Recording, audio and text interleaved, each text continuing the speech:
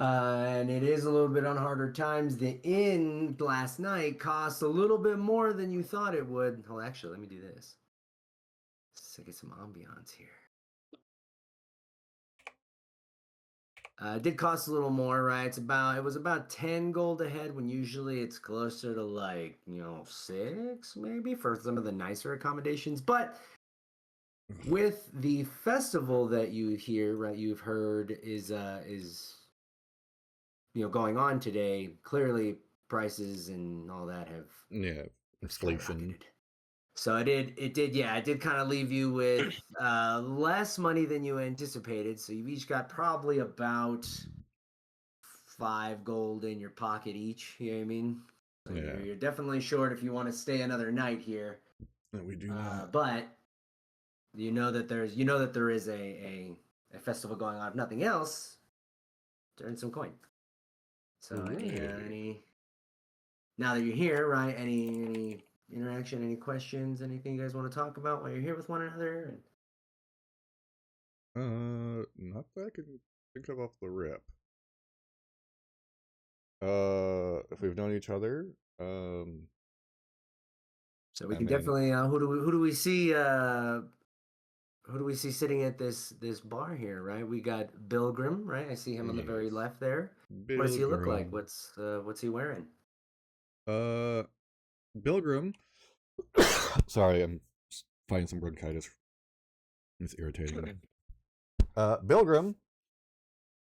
He is a rock gnome. He is wearing just some semi insulated. I'm talking like you can tell it needs to get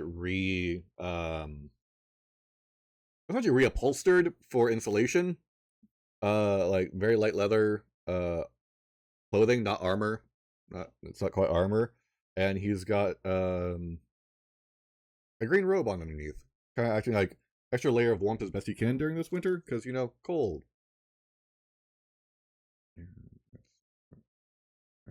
Totally understand. As a matter of fact, I mean, this is probably one of the more sunnier days in recent weeks, so the ground is a little more clear, right? There's not quite as much snow covering everything, which is why it ended up being a pretty perfect day for this festival. Exactly. And as you can see with the picture, he does have kind of like a auburn brown hair, a little goatee, and he's got a smile, but underneath that kind demeanor you see on the outside, oh boy, is he fiery. He does not like being told he cannot do something, and he will put his life in danger just to prove you wrong, because he is that much of a, I won't say careless person or reckless person, but that much of a person who likes to prove people wrong. So petty, I guess, would be good. Sure. Yeah, hey, there's character flaws. Those are things, Yeah. At least he's self-aware enough to know, Yeah. Bless you. All right. How about joking? Ugh. I'm not. There's it is. God damn. So to the right then, right, of Bilgrim, we see the orc, right? Harp. What's he wearing? What's he look like? What's going on there? Oh, Harp is just wearing a simple bard costume. Just, for traveling and for appearances. Yeah, hopefully, Aaron, you can get Gray things sorted skin. out. He's fairly short for an orc, 5'2". Get yourself called and run sleeping better. family, but and Aaron, my day's been good. Fairly old. Donated some books to the library.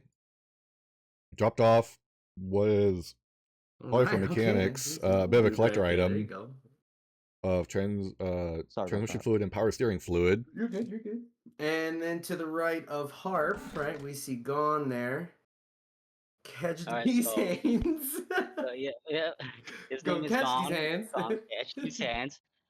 He's he has long hair. He's been prepping for winter to have some kind of isolation. Aaron, sometimes it's better to rely on medication because that's what they're meant to do to help out. You can only go so far with homeopathic. It looks like he's just wearing a tank top, but he's actually wearing like clothing for the winter here, but no armor. He believes in fast and being light on your feet. And he's blind. Been blind since he was 9 years old. He tripped and fell into this poisonous bush, and it rubbed onto his eyes, and the poison it faded out his iris, so it's just white. And people get freaked out from it, so he decided to just put a cloth over it just for keep people's minds at peace. I mean, he's been going out here and there. He's been traveling around places to places, looking for what's a good place to call home. But being blind, nobody really wants to take him in, so he's learned how to navigate around the area. And he also loves to drink. He loves to drink a lot. Whenever he gets his coins, he just spends on the first drink that he gets, quenches thirst. Yeah. Right on. Okay. So the bartender does kind of approach it through you and says, "Any last round, boys? I'm locking up. I'm heading out to the festival myself. See if I can make me a pretty penny." Pour me another one. Another one, well. please. Very well. I'll pull these out, and I'm gonna leave my esteemed colleague. And you see this like massive buzz cut dude, right? Just kind of arms crossed, got a sword in his hip, to look over my establishment here. Feel free to stay, but I mean, you'll be getting your drinks. So then he pours out a drink for you, and then looks at looks at Harp and Bilgrim. You say? Yeah, I'll take one for the road, you know. All right, and he pours one out to you as well. Thank you so much. All right. Well, appreciate it, lads. Have a good day, and maybe we'll see you at the festival. And you see him kind of walk off to out the back, right? Mm-hmm. And you hear him hitch onto a horse and take off. The other patrons at the bar also do they make their way out, or they have already made their way out, those stragglers that were left, and it really is just you and the guard there hanging out. Look over at the guard. Is he one that I recognize? Seeing as how you're not really from here, right? This is kind of a stop in your path, right, along as your adventures have taken you. Okay. You said as you made your way here, you didn't realize that it would cost as much as it did because you didn't quite realize that there would be a festival today. So it kind of caught you out unawares and drained my purse a little bit more than I should have. Not knowing there's a festival out here. Right. Just skimmed a little bit better. All right. Well, let's kind of look at my two friends over there and just kind of like, okay, I guess we have to wait for you to finish drinking. We go to the guard. So, don't worry about it. I will finish this drink right now, and I just bottoms up. With the Constitution check. All right. Found it. So D20 plus your Constitution modifier. I rolled the dice. Oh, if you look at the left of the screen there should be like a little dice symbol. That's a dice roller, and you can click that 20 there.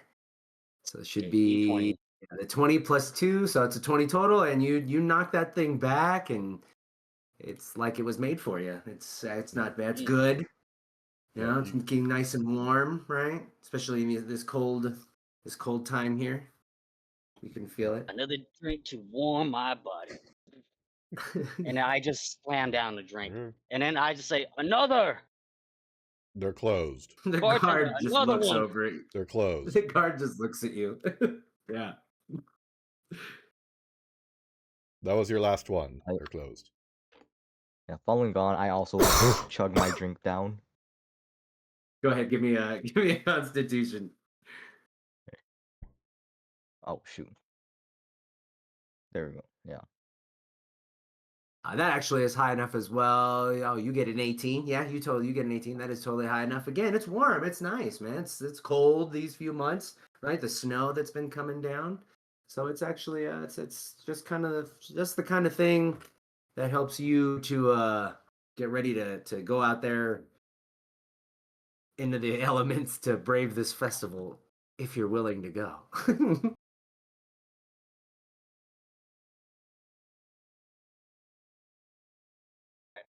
I got up my seat. I said, "Whoa!" Stumbling. Where are we at? Where are we going? Are we going to get? Whoa, where are we going? And then I stumble. Like I try to catch myself, just leaning against the bar or the table. I try to Hard kind of. oh shit. Go Try ahead. to No. catch Gon like, whoa, you drank a lot, didn't you? I swear you only had a few drinks. No, I could handle more. I just need one more, and it'll hit the spot. No, And then you're already kind of there. Any more, and I'll be dragging you around like a potato sack. And I just sat down. I rest my head on my hand. I just sat there, contemplating. And then I got up. I'm like, okay, we are gonna head out. And then I point towards the wall and I walk towards it. I will intercept him and turn him towards the door. Just quick, just grab him by the hips and turn that way. You notice the guard is got a raised eyebrow and very much is just staring you down intently. I get out of my what? seat and Hold on, follow which one of behind us? him. All three of us, or one person in specific? Well, he's staring. Yeah, he's definitely staring at the supposedly drunken monk there, but And it, he's eyeing all and I, three of you. and I was like, oh wait, my stick. Need my stick to see. Where's my stick? My walking stick. You left And it then at your table. okay, and then I turn around and I turn around, not facing towards the table, but I go towards the stairs, walk towards that way. In the back. No one's allowed up there. Sorry. So sorry, sir. Like, oh, I swear I left my walking stick here. Guys, where's my stick? I need to see. I will go and grab his stick and bring it to him. Here you go. Here is your stick. You have your walking stick, quarterstaff. Perfect. All right, and then I just started like swinging on the ground. I'm holding on to it and just pulling him. No, I'm holding on to it and pulling him this way. Causing us trouble. Come on. Okay. This way. All Follow the right, leader. out we go. Out we go. All right. Out we go. So as you make your way out, right? Like I said, the streets are pretty empty. Everything is quiet. All these businesses, like it looks like a ghost town, right? I mean, there are you could see there are other guards, quote unquote, right? With men that they've seemed to have hired to make sure that nobody vandalizes while they're away. But it's quiet. The streets are empty. There doesn't seem to be anybody nearby. Ooh. Is it just me or is it awfully quiet here? Regardless, we must away. Whichever. I look at Bilgrim and Gon, and I just ask, so about that festival there, the tavern keeper was talking about. Should we start heading there anytime soon? Yeah, I need some money to keep traveling, because I did not expect the prices to rise this high, this far out. I mean, damn. I know what you things were mean. going to go up during the winter, but Jesus, this was a lot. I'm surprised we're even surviving. All right. We're almost double the price out here in the essentially boonies. Good lord. As you guys may, it's not even far, right? The village, this town, this little alcove of folks, it's fairly small, and even as you kind of make your way to the outskirts, because it is just to the south of this like collection of buildings and shops and all that, right? Houses that these people have built. You can see, ropes, banners, all, everything denoting where this actual festival is taking place. And there does already seem to be people gathered, but not quite in there. It seems almost as though like doors haven't quite opened just yet. You know what I mean? Yeah. But as you approach, as you sort of make your way through, you actually see that crowd breaks through and makes their way in. So when you kind of finally do make your way to the midway, if you will, you find yourself at the very top there. So go ahead and place your characters. There you go, on that entrance. Now, I'll be a little bit further forward for the sake of the monk man. Sure. Now, as you look around, right, you can see, especially like from the beginning, there are some games already laid out. There are already, vendors, people selling stuff, right, hawking their wares. Yeah. There does seem to be, right, at that number 1 there on the map, that does seem to be some kind of target, right, game, right? People looks like some folks are gathered there trying to shoot, those various distance targets. The middle is there's just tables laid out there, and what does seem to be a cart that has just a pie after like meat pie being kept in this like open wagon, right? It's covered, but like the back is open. You can clearly see that there's just food back there. That's the 2. And the 3, there's like a pit in that back corner. You can sort of make it out from where you're at. There doesn't seem to be anybody there now, but there does seem to be like a ring of sorts. And then 6, if we're being 6 isn't quite there yet, but there is like an empty spot there, like it's kind of a little bit open, but that does sort of escape into just the regular plain lands that are nearby way. And then 5 does seem to be a stage. Nobody's up there just yet, but it does seem to be a stage that's presented, and then there's another tent in the way back that does seem to have a single person back there who just sort of sits knowingly, if you will. So if you like, you can have to kind of look around, right? Trust your skills, see what's going on at this at this festival here. Well, let's see here. Is there a fee to enter the like, for example, like was 1 in archery, right? Is Yeah, like some sort of... yeah, they do all seem to be games, right? They all do seem to be games of skill, right? Test of like chances of stuff like that. And you do have, it does seem to be pay to play, essentially. The only one that doesn't really seem that like that is well, the only ones, I guess I should say, that don't seem to be that way are the stage. Yeah, the stage, the tables, which just seems to be like there's food there. And then 3 is it's just an empty pit. So, but 1 and 4 do seem to be specific games to play. And upon entry, that this tent right here does have tickets. It does seem to be selling tickets for a raffle, right? A meat raffle. The prizes do seem to be some varieties of meat stuffs. How much does it say for a ticket? For a ticket to the meat raffle is actually 3 silver per entry. But it shows you the grand prize is half of an elk that they caught the night before, so it's fresh. Ooh, that's pretty right? fresh. They just kind of split that thing in half. It's a solid 40 pounds of meat. The first prize is 10 pounds of fresh rabbit. And then the runner-up is 5 pounds of dried and salted meats. Like, it's got a list of stuff. Sounds good. Yeah. You say it was. I know we bought. I'll say let's get in on this.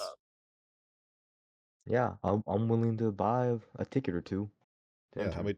All right. Yeah, so you can see it's 3 silver per ticket, and you can purchase as many tickets as you like. You know what I mean? It's just a matter of chance. It just increases your chances. I'll get you should have 3 5 gold. tickets. Okay. So she asked for the 9 silver. Go ahead. I interrupt her. I'm like, wait, before we buy anything, do we have enough for the ale? Looking for ale. We must have enough before we buy anything else. We'll get you more ale.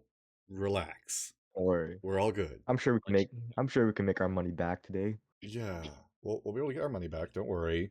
For now, food rations. So she asks. She kind of asks for the 9 silver, right? Like as you guys have that exchange, she just sort of pulls her hand back out and goes, "Yeah, 9 silver then." I'll hand her a gold piece. And she'll take the gold piece and she'll even like kind of bite it and see if it's real. Yeah. And then go back into her like little pouch that she has there and give you 91 silver pieces. Oh, you're doing 100 to 1. I thought it was a 10 to 1 ratio. Normally, that's how expensive these like prices have got, absorbed into. Jesus Christ! All right. In the more pricey, like even in the more pricier inns, those are like 6. So for this kind of place, which it was a nice place, 10 gold, that's ridiculous. Like there's no way you would have expected that. Well, it's winter. There's a festival going on. Premium rooms. Or rooms are at a premium. These fools are capitalizing. Exactly. They are milking it.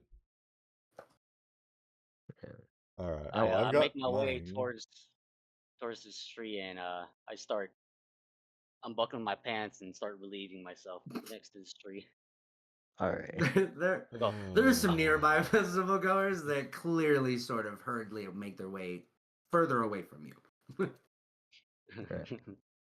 Yeah, I walk up to the table and also hand in 1 gold piece for some tickets. How many tickets would you like? Let's do 5. 15 silver then. And she'll take your money, take that gold piece, and hand you back 85. All right, thank you very much. And your tickets. So you have 3, right, Bilgrim, and 5 harp. Okay, just make sure you look there. 3 meat raffle tickets. This seems like a good amount of odds. Well, it depends on how many other people. There's quite a few number of festival goers. Yeah, there are quite a few other festival goers, but you don't know how many they purchased or how much money they have, or you know what I mean. Yeah. Well, after oh god, I forgot your character's name. There's Harp, Gone, and Harp. Yeah, Harp. Gone is one peeing over by the tree. Yes. Yeah, I noticed. I saw some stairs. Yeah, Bilgrim's just face palming like, God damn it. I mean, when you gotta go, you just have to go. Yeah, but not in the main thorough way. Even I know better than that. There are children. I just pat Bilgrim on the back and just he's a bit drunk, Yeah, I know. While I'm over here, I what is it? I use my my hearing since I can't see that well. I use my hearing to rely, and I want it might be hand drawn, but you can get see if I can hear what's pre-drawn my maps surroundings. randomized that can look like this. But we can ask during a break. Well, there are definitely other patrons, right? There are definitely other party goers. Hello, Ruby. It's good to see you. I hope you've had a good day. Who we're in the middle of a D&D session. How good their meat sticks are, and the sale's bitter and gross. And off in the distance, you can actually hear somebody is basically calling out challengers, right? saying that he's willing to bet that there's no one here stronger than him, and he's he'll put his money where his mouth is, and I'm doing quite well today. have a wrestling match with anyone. I got some errands done today, which was nice. Dropped off like 6 boxes of books. But like I said, there are hawkers selling their wares, foods, drink. Dropped off a very clearly, old like I said, can of transmission fluid and steering fluid. The smells of the meat pies, right? Even the sound of music. I'm not sure. Played. I'm not the GM. I'm a player. The sound of music being played does sound, like it's over by that opposite corner. But right now, it's still playing. We're trying to make some money at a festival. There's still, there's still ambiance. I am this guy right here. After hearing I hear the guy taunting people, right? So, something triggered, like, I want to humiliate. I want to humble him. So I pull my pants up, I grab my walking stick, and I just start making my way towards that sound. Or nicely done, Ruby. Thank you for coming by so often. I hope you enjoy the content. I believe I heard he's over here. Yeah. So you guys would see after he's finished relieving himself on a nearby tree. Where's he going? Hasn't even washed his hands. Oh, well. That disgusting human being. Where is he going? Well, let's just follow just in case. Yeah, we gotta keep him out of trouble. It feels weird saying that. I'm usually the one causing problems.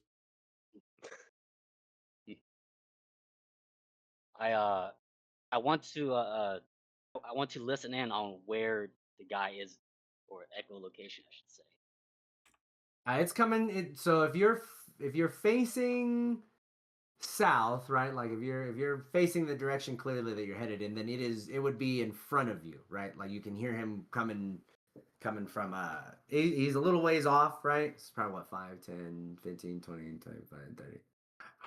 He's like 75 feet, right, away from you. But he's within the festival grounds, right? He's talking. I see. I didn't see. I hear footsteps behind me, and then I stop and I turn around. I said, "What do you think you're doing? What are your names again?" I said, "Oh, Rice and was it Loki?" Rice. It's Bilgrim. It's Harp and Bilgrim. Oh, yeah. The names you see at the bottom of the screen are just our usernames in the Roll20. Yeah.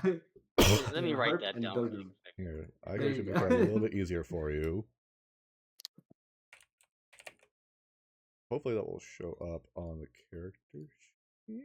No, it does not. Okay. But it.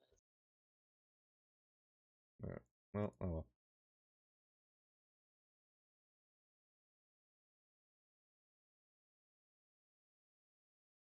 Belg, and the other one? Bilgrim. Bilgrim and Harp. Yeah. Bilgrim. There you go. That's me. Okay.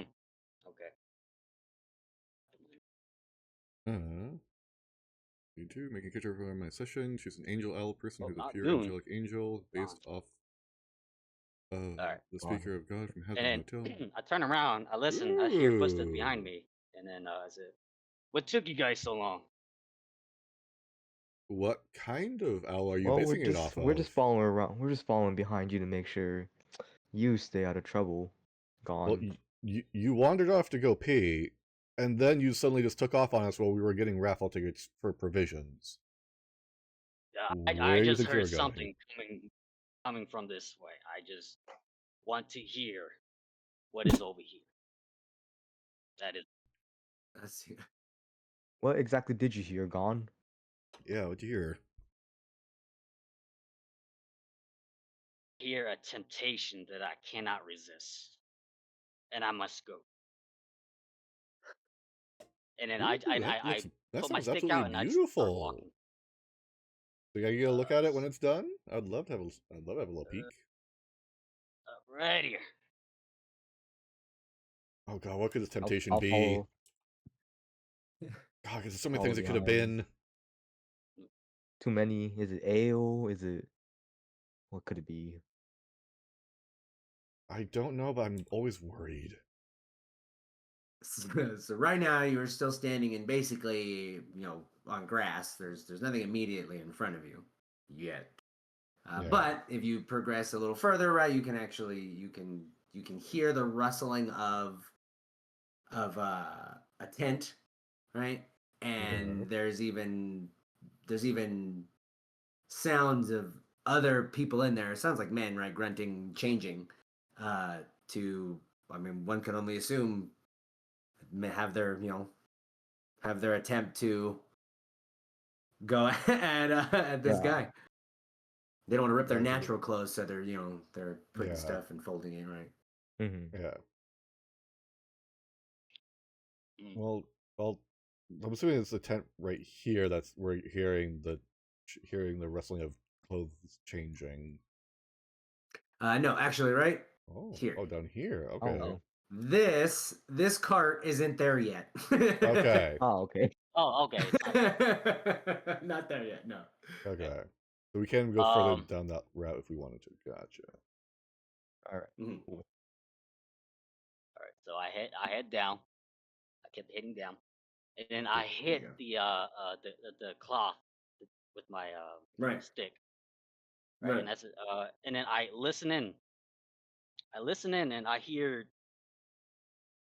You said groaning or something? Yep, there's grumbles, there's mumbles, there are people saying this guy thinks he's so tough. Right? And they're just got some people who are sort of discussing, gotta go low, gotta go for the legs, right? Like it's not about how big you are, it's about leverage. Sweep the legs, and, sweep the legs. Even some of them are saying that they're willing to put as much as like a gold piece on themselves that they can beat him. Right, like some of them are even discussing that they're willing to wager on them winning. I want. It sounds like a really awesome listen idea. And see if I can find the guy where I can. Because I think I did an Aarakocra myself, except it was the guy who's challenging people. A great horn or a barn owl, and I had him be a rogue assassin. Yes. The guy that's challenging. You can actually hear him, right? He's still calling people out.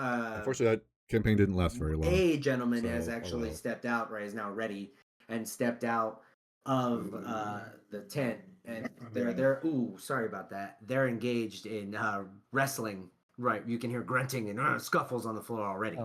It does seem like he's already started, taking challengers on. Sounds like a bunch of ruffians just having some fun. Yeah. It does. My kind of fun. I just stand by the door. I stand by the tent, and I look. I look down, put my ear towards the tent, and I hear what's going on. Obviously, they're tumbling, but I stay there, listening in. Wait, is the wrestling going on here, or is wrestling going on over here? No, not in the tent. It's okay. in the actual tent. So Gon, what are you doing? That's a changing tent. Yeah, that's the changing tent, Gon. What are you doing? Changing, yeah. Like, I heard it wrong. I believe I heard the sound is coming from this way, and I turn right. And are you sure about that? Yes, sure. I heard something very important. And are you sure you weren't interested in hearing the rustling of people changing clothes? That it really seems like you are intent on listening to it. Yo, I believe your ears. Whoops, wrong tent. My ears are not working, but I believe I know what I'm looking for. It is not. It is somewhere, and I intend to find it. What are you looking for in the first place? Hello there, Senmon. It's good to see you. Of course he doesn't answer. Come on, Harp. Let's keep him out of trouble. Yeah, make sure nothing bad happens. And I keep walking down, and then my stick hits the fence. No, the soundbite works. It's just we have some music coming through Discord, and it's really loud compared to us. If I have the volume raised up to its normal level, so you guys can hear it. So I'm having to bring it down so the And there's a scuffle music audio in doesn't there, override right? us. You can hear. So it's kind of like a balancing issue between do I give you guys everybody who can audio see, thing there, right, would actually watch or blast as you guys out and can't hear us with the music. the gentleman, right? And he stands pretty tall. He's like a solid, 6 foot. Looks to be like a 200 some odd pound dude. He does. He lifts. This cat and sort of throws him out of the ring right at your feet, Gon. So you just. See, I told you, nobody is stronger than Tater von Spad, he says.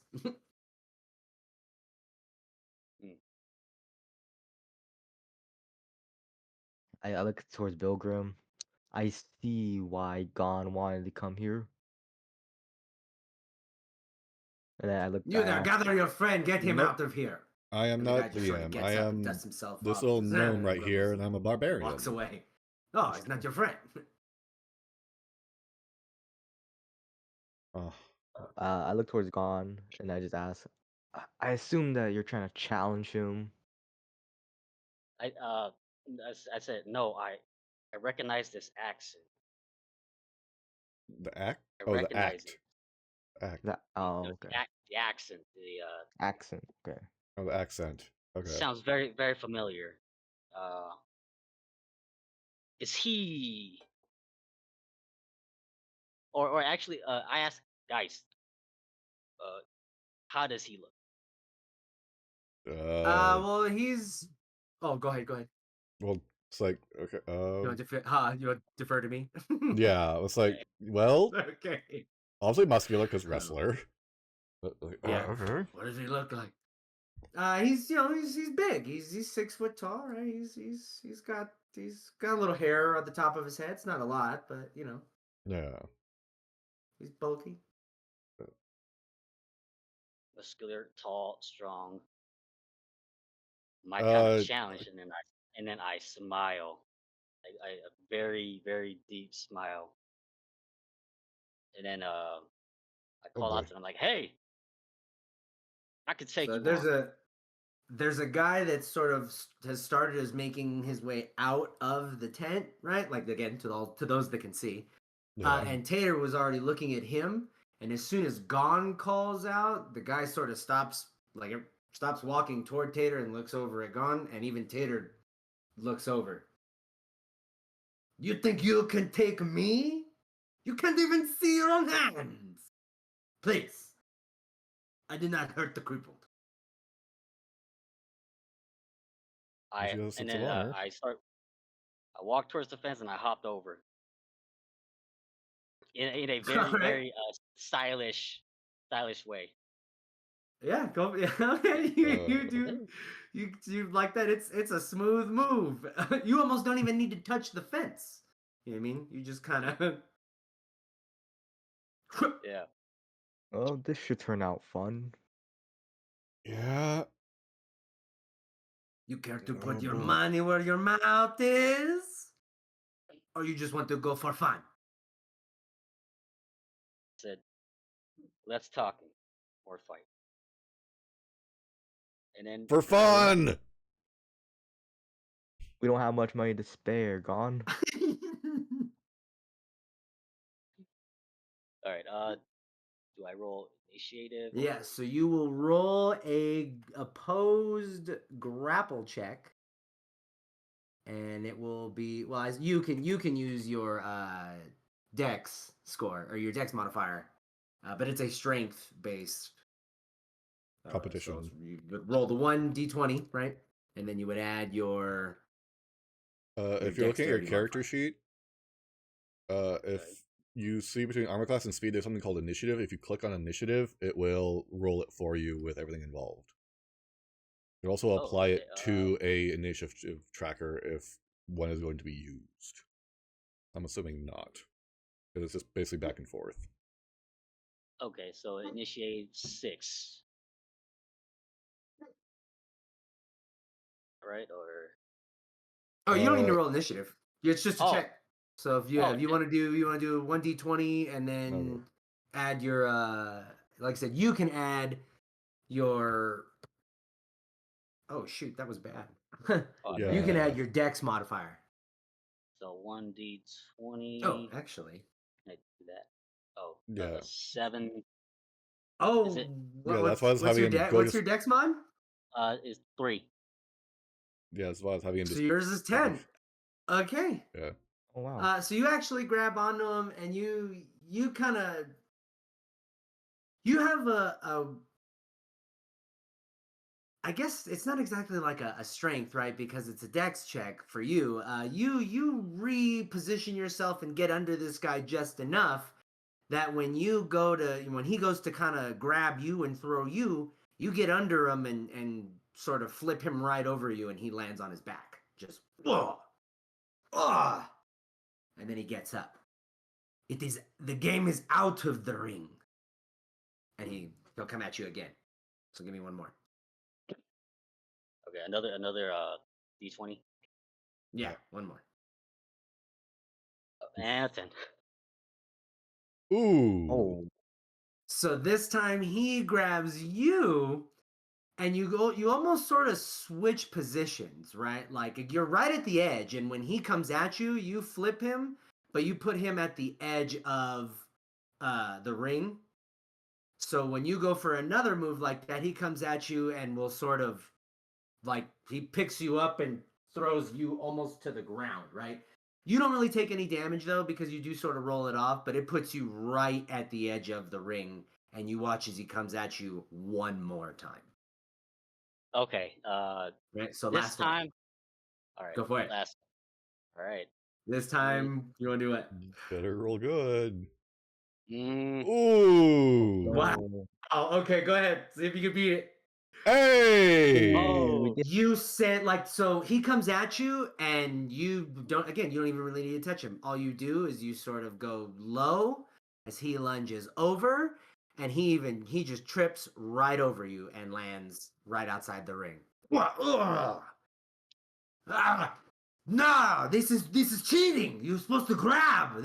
You cannot just move out of way. He's obviously very distraught and Why are you upset, man? Nobody bet. There was no money on the match. It was a for fun match. Relax.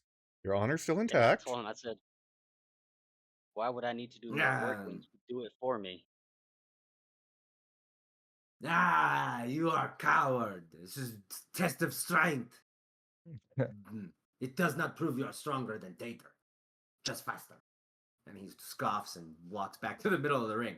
Still checking on challengers. And I believe the fight is over, so I hop back in, and I just dust off myself. Pure satisfaction. People, even see some of the people go, oh, yeah. Some of the guys in the tent are laughing, like you can hear them. Other people probably can't, but you can hear them laughing at Tater. I'll trade spots. I'll jump in. I still have my equipment on me, but so you two then. Yeah, but money on it this time. How much you wager? 2 gold. 2 gold? Yes, 2 gold. Is that too much for you? Okay. You rich for your blood? No. Very well. Put the money over by the bush. I will put the money... God damn it.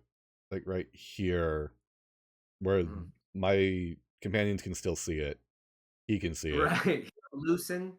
He'll loosen. He's got a pouch right on his hip there, right? He'll loosen it, take out 2 gold pieces, and he'll just sort of drop it in the dirt, right? Yeah. Right next to him, like over here, right? Yep. Very well then. How tall are you? Because you're a gnome, right? Yeah. Probably like 4 or 7. I think it was decided in a different spot. So give me a quick second. You can tell me if you got an idea. I don't remember. Okay. I'm trying to remember. Gnomes were like what? 4, usually around like 4 7? foot something. Yeah. Maybe. So let's go with like I think I did like 4-7 or 4-6 or 4-5, something like that. So let's say 4-5. Let's just go with 4. Let's go with 4-7. Let's go with 4-7. He says, very well. Try not to get tripped up in my laces. Man, I'll try not to break your goes for the roll. kneecaps. Well, he holds his hand up, pulls off the glaive, tosses it over the edge, pulls off the 4 hand axes, throw those over the edge. Gotta make it a fair fight.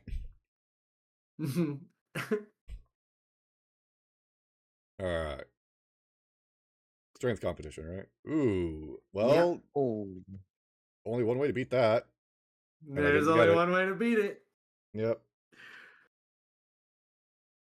Oh, it is a 4 foot. So he basically sort of sumo pushes you, right? But he pushes you up and off of your feet and right up against the up against the edge there.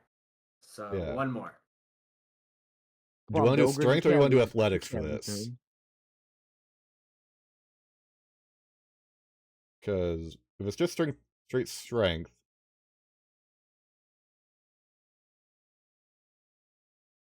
Alright, so instead of relying on my brute strength, could I use some athletics to get myself into a better position? You can either use acrobatics or athletics, yeah. If I'll go with athletics. There we go. Oh, okay. Now this one, I will say, is pretty decent. They are pretty close. So this one, he comes at you, and you meet him, and you guys grapple and lock, and you slide him back a little, right? Yeah. And you guys are kind of stuck right there at the edge. So give me one last one. Oh, god damn it. Hey! And as you guys are locked in like that, you sort of go low and you flip him again. And he lands right outside in front, like basically at Harp's feet. Yep. Oh! Again with these menacing tactics! You're supposed to throw! That was a throw. Get your money. Go. I'll go grab my money. You now have an extra 2 gold pieces.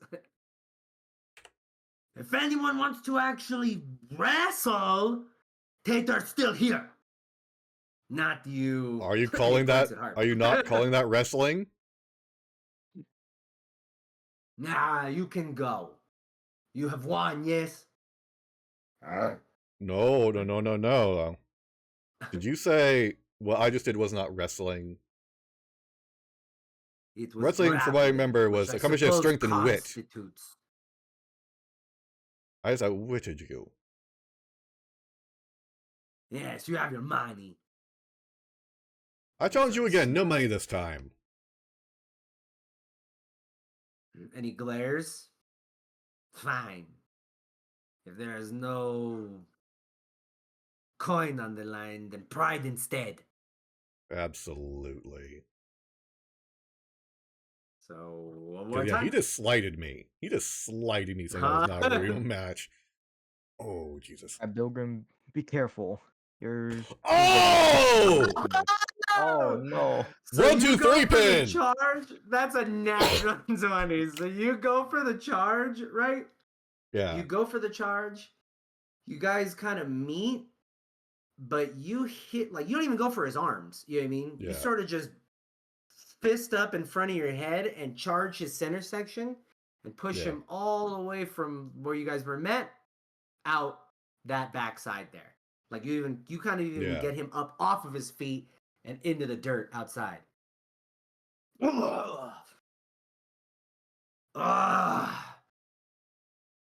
You fine. Let it be known that whoever this tiny gnome is strong. And he storms kind of off to the north. I wasn't even trying hard yet.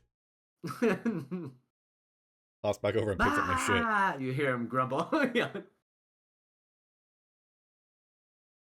Showed him.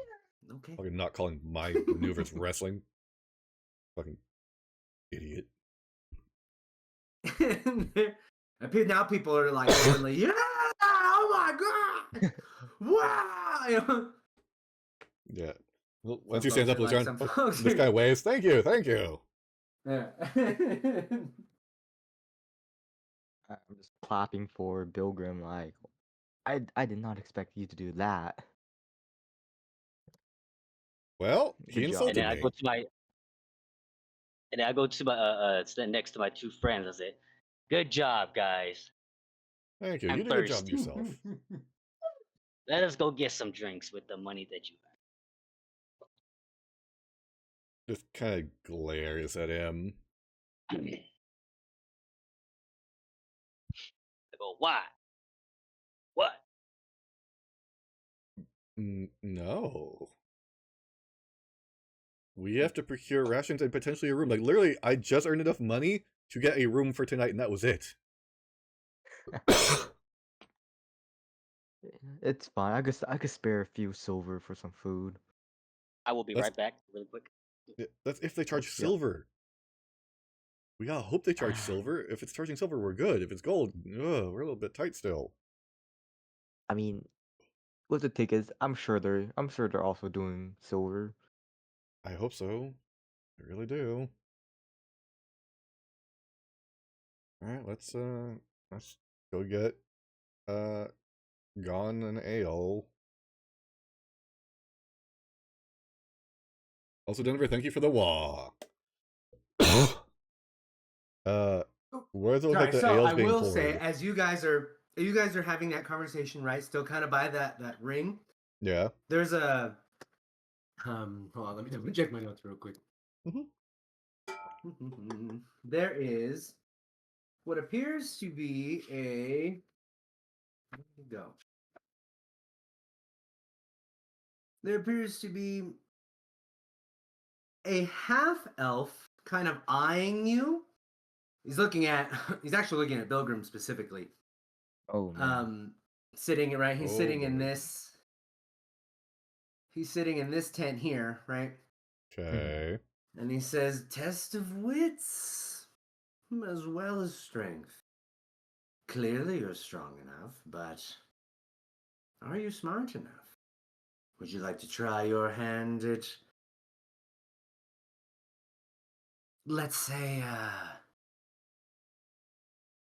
a test of knowing oneself and others?"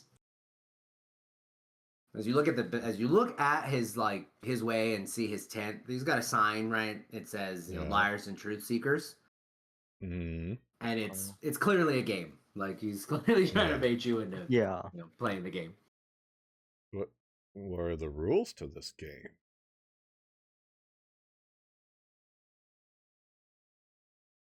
Well, all we must do is come up with 2 truths and a lie. If you can guess my lie, you win. Or if you like, you could be the one that comes up, and if I guess yours, I win. You think you're a better deceptionist or truth seeker?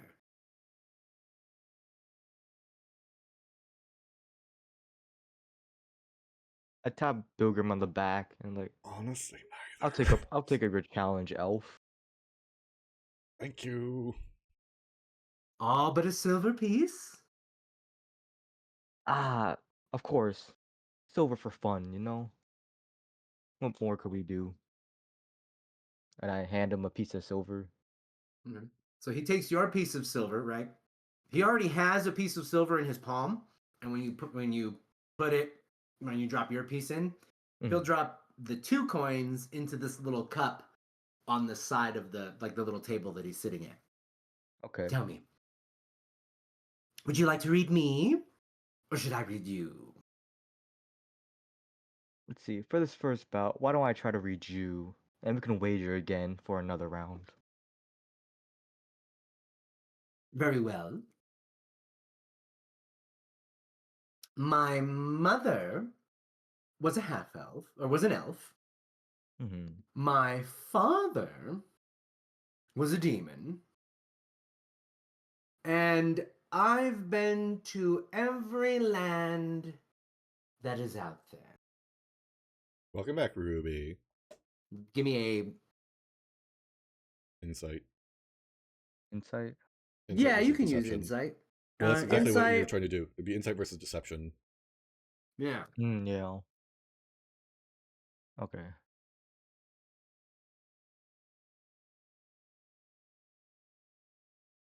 Oh wait, Did what's you that? say with advantage? Oh shoot, I might have It's done that. no, character sheets when first made are automatically queued for advantage. You have to do it. You have to turn it off yourself. Oh shoot, You're good. So it's all right. No, so, you're good. You're good. It's the left. It's just the leftmost. We'll take that first one, Yeah. which is the 20. Okay. Yeah. Which is that's that yeah. You correctly identify that his mother was indeed the half elf. Interesting. Yeah. Very well. Wizened indeed. And he takes the cup and like hands it to you, right? Or like he basically holds it out so you can hold your hand out. Yeah, I'll cut my hand out and take it. And he pours the coin in. Fancy Quite another go? Of course, a simple game between two, and I just wager back the 2 coins that I just got. Okay, so he puts 2 coins. He'll drop 2 silver into the cup again. Okay, I'm back. Am I reading you or are you reading me? For this game, let's have you read me. Very well. This one will be opposed. Okay. So that it will be your deception versus his insight. Which is, let me just double check real quick. Yeah, I'll just roll a normal d20 for now. I don't know how to turn it off yet. You're good. Like I said, I can walk you through it real fast. So in your Oh, character yeah. sheet, Yeah, go for it. in your character sheet at the very top, where it's like class, Mhm. race, subclass, and all that crap, core bio Yeah. spells, and then that little gear wheel. Click on your gear wheel. Mhm. Under Gear wheel. and then under roll query, it'll be Roll advantage query. toggle. Yeah. But we still under the same core bio spells. Oh, okay. Yeah. So set advantage to toggle. Advantage toggle. All right, Yep. cool. And then click away, and you're good to go. All right, cool. Thank you. No problem. All right. So, I've traveled across the entire world. I came from the countryside, and I'm a bard for the praise and glory. Those are my 3 answers, and then. All right. So go ahead and roll a deception. Oh. And his no. and he says, "Oh, so which one? Which one was the truth for your The character?" truth was I come from the countryside. So he says, "Clearly, you're a country bumpkin. You're from And the countryside." I just snap my fingers. Never was a great liar. And I just Best clap of away. 3. And he puts he will leave those coins in the cup. Best of 3 for all of it. Of course, sounds amazing. You play a fun game, mister. And I throw in 4 coins. All right. Oh, doubling the pot. Now this one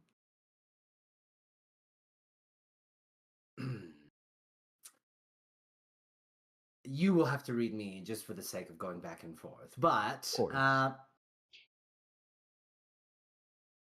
I've married 3 times. I have 7 children among 4 different women.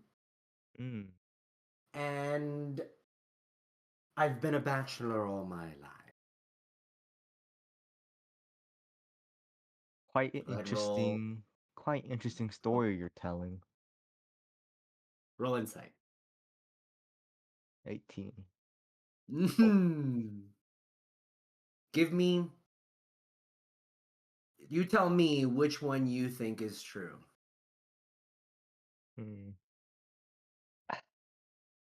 though might be quite mean. I believe you have been a bachelor all your life, though Oh I won't damn! hold Wow, it against okay, you. cool. He looks at you and like an eyebrow goes up. Take your coin. I chuckle and take the coin, put it into my bag. That was quite a fun game, mister. Hopefully we can I play did more enjoy in the myself. future. I did enjoy myself. Let it not be said that Alwyn. Wait, nope. Yeah, Alwyn Tanash was never one to to admit when he was bested, and he sort of like whiffles his hand around, right, and Mhm. snaps, and you feel like a charm almost come across you, and he says to further insight to your fellow man, and your next insight or deception check has +3. Oh, okay. Ah, quite a fun little trick you've done. I wonder what that does do though, mister. But it will definitely help you converse with people. All right. And he has Thank like you. no, like a cunning smile, right? He's got like a Mhm. glint, clearly being a smart aleck. Mhm. Nicely done, Harp. Give him a little bit of a golf clap. Damn. Impressive. I bid farewell to the man. There's some nearby people that go, "Oh yeah, yeah, yeah." Yeah, that was impressive. I couldn't do that. And he read me like a book though. That's fine. You read him in return. All right, and then I walk up to my two buddies here, and then I was like, "Hey, what's going on here?" I was in a trance. Oh, Oh, Who is just having some fun at the attractions here. yeah. Don't worry, we'll get you yeah, your fine. ale. We haven't forgotten. Ah, yes, you know, Yes, we haven't quite forgotten. thirsty after that last match. Yep. And as the festival is going on, you guys are having your conversation. There suddenly is a voice, right, that rises over the entire crowd, and you Oh. can hear, he's approaching from a distance, and as he starts yelling out, right, the music stops, and everybody does seem to kind of come to almost a standstill, right? He's so boisterous, his voice is so projecting that even as he, like, you can see as he approaches, right, coming from that eastern side here, right, coming from this side here. Okay. People can hear him, and he's clearly, hawking potions of some kind. What are your passive perceptions? 11. Mine is 10. Perception. Well, you're blind, so you wouldn't be able to see. Well, I Oh, have go six ahead. senses, You do. You're right. Go ahead. What does it say? so I have four perception. Is that how it works? Oh, So it's no, it'd be 10, passive. 10 plus. Be 10 Yeah, plus whatever your yeah, perception bonus is. yeah. 10 plus Okay, the modifier. 14. So yours is 14. Okay. Yes. So you can hear him clearly, right? Like even from the distance that he is, you would probably of the three hear him first, and he's clearly calling out himself to be the amazing Presto, right? And then you guys would see, right, as he approaches on the side of that wagon as it's being kind of pulled by that horse, it does say the amazing Presto, it's extraordinaire. And as he pulls up, right, as he kind of pulls that wagon up to the side of the grappling plate, his voice, right, like his whole spiel, you can actually now hear it far clearer. And he says, come on, make big from small. Want speed, drink these. Need brawn, try one. And he throws a bottle, like he actually throws a bottle to Tater. Right? You can watch him, right, he sees the big man storming off, like whining, stomping, and he throws a bright red bottle at him and catches it. He's make big from small. Want to be tasty? Need prawn? Try one. If you fancy a kiss, just put this to your lips and you'll soon be smooching your prize. Presto chango! Potions and lotions and tinctures to thrill. Improve your skills, cure your ills, pay your bills with these pills. Grow gills with these vials. Your denials and trials are no match for my batch of notable potables. Presto chango! Don't ask me, try for free! And as he's going through this whole spiel, right, like the cart is parking into place and the driver, once it's come to a stop, steps off, unhitches the horse, right? This whole spiel is going off and he's setting up, this awning that sort of folds out from the side of the wagon there. He opens up these windows, right, these doors, the hatches, whatever, shows like a bunch of bottles, right, all strapped and secured to the inside of the wagon. And as he steps out, he goes into the wagon, steps out, brings a table, and is already donned in an apron. And he's sort of setting bottles out. You can see he's got 6 different bottles, and then like these little vials, right, being held in front of their respective bottles, right? So it's clear that it does seem to be like samples of each of whatever these potions are. Right? Yeah. Yeah. Okay. And there are people, right, as he's already kind of set it, but there are already people sort of walking up and they want to see you, right, like that. And Presto looks over at Tater and says, "Go on, boy, try it." And Tater pops the top off and takes a drink, right, swallows basically the whole thing in one go, and tosses the bottle back and sort of looks at his arms and his hands and goes, "Oh yes, I can feel it working." And he basically takes 2 of the nearest festival goers and lifts them up, one in each hand, right? He doesn't even grab them by the scruff of their neck. He sort of ducks down low and puts his hand under their butts, right, and scoops them up like that. And he lifts them straight overhead as though they were made of paper. And people go, "Whoa!" And then suddenly there's a big run, right? There's a run on the table there, and people are all trying to get samples, and everyone wants to be a part of it. Music kicks back up, and right. And I mean, basically, it's up to you now. Now that there's a whole new venue at 6 there, right? Yeah. Clearly, with things going on. Yeah, I was watching the helper set things up. Like, how done is he with this Presto dude? Like, how just what is it? What? If you want to roll insight, or perception, whichever, you can take a look at him real quick. That's about right. He just looks busy. He just looks busy. His facial, he doesn't have the what is it? Not with a nat 1. Yeah, so I don't even see his face. He's so busy. Too busy.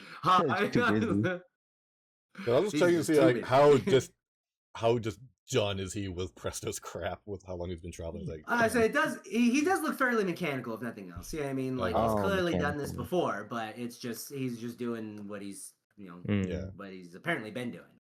But as far as like how he feels or what his face, you can't tell that. Yeah, nothing specific at least. Okay, well, it's like, oh, I'm good. That looks expensive.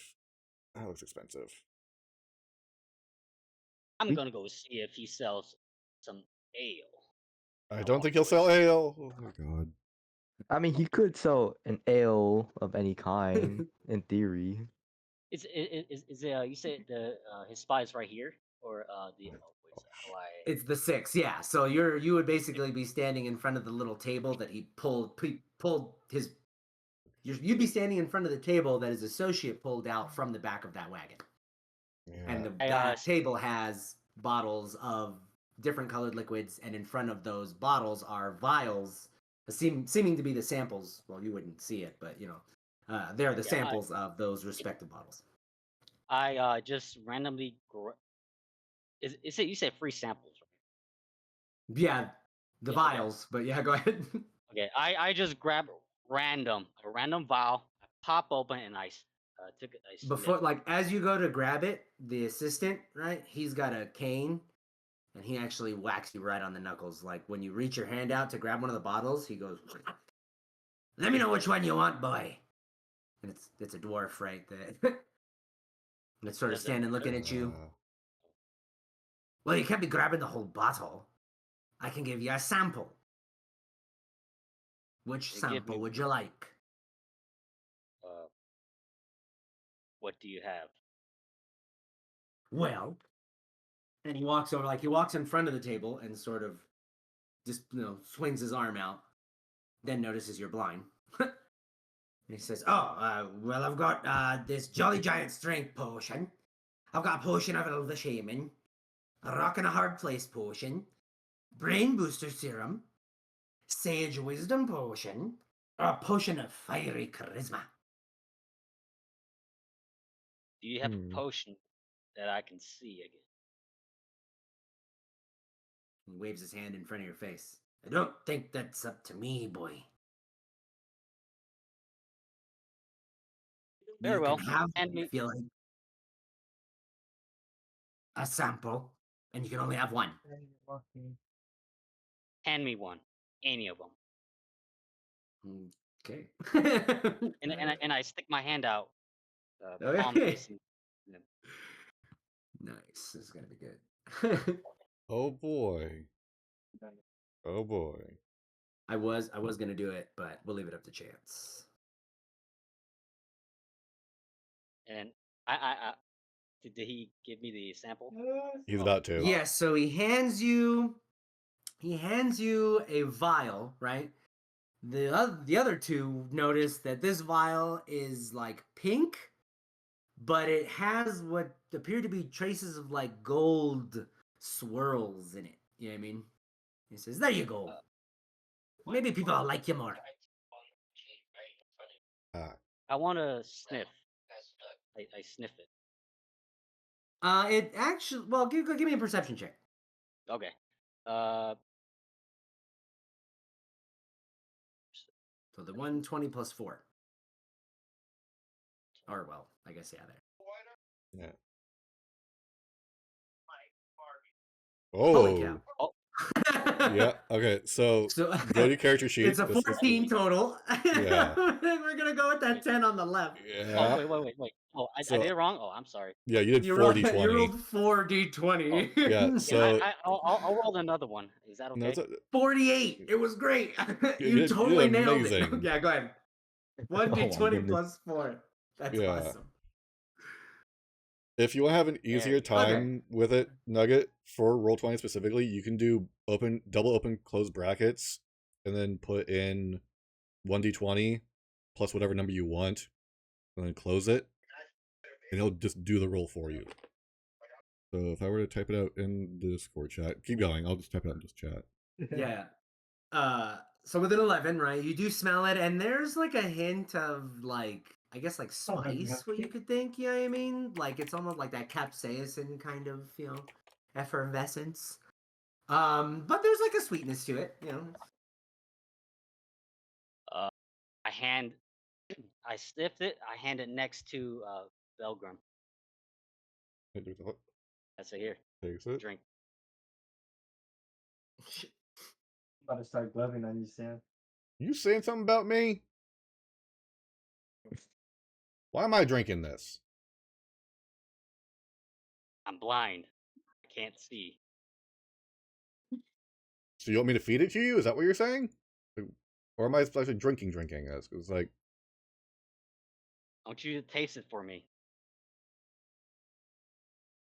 From what I remember about these potion things, it's all or nothing kind of thing. You don't get a little sippy sip. And what are you checking for? Poison or something? No. He offered a free sample. He doesn't have a potion for sight. So, for a random one, and I'm giving it to you. Pretty please, cherry on top. Bilgrim will pass it off to Harp. This will do you better than it will me.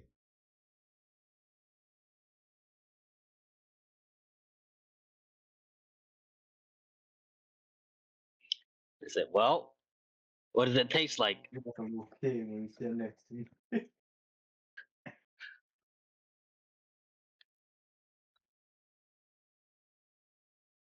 Bryce, you there?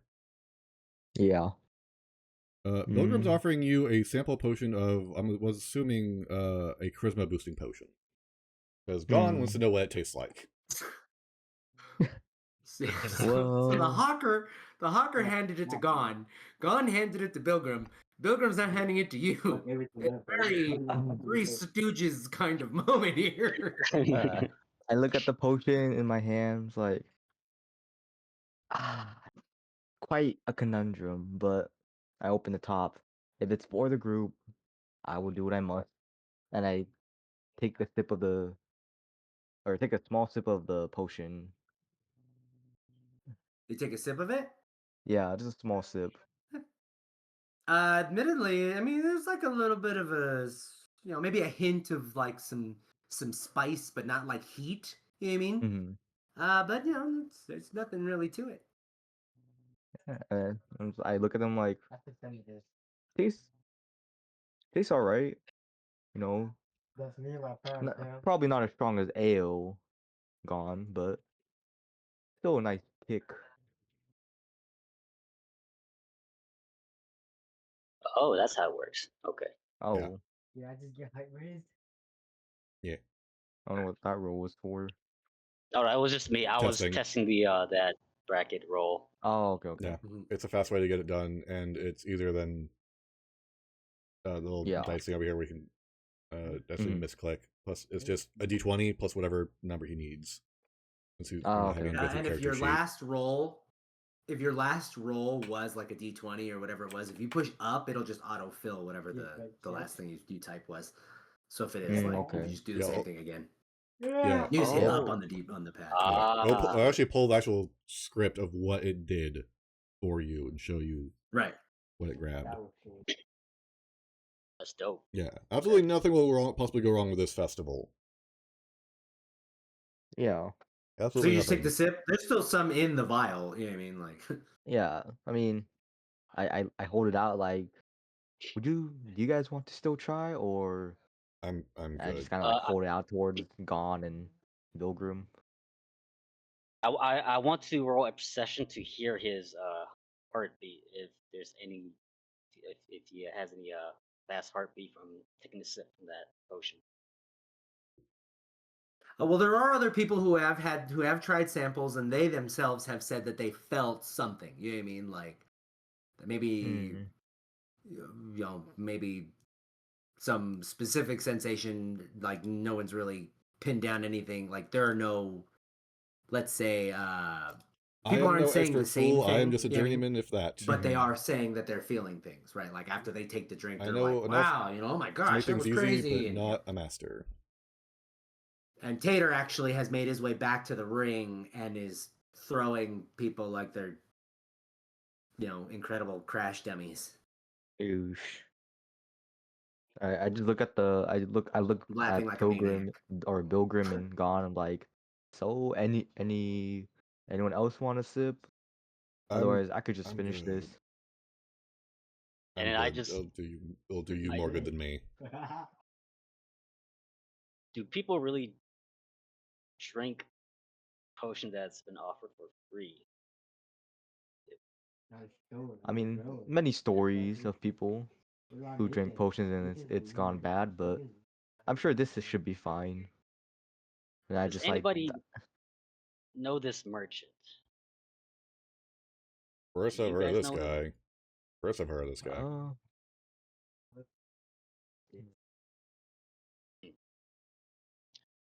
Uh, Wait, has no one else had that potion? no, Just Really, Rex? it's just No. Harp so far. yeah, it's just been me so far. Okay, and you still haven't finished it, right? No, there's still a little bit left. Okay. I'm like, I'm offering if they want to have some of it too, and I'm if not, I'll passing just on it. finish I'm it. good. You can Oh, have the rest. Okay. I grab the potion and I just pour it to the ground.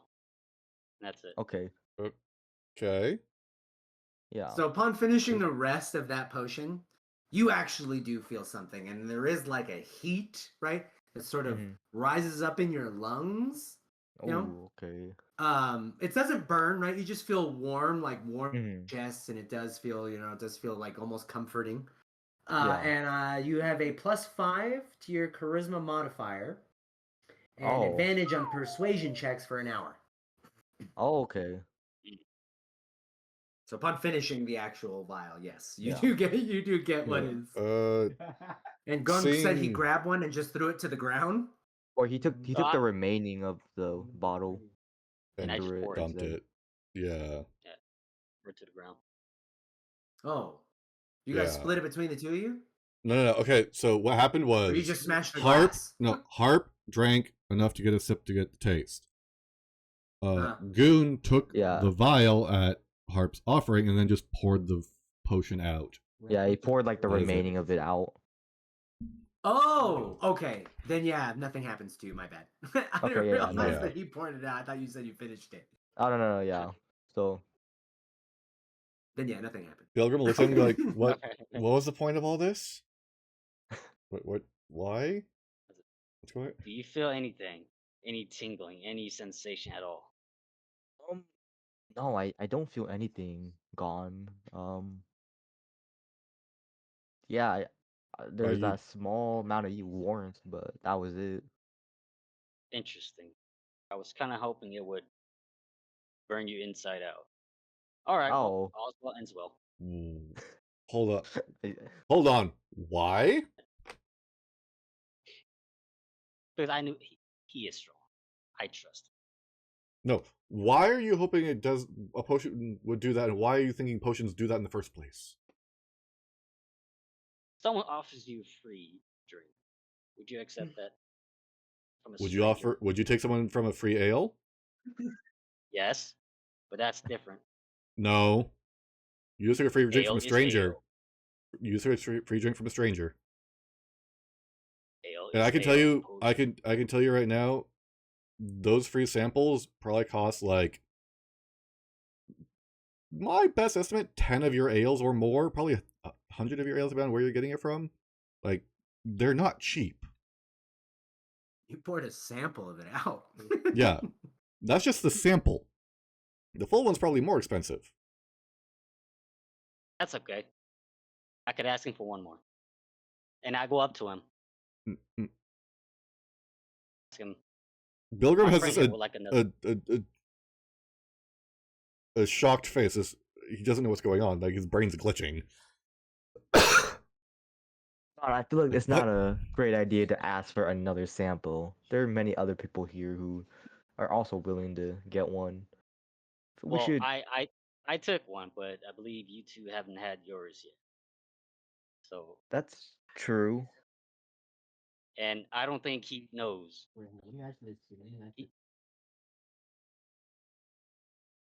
So I go up to the is it a dwarf? Dwarf, right? Yeah. Yeah. I go to the dwarf and I point to my two friends. I said, two friends here would like a sample.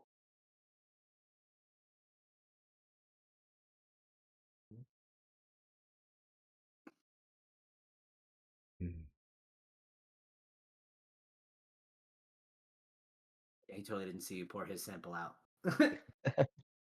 Yeah, but say, He if a says- dwarf saw that, he'd be so pissed. Yeah, yeah. Like, you're in so a he book. looks at you and says, "Well, you've had your sample. If they'd like theirs, they can come up." Not sure. And then I turn my head towards them, indicating that they should come over. Okay, Yeah. sure. I'll sigh softly and just walk up and. I'll take the same sample that you gave the wrestler dude. Yeah. So, what was it? The charisma or something of that sort? Burning charisma, I think it was. Oh, well, your friend got the random one that he asked for. But you said you wanted the same one as. I'll take this Yeah, one that makes it so I yeah. have an easier time lifting people in strength and all that fun stuff. Yeah, so I'll take a sample of that one. Oh, right. Yeah. Okay. Fabulous. And he'll grab one of the red vials, right? The vials of the red liquid, and hand to you that sample vial. And you said you wanted one as well. And he points to Harp. Yeah, the one that you handed my friend over there. It had quite There you a go. delectable taste. All right, very well. And he'll grab another one of those pink ones that have the yellow kind of swirl to it and hand that to you. Yeah. Thank you, sir. Remember, one each. Don't come back Yep. now. You hear? Yep. Yeah, of course. Again, thing. I just want to make sure. Strength does it set the strength mod to 5 or boosts the strength modifier? Adds. So plus the 5. strength potion, right? The Jolly Yeah. Giant strength potion gives a Okay. plus 5 To to the stat or the this strength modifier? and advantage on athletics checks for an hour. Right. So you Oh, add okay, 5 well- to your strength mod. Oh dear lord, that's Yes. Oh, yes. that's a And that plus is a 8. sample. Well, here's the thing. Modifier is different than the actual stat. Mm-hmm. Holy Yep. shit, that's strong. Okay. Can I be honest with you? Can Of I be course. honest with you? Yeah, go for it. You probably shouldn't have drank these. Yeah, well, I haven't drank them. Just just saying. You Yeah, I haven't probably drank shouldn't have. them. But it does. Oh, I'm okay. holding on to Probably mine. shouldn't Mine's drink just these. pocketed. Yeah. Mine is Let's pocketed. put it in. Listen. Just, there it is very clear that this man is hawking something, right? Yeah. But I will say, as vagrants, I guess not even vagrants, but like in your time, it does seem too good to be true. Yeah. That's what I'm kind of suspicious of. I was like, I'll take it because I'm seeing what's happening over there. But I'm also going to keep an eye on the guy wrestling and see what the after effects are after an hour. Now, I will say, the only one you've really been talking to is this dwarf, right? The guy, the shorter human Presto. Yeah. He's still kind of standing off to the side, going through. Like, he's not standing off to the side. I'm sorry. He's in the what's it called? The wagon. Yeah. Going through like the bottles and like because some of them been emptied, right? So he's kind of grabbing the ones that need to be refilled and all that. So Yeah. he's sort of working on the inside as the alchemist. Yeah. I'll look at him. By your own beard, is this safe?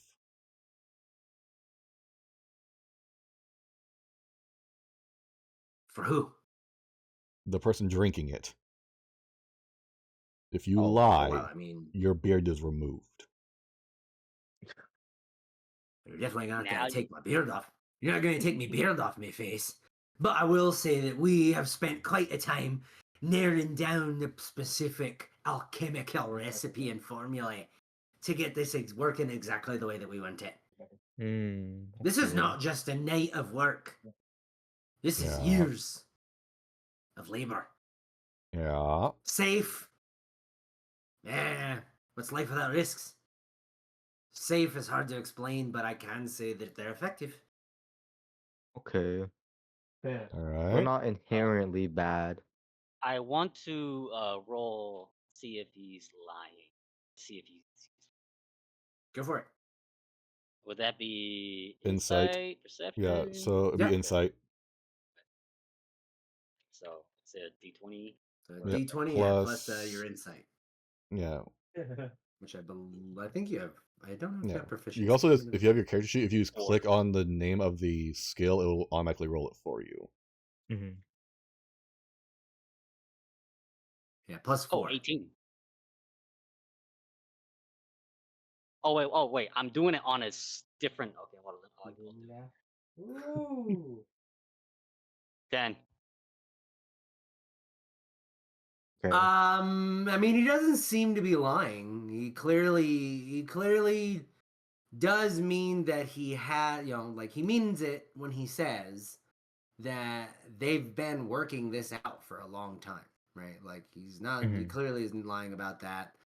He's obviously very confident that these things work, and he doesn't seem to be concerned at all with whether, there could be a danger. Like, not that he seems to be hiding that there could be a danger, but like the idea of it being dangerous seems like, well, no, totally dismissive of that. You know what I mean? Okay. Like Are we he's the confident in first? his work. I tell him, are we the first to test your drink? No, you would just be probably the first of an open market test. We've given samples out to others and tested it back. ourselves. This is just kind of the first time we're bringing it as sales, right? our endeavor into the free market space, if you will. Where do you come from, dwarf? You've got an awful lot of questions. Is there anything else I can help you with? You've got your samples. You wish to buy one? Wait, I believe I have dwarf language. Wait, let me check.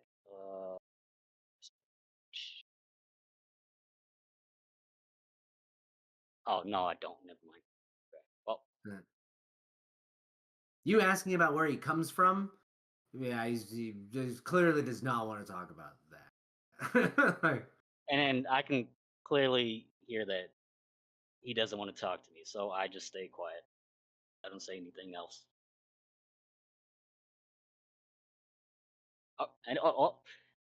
Friends, are we done here? I believe this dwarf is a busy person. We must not disturb him any longer. Shall we go? Yeah, some of us actually want to buy one, says somebody standing. Yeah, let's get out of his I look way. big- He's trying to make money. I look behind.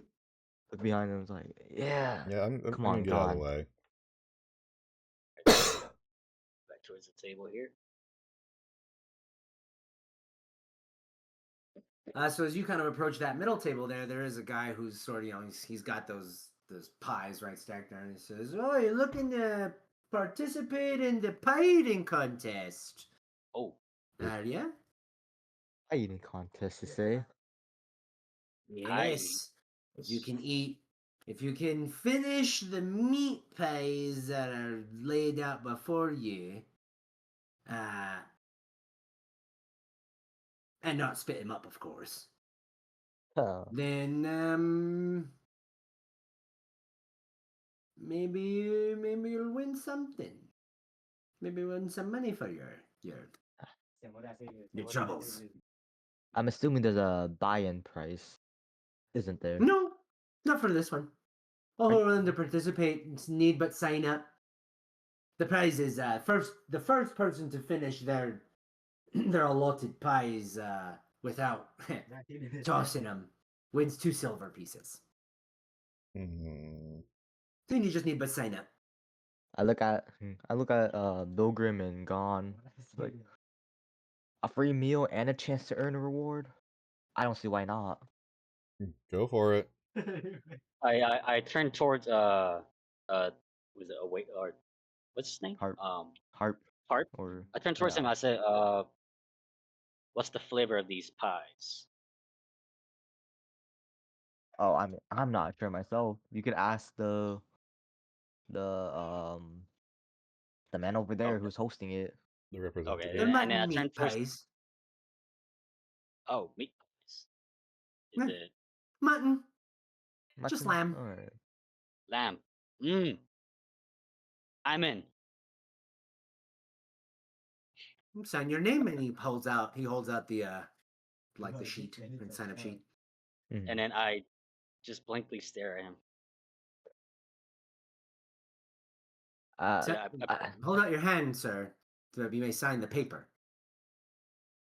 He's I'll take blind. the pen and I'll look at the man like I'll sign for the two of us. Bilgrim, do you Oh, want to join in too? I'm good. I'm okay. All right, I signed for me and Gone. Fabulous. Then the contest will start in about 15 minutes, so feel free to enjoy the other attractions. And after the pie eating contest will be the meat raffle. So if you've entered in that, that's when we'll do that drawing as well. No, excellent. Look forward to that one. I look. Good. What do you say? Oh, nothing. I was just wondering. I forgot to ask. What is there a penalty for losing? Do we have to pay? No, you probably just throw up, which is a penalty enough in and of itself. Perfect. Yeah, what's up? All right. Is there any other games you want to try? Anything else you want to take a look at? You just want to go to we could do the pie eating and then I'm interested to see what this is about. Yeah. Okay, good. We check that. I'm also I'm also like try going this. towards the stage area. Okay. I guess It might I be follow Belgrim. Yeah, Just we're from the splitting up for Belgrim? now. Alright, well, Belgium. we're not too far from one another. So no, you're not too far at all. You're probably like Yeah. a solid 20 feet away. You know, you can see each other easily. Well, Yeah. those who can see. But so Bilgrim, as you approach this target, right, like this archery range, if you will, you actually do see that they allow you to either throw daggers, right, at a close target, right? So there are those 3 targets there, but there is another one. There's another one, kind of off to the outer edge there, right, separate from these 3. Yeah. That is it's a specific. It's probably about as far as that middle one, but that one is for darts, right? And this one here is for bow and arrow, right? It's for archery. Yeah. So you can choose whether you want to throw darts or test your archery skills. Okay. Good thing. Well, I'll say I'll kind of watch and see how people are doing and see what like the cost is to get in. So it is 1 silver to play. Whoever gets the highest score will win 9 gold. 9 gold. Ooh. Well, it's whoever gets the highest score, like throughout the night, they get half of the proceeds. Okay. Like half of however many people have bought in, and as it stands, it's 9 gold. Okay. Darts, I'm assuming, are dexterity based, aren't they? Yeah. Darts are also, yeah. Okay. Is the darts the one or where's the darts? Darts would be this board Darts here. Technically these 3, yeah. So technically these 3 are all part of the archery range. Archery. This is actually a moving target. You can see there's a little bell attached to it, and it rides back and forth on this little wheel here. Right? It's like almost like a steam kind of contraption there, steam powered contraption. There is it's actually 15 feet, so it's probably it's on this side here, right? Just on the outside of what's marked. But it's like a dart board that's 15 feet away from this line of like delineation here. Okay. So you obviously have to stand behind this line and shoot at either this board, this board, this board, or aim for the moving bell. Yeah, I'll drop a silver to get into the dart game. Yeah, I would like to try. The dart game's actually a copper piece. The archery range is a silver. Yeah, so the dart game does cost less, but the overall payout is just lower. Significant. Okay. Yeah. I'll sign up for the dart. Yeah, I'll sign for the darts. Okay, so I say the guy who's running that game kind of says it'll be a copper piece. I'll pay for the both of us with the 1 silver. Like no. You'll go for the archery range. I was going for the dart game. Oh, okay. Whichever the one that was getting the gold in return for highest score, or whatever it was. That one's the archery range. Okay, then yeah, that is what I'm going for. Okay. So for the archery range, the guy running the game looks at you and says, "Well, you get a chance at each one of those targets, right? It's 1 shot at the close range target, 1 shot at the mid range target, and 1 shot at the far range target. Now, if you like, you can actually also try to shoot the moving target back there." Or you get a 4th arrow at whichever target you like to try and get the most points. Well, I'm not much one for a bow and arrow. Can I use my darts? You want to throw darts at the archery range? Yeah. Okay. Cool. So, and he sort of puts you in front of the closest range target first and says, "Have a go." So you just roll an attack on the close range target. It's a straight up attack? Mm-hmm. Okay. So you got to roll to hit the target. 11. So that one gets you, like, as you throw that target, or as you throw the dart at that target, it hits that outer ring, right? Mm-hmm. So you do hit the target, and he says, "Oh, well, that'll be 1 point." Yeah. And then he takes you to in front of that second farthest target and says, "Another go then." And this one's twice as far, clearly. 13. Oof. That one also hits the target, but the outer edge, and says, "Oh, well, that'll also be 1 point." Yeah. Oh well. Well, I'm not going And to get this then in one. front of the farthest one, and says, "One more." Oh. A natural 1? Mm. Sure is. So you throw Yeah. it, and it actually lands in front of the first target. It says, "Well, that'll Yeah, I be know. nothing. Yeah, I know. But if you like, you still get one more shot, and if you like, you can either take that chance to throw it at that moving target there, or any one of the others." I'll try a shot at the bell. I'll Okay, give it a swing. go for it. Oof. Wow. I blew that nat 20 on the wrestling. So you throw it at the bell, and the dart just kind of goes off, and it lands in the dirt, and says, "Would you like to try again?" Yeah, I'll give it another try. Then he goes off and He'll take a collects his silver piece. he goes off and collects his darts and comes back. Okay. All right, do you want to do them real fast since I already in front went? of the. Well, you want to do them real fast Oh, okay. since I already went? Well, if you want to roll your throws, just so 1, 2, and 3, 1, 2, 3, Yeah. and 4 again. Yeah. But so, Harp said he was standing in front of the stage area. Yeah. So in front of Or the stage number area, you 5. can actually. Yeah, number 5. You can Yeah. see that there is a sign there in front of it, and it does say that there's essentially another contest of sorts just before, or I guess during, the pie eating contest, right? Those two sort of start at the same time. Well, everybody days Oh. go. There's going to Everybody be have a fun? performance, right? And Mhm. anybody who wants to sign up, they can sign up to have, they can perform like a dance or some kind of, theatrical presentation of like a story or something. You know what I mean? Basically, because it's the Winterfest, this is sort of where they celebrate the more resilient folk, right? Great feats done in winter, overcoming adversity, right? That's kind of what the whole theme of the thing is, and that's what most people will be like performing. Like that's what people will be lining up here to watch the performances of those while the pie eating contest is going on.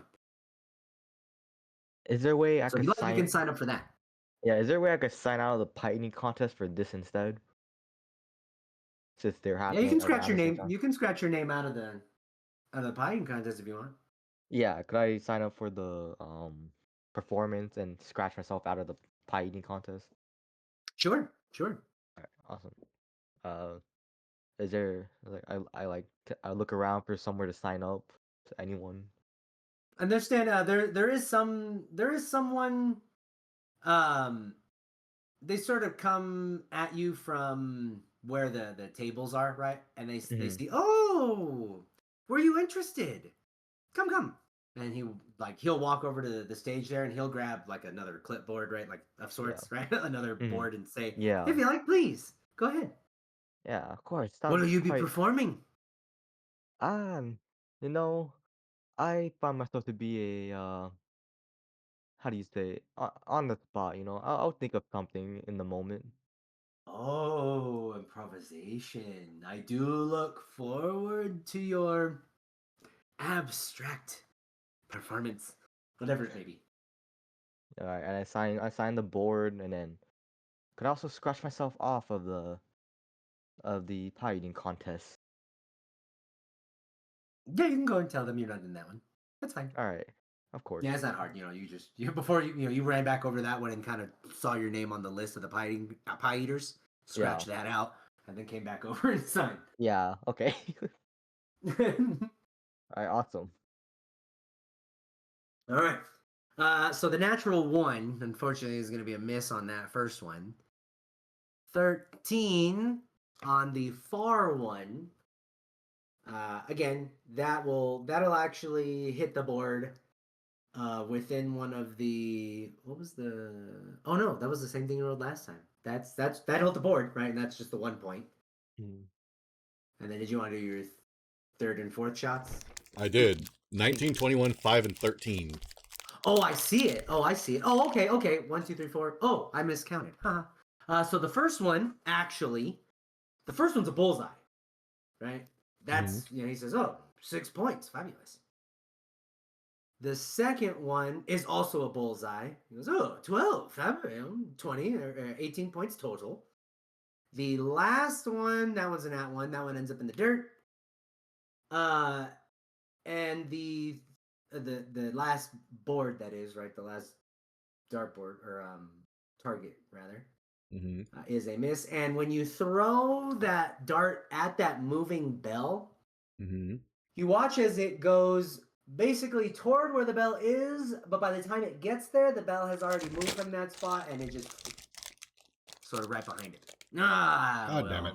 18 points isn't bad. Yeah, not bad at all. I mean, I have seen better, but if you like. He starts scowling. He's sort of like, like got a big smile on his face. So we're gone. You want to give it a try? Sure, why not? I am blind after all. Let's do it. I'm gonna say yours is gonna have to be just a solid D20. I don't.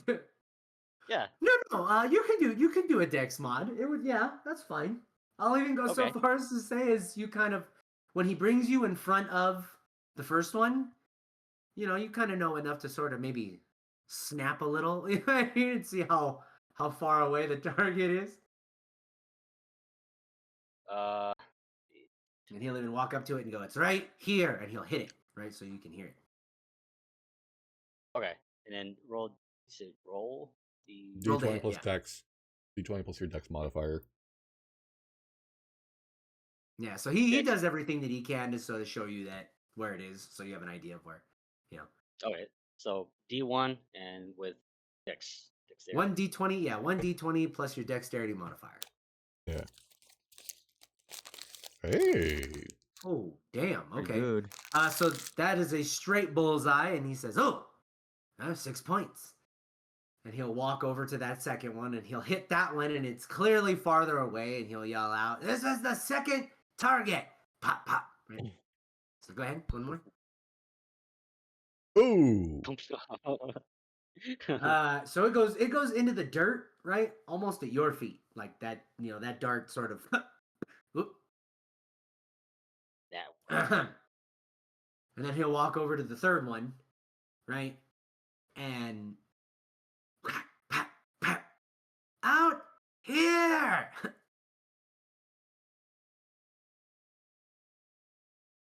18. Ooh, Wow. that'll hit the target, but it'll hit that outer edge, right? And you'll say, 1 point. And then he'll walk back and he'll ring the bell, right? Bing, ding, bing, ding, ding. But it's moving. And periodically he'll sort of ring the bell so you know about where it's at. Okay. All right. Last throw. One, yeah. Or you can choose to hit one of the other 3 targets. For Is the bell more likely. What? Is the bell bonus? Yes. I'm gonna try and hit the throw for the bell. Go for it. So you hear him go, "Ah!" This was a miss. And he walks back. So far, 18 points seems to be the highest of your lot. But if you like, you can always feel free to come back and try again. He's already flipping him a silver coin. If I'm being honest, the ones who have scored higher, they did seem as though they had sampled from old Presto stock. Are you counting those or They clearly not? had an edge. That sounds like cheating in my books. He's looking at him with a Okay. scowl because he has not forgotten what he said All right. to me. I've not forgotten what he said to me. I'm not gonna turn away coins.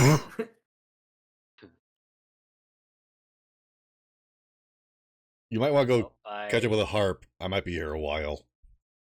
Just I glares say- at the guy. Just glares at him. It's like, whoa. thank the Okay. host, and I make my way towards the pie, and I just sat down. Okay. All right. So you want to be part of the pie eating contest, and you were looking to do the performance, right? Me? Gone? Or Well, Gon wanted to do the pie eating contest, and Harp was looking at doing the performance, right? yes, yes, Gone is pie eating. Okay. So go ahead. Well, then, the festivities kick off, and it actually is the Dances of Lore, right? That's what that stage production is called, right? The Dances of Lore. That's what that is. Right. That's what that's called 1st. Mm-hmm. That actually does start first. And people are performing, and you watch, right, to various rounds of applause, folks, oh, yeah. And then one of them does go up, and it's beautiful, it's moving, right? It's all interpretive, or it's all just dancing, right? Like there's music playing and all that, but there's no real story being told. Yeah. But it is called, right? They call it The Terrible Tale of the Red and the Blue, right? And it clearly shows two different factions and war being, caught out. And at the end of it, people seem to know this story. And whoever it was that did it, they did it really well, because basically everybody that's watching just erupts in these cheers. And it's like, ah! Some people are crying, right?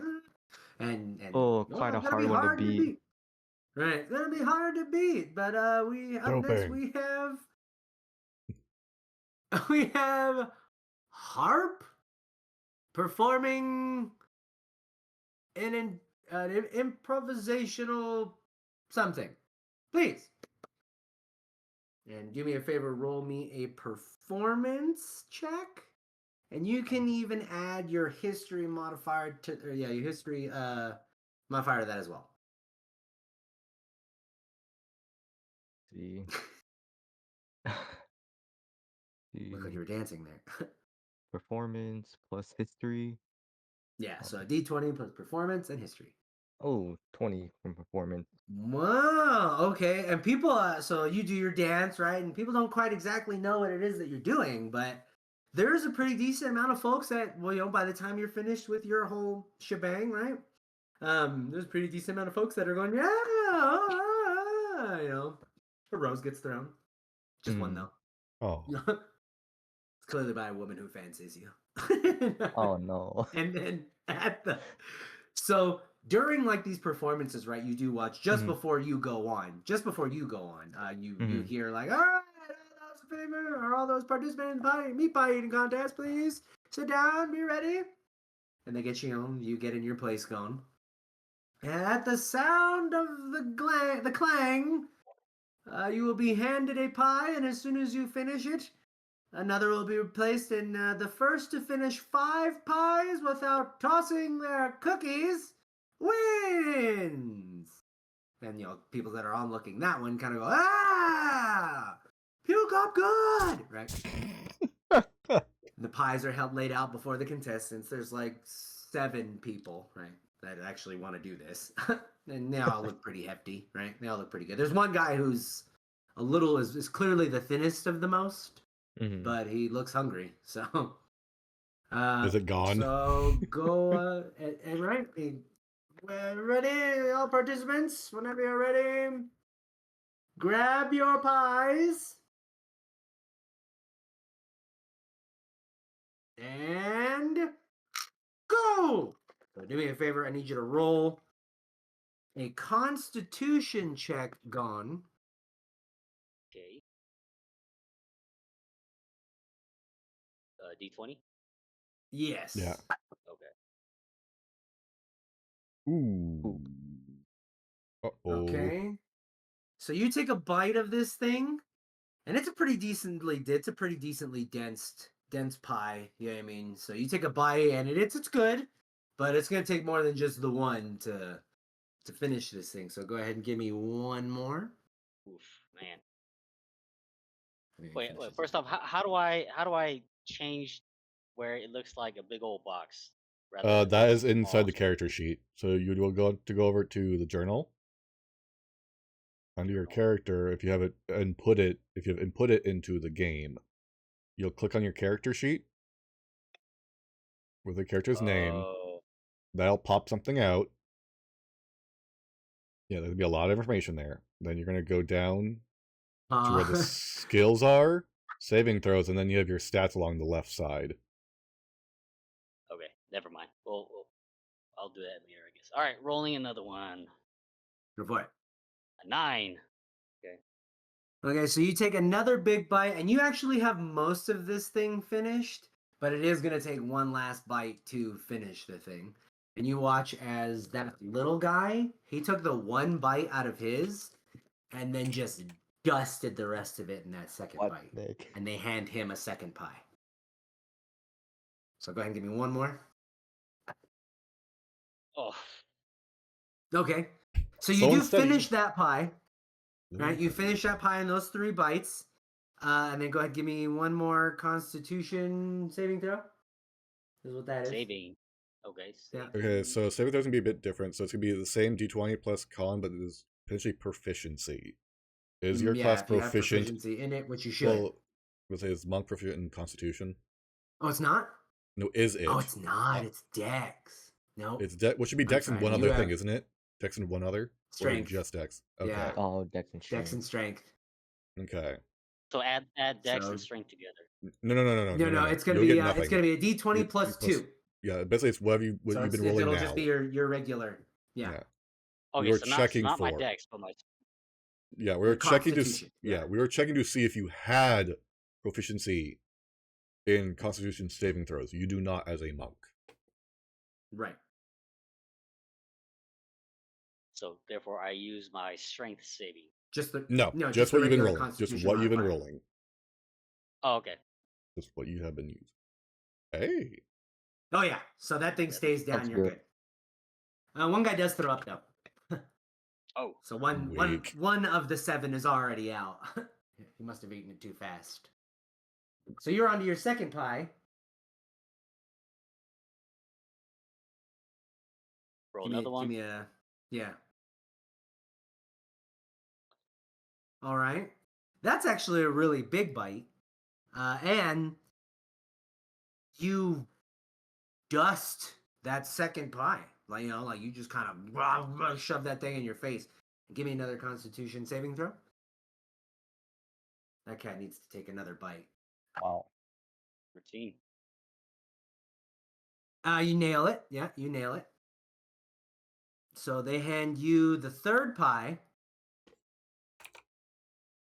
And Pie. homeboy is finishing his last one. So that's a big bite, right? That's a big bite, but it's not enough to finish it in one bite, right? So go ahead and give me another one. Ooh, yeah, that finishes it. So that one is enough for that second bite, and for that third pie at least to finish that third pie.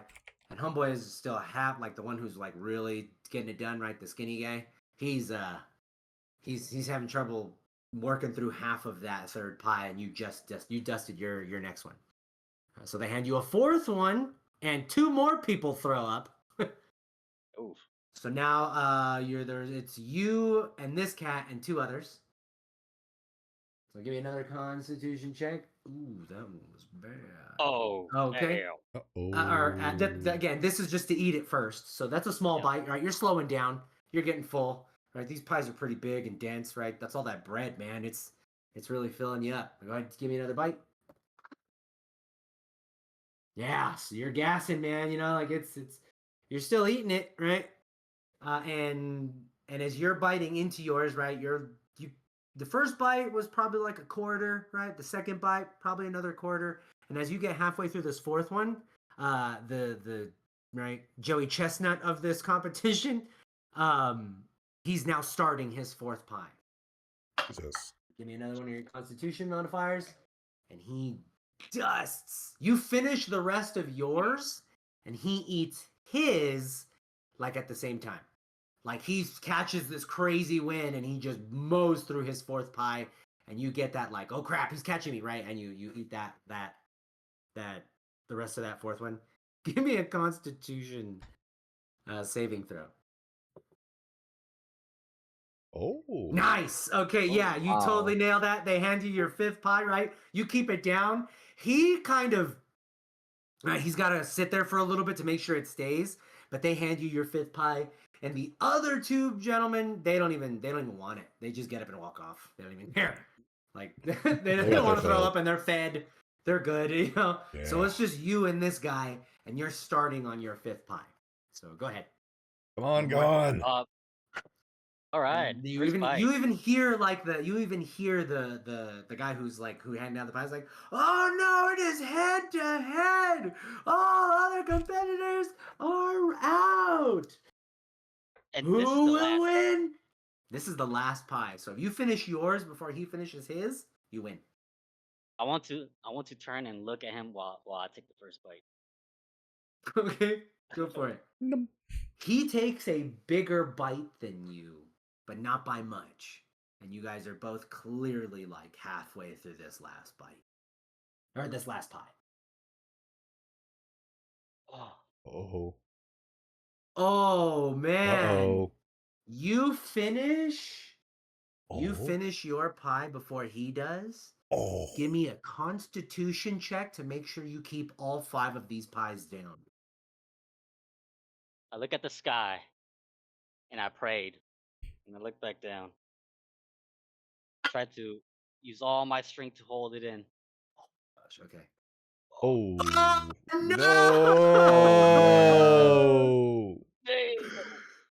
Let me double check. Yeah, that is not high enough. So you look up and kind of go, and then proceed to throw up on the table in front of you, like, blah! And you toss your cookies, and homeboy, as you're throwing up, he finishes his pie, right? He finishes his pie, and you watch as he actually also throws up on the table. Perfect. The announcer goes, well, unfortunately, there is no winner for the pie eating contest here. But I'd like to say that the ones who probably won in our hearts are the two that they were ahead. So good job, everybody. Thanks for trying. But actually, no. And they do bring up the other two who didn't throw up and quit and says, you guys ate the most pies without throwing up. So here's 2 silver for your trouble each. And they give them and a meal. Right? Everybody, round of applause for our de facto winners, if you will. And everybody kind of goes, yeah. You know, they're a little uneasy because clearly a lot of people threw up here at this game. But, you know, hey, at least someone kind of won. Yeah. I turned towards my opponent, and I the stick my rival. hand out. Yeah, I put my hand out in hopes that he would shake my hand. He shakes it. He takes your hand. He shakes it, and he goes, "It's too bad we at least couldn't even enjoy that." That is true. I am you gone. Hear the gurgle going on in him. Me too. And he walks off. And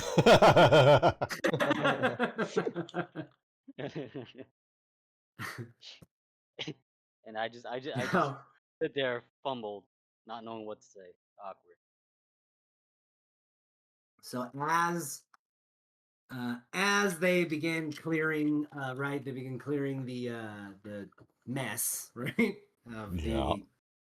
Of the pie eating contest there. They do announce that, and after we clear the area, we will be having the raffle for the food stuff. So please do come back when we are ready. And Oh, give me a sec. I need to take a quick break. Let me grab my. I gotta take care of my dogs, but we'll take a real quick break. If anybody needs to just kind of grab a snack or whatever. Yep. But we'll be right back. It'll be probably like. Yeah.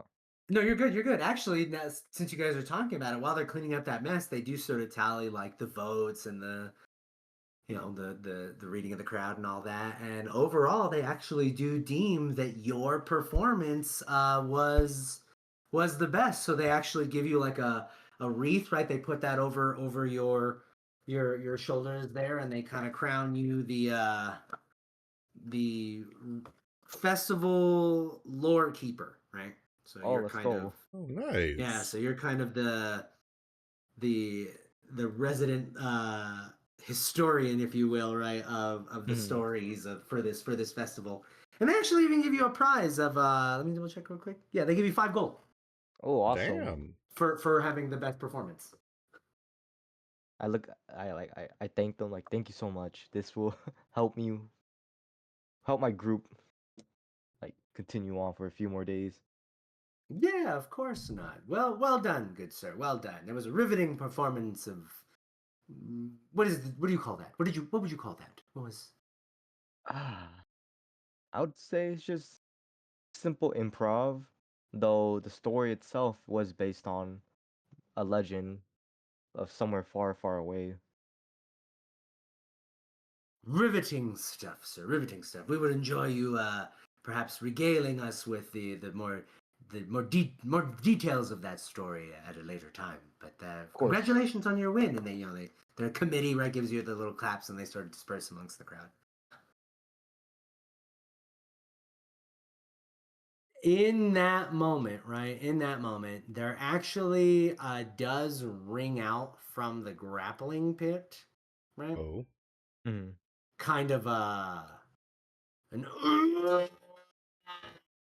from there, and all the music There's stops, someone- and all eyes kind of Oh no. shoot Like over, someone puking right? or All the someone having a well, it sounds like bodily pain problem. almost. Right, it sounds like someone's hurting, right? And there is like this, right? The music stops and all eyes look, and they see it's actually Tater Von Spud, and he's Yep. kind of doubled over, sort of holding himself, right? And roll me perception checks. Oh man. Yep. I am busy Well, he's trying to clearly do in this pain. dart Oh, thing. man. Gosh, I'm busy with the darts. He 'Cause I'm hurts. still pissed. he hurts. Okay, Oh, okay, luckily- Nugget luckily. sees it. Who's No, blind? Nugget hears it. Nugget hears it. Like, oh, I know that sound. It is perfect though. Yes. So what you guys notice? This guy's doubled over in pain, and he does seem to be like having real big problems. But gone, it does sound so much worse than that, right? Because you can actually hear like his skin tearing a little, like as it stretches over his body. You can audibly tell that his bones are like creaking and almost like cracking is what it sounds like almost, as they too seem to kind of like grow. You know what I mean? Like they're stretching as well, and his voice gets really like deep, and there's like this to it, right? And people nearby, right? All the contestants, right? Because he's now challenged other people and has started putting more money where his mouth is because he's clearly a lot stronger. All those contestants, like they just go tearing out of that tent, right? Everybody hears and sees that he's having a big problem, and they scatter there. And he even like sort of gets up and looks, and his eyes are bloodshot. You know what I mean? Like his face is clearly bigger and misshapen, right? His body is all, like I said, stretched in places, and his muscles they're clearly bigger, but also really wonky. Like they're misshaped, they're disproportionate, they're not even. Some of them are bigger in the forearm, and but he's clearly this massive hulk of a dude still. And as he sort of changes and finds himself in this moment, he kind of looks around. He's like, he's got a look of fear and confusion in his eyes, and he tears off north out of the festival grounds back toward the town. Uh-oh. And people are screaming and they're running off and they go back to they're scattering and you hear presto even. Oh my goodness, what has happened? Hold, pack this up quick. Meet me back at the shop. And he turns and looks at you there, and he points at Bilgrim, right? Because Bilgrim was actually the one who threw Tater out of the ring. Yeah. You there? You seem to be fairly capable. Would you be willing to assist me in recovering our seemingly transformed friend there? I must find out what it is that has caused him to do that. If it was, in fact, my potion that did. We don't want him swinging. Considering that was the last thing I saw him drink. Well, were you watching him and everything that he consumed here at this festival grounds? Considering the last thing he drank that I saw between when I fought him to when you arrived was that, then he immediately went back to wrestling? He could have had a beer. Maybe he ate something and it made him feel, I don't know. Are you willing to? I'll pay you. Name your price if you're willing to help. Half of your sales from the festival. I beg your... Either that or I take your kneecaps and take you to the guard. You can have the gold. I clearly will not be able to take him simply by myself. If you're I said half. You can still get the other half. And I will... yes, I agree. Thank you. Hold. Quick. Pick this up. Meet me back at the shop. I have to go find him. Please. With me? At least you get to keep your kneecaps now. And you all gather with Bilgrim as well? Yeah, of course. Oh, I hear the commotion from where I am. Let me do this. Make sure that I get the right one. I seem to have left this. Well, following, right, trying to find him actually isn't hard at all because he's clearly left a trail of destruction in his wake. Yeah. And for the people that were still there, right, like still at the village, right, still in the town, they have clearly cleared out, right? People are running away, monster, right? Yeah. And it's not hard to find him. He has crashed through the nearest shop, which is called. Let me double check that name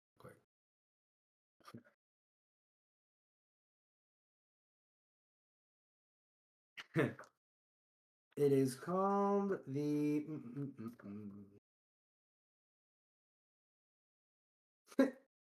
the Nightmare Market.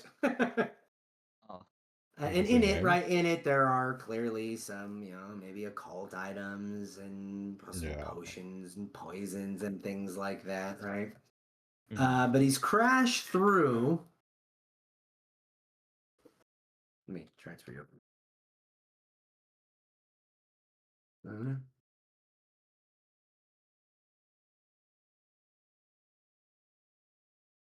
Whoa. So you run up and you find him, right? Psh, bam. He's crashed through.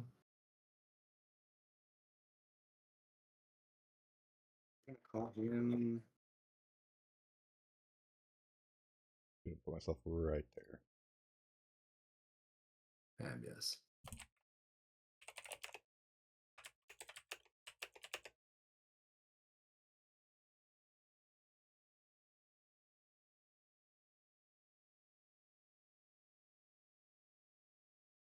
Hiya. Come on. Get to where I want you. There you go. He has crashed through that wall, right, where you guys are. Oops. He's not one of those. He's one of these. Well, I put myself here since I don't know where we're coming in from. You're good. Okay. That'll work, actually. That is a building, right? That's kind of a wall of that market there. And he crashes through that wall, right? Clearly upending tables and all that. And is sort of standing in this wreckage looking around, seemingly for some kind of help. And you we'll all roll initiative, please. All right. Shit. Oof, da. How dare you? Oof. Yeesh. Fuck. Okay, nice. Oh man. Your initiative is 7.14. That's crazy. I have it set where it can include my my decks for tie records. yeah. That's funny. Yes. All right. Makes it easy. Oh, okay, that's good. So that will Plus- be Mm. him first.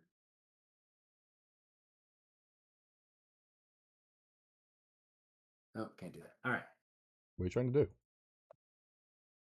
I was right. gonna mark it, but No, that's I right. got this here. I'd say that little thing is right. That was the right thing to pull up. Initiative in that. Yeah, nice. I can. I'm gonna write it here just because it's easier for me to see it and recall it and just have it literally at my hand instead of all Yep. these menus and stuff coming up. All good. So it'll be first will be Tater, right? Then will be Nuggis, so gone. And then after that is Bilgrim. And then Harp. My luck is on a roller All coaster right. today. Yeah. So, as you guys run up, right, he actually does turn around and see you, right? Mm-hmm. And he's actually going to run and crash through this wall here. Still looking for some kind of help.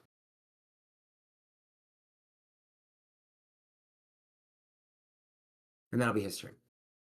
And that'll go to Gone. So you hear him crashing around in this place. Like, it is very obvious he's in here and he does seem to be causing some problems. Do I feel any fire around the area? No. So, I guess let's see. I'll walk through this wall, and then Yeah. I want Through the hole he left. yes, and then I want to hear if there's anyone that needs help. No, it does sound like this place is empty. It does seem as though everybody did seem to be at the festival, right? When it all kicked off. Okay, So for the most part, it doesn't sound like there's anybody else in here but him. Just kind of crashing around. I end my turn. Oh, you know what I forgot to do? Mm. I forgot. He's here. Okay.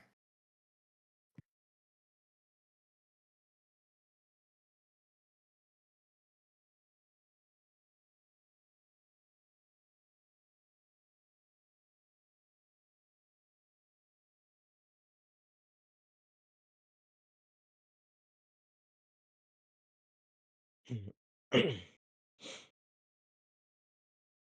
gosh. Okay. Hold on.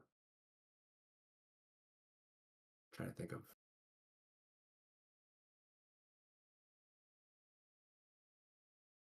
There we go.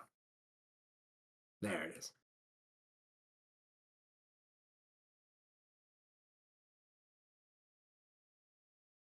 Come on. Presto changeo. There we go. That's Presto. He looks a lot more menacing, but than he really is. But Mm-hmm. and that means he will actually go Right before me. after Gone. Yeah. Yeah, he's right before me. So Presto runs in, right? He runs past and says, "Do try to subdue the man. We don't want to kill him. It's not his fault after all." 5. And he'll run in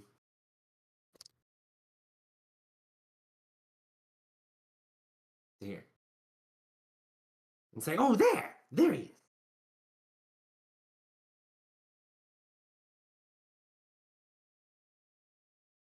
And throw. How far? 5. That's disadvantage, but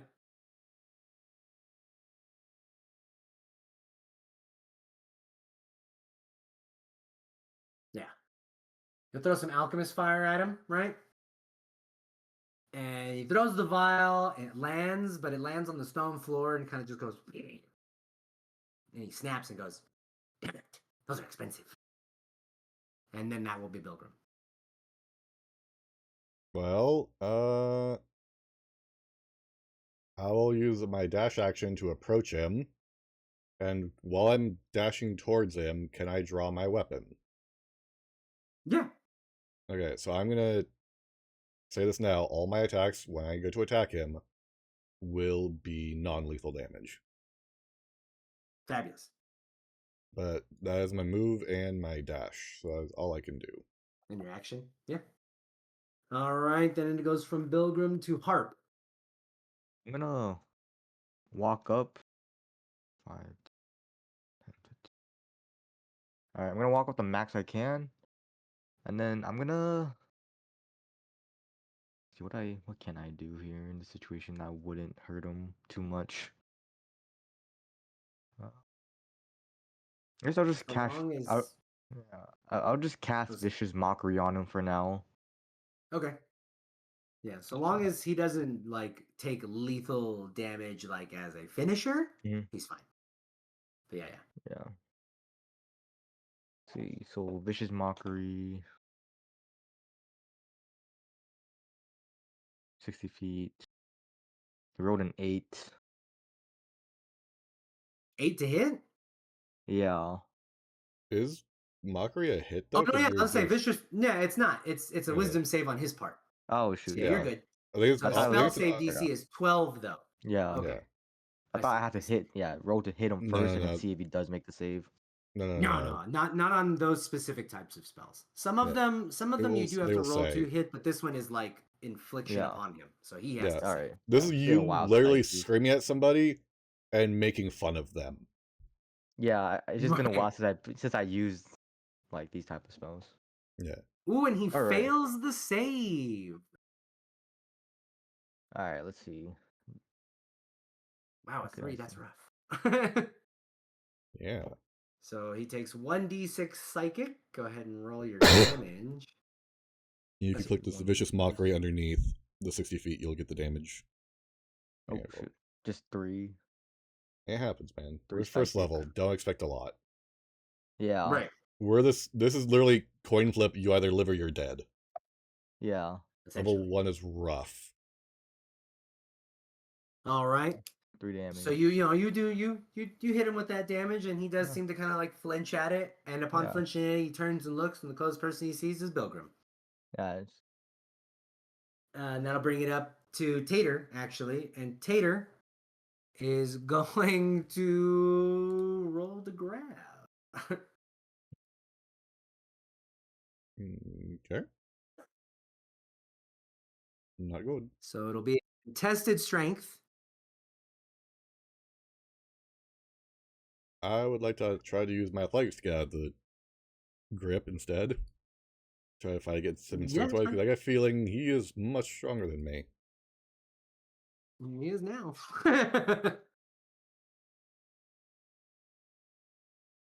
God damn it. Yep. Yeah. Oh. So he grabs you, right? And he's really got a hold on you. And because he has you grappled, he will actually throw you. Would this is not even an attack roll, so they even get disadvantage yet. Damn it. Nope. Yeah. As a matter of fact, because of that it's potion, only on attack rolls, yeah. he actually should have advantage He's back to neutral. on attack rolls if he's grappling. But he's not going to attack you, he's just going to grab you and throw you. Yeah. Ooh, So he throws you the 20 feet, and you need to do me a favor and make me a DC strength save, please. Oh, come on. Fuck. Oh Yeah, no. that's a natural one. That's rough. Okay, so he throws you, right? You're flung back that 20 feet. You land prone, and you take 2d6 worth of damage. 2d6. Yeah. Oh man, He's that's a doing fall lot. damage rules. So 8. Yeesh. Well, So I'm 8 over half points of dead. bludgeoning damage. Yeah, I'm half dead. And he obviously looks really like, ah! Crystal, oh my goodness.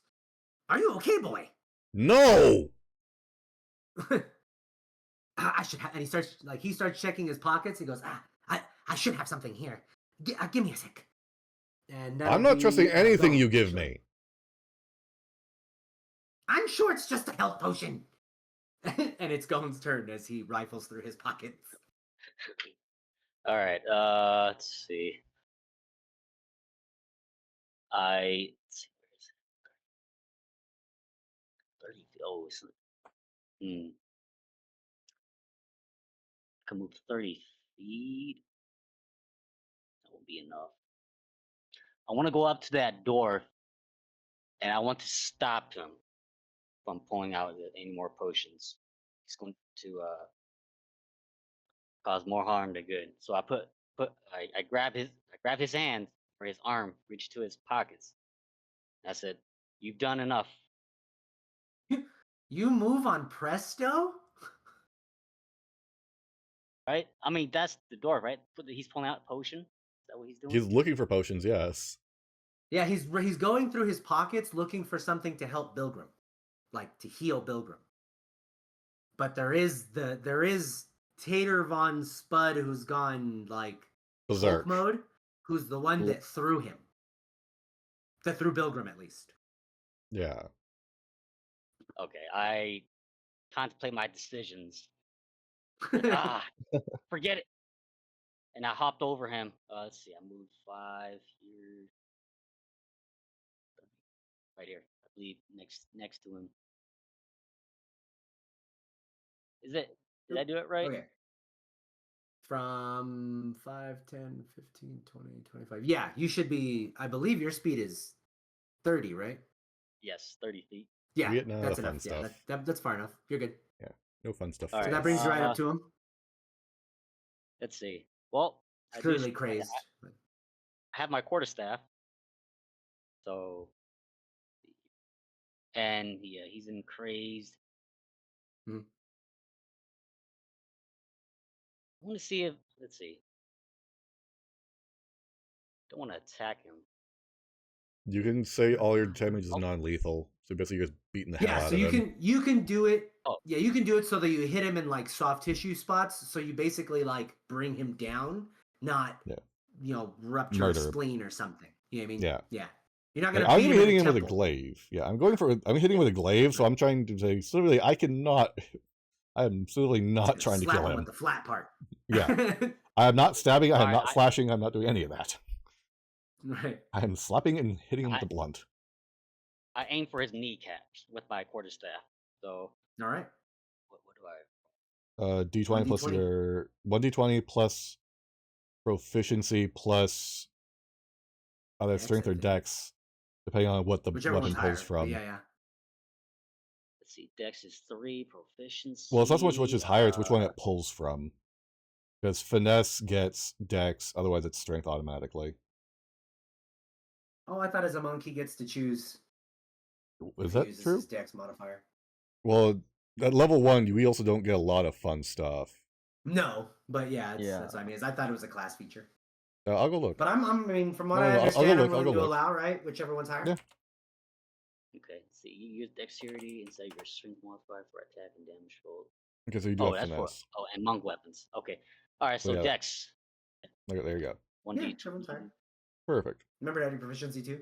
Yeah, that's a hit. Awesome. Alright, roll for damage. Is that a d6? I believe with a quarterstaff, it's a d6 or a d8 if you're using it versatile, which would be two-handed. It is a versatile weapon, so you can use it one or two-handed. Two-handed does more damage. one-handed. Clearly, All this one. This list. All right. I'm gonna go So with if you like, you can D8. do versatile with D8. Yeah. And is another modifier for that? Yeah, you or- would also add. You would also add your Dex mod for that. Okay. Nice. 10. Okay, so you crack him, right? You crack him with your quarterstaff there, and it clearly rings his bell pretty good, right? Like you get him pretty decently. He seems a little shaken. I will say, as a monk, I do believe you are also able to attack as a bonus action. You just get no bonuses. You're flat D roll. Oh shoot! Sorry, that's my Can- fault. I was trying to fix this. Attack. Can I use What D20 that? to hit if you like. I am not seeing that at level 1 because he doesn't even have access to key. Again, I believe that's just a class feature. I want to say that. martial arts. So he can attack. Yeah, he can attack as an action, but he can also use his bonus action bonus to action. attack. Okay, yeah, there it is. But it's a flat. It's a flat. Yeah, flat. Yeah. Just a flat roll. He doesn't get any bonuses, any Yeah. modifiers to it. God, there's so many things that are just hidden away under martial arts. Here's my apologies. Can I hold and use it as a counter? Not as a bonus. Oh, okay. Like All right, then I would have guess- allowed you to hold your action for some kind of trigger, but I not to hold your bonus action. I see. Okay, so all right. Okay, I guess. Sorry, I keep misclicking. You're good. Do you want to hit him one more time? Yeah, I'm gonna hit that. This time let's see. It says you can roll a 1d6 in place of normal damage. All right, 1d6 normal damage, no modifiers, 6. And yeah, I'm aiming for that same spot that I hit on his knee. Okay, so give me the 20 to see if you hit first. 17. Oh wait, without the. Oh wait, I didn't do one. That was, yeah, just Yeah, the it was 17. Yeah, that's a hit. Flat. Oh, okay. All right. Wouldn't matter anyways. All right, d6. Why are good. you Yeah. hold on, why are you getting D6? This should be the offhand. This is a unarmed strike, correct? You can still. Should be D4 Yeah, up as a monk, you until can use- 5th. Well, it's only a D4 up until 5th. I'm looking at the monk, unless it's a different table. I'm looking Oh, at. you know what? Martial arts. I want to It says say. you can roll a 1d6 in place Okay, of normal damage of your. Okay, so I'm looking at a different table then. Yeah, martial arts. Yeah, I'm looking at the martial arts table, but my martial arts table that I'm looking at probably the different one because it says D4 up to 4th, and then 5th, then he gets access to D6. So I'm going to just dismiss my monk table I'm looking at as inaccurate because we're probably looking at 2 different monk tables. That's why I'm getting confused. Anyways, continue on. Well, I will say, I'm willing to say that because you are using the quarterstaff, right, as versatile, I'm willing to let you roll the D8 for that hit, right? Because you're not one hand with the quarterstaff and the other hand free. You know what I mean? So you're not hitting him with the quarterstaff one-handed and then throwing a fist. You're holding the quarterstaff in 2 hands, and I'm willing to say that one hit is with one end of the quarterstaff, and that other hit is with the back end of the quarterstaff. You know what I'm saying? yeah. I mean, I shouldn't. I mean, this is. Yeah. I shouldn't. Yeah. This is good, but I was gonna say I kick, but Yeah. we can. You want to go with the kick? We can go with the kick. No, but I like yours better. We'll hold that. Okay. Then yeah, give me the Hey. D8 for another 4. Fabulous. Okay, love it. Yeah. All right. So, and with that right now, he's already looking kind of gassed, right? He Yeah. kind of pop. So his head's a little dazed. His eyes, as crazy as they were, he doesn't look like he can actually see dead on after that little rough and tumble humble bumble there, right? And that's you. That's it for me. Okay. So it does become Presto's turn, and he does actually fish out, right? A bottle, right? A green bottle. It is fairly like it glows a little, right? And he says, "Ah, here we go." And he turns it and he hands it over to Bilgrim and says, "There, it's a greater healing potion." And he'll sort of run up to that hole, right? But stand behind here, like stand behind the person-shaped hole that was made, and look out and say, "You be careful." And that'll be Bilgrim's turn. Very suspiciously eyeing the potion. I will, first of all, I will stand up to clear myself of the prone status, and I will grab the potion. Okay. So that's So you what. now have. Yeah. So move to stand up. It's I half use your my movement, but yeah. well, yeah. I'm using my movement to stand up. Can I use my bonus action to grab the potion and drink it, or would it be bonus action grab, action drink? Okay. Well, it's a free action. It's a free action to grab it, right? Like Okay. he just handed it to you. You grab it. You know, you're not like Yeah. seeking it out or trying to snatch it from something. So I can totally, I'm totally allowing the free action for that. I will say it is an action to drink it. Okay, which is I will drink the potion because Yeah, I need bonus the health. actions. Yeah. Okay. Need that So go ahead and you can heal 4d4 plus your Constitution modifier, or 4, whichever's higher.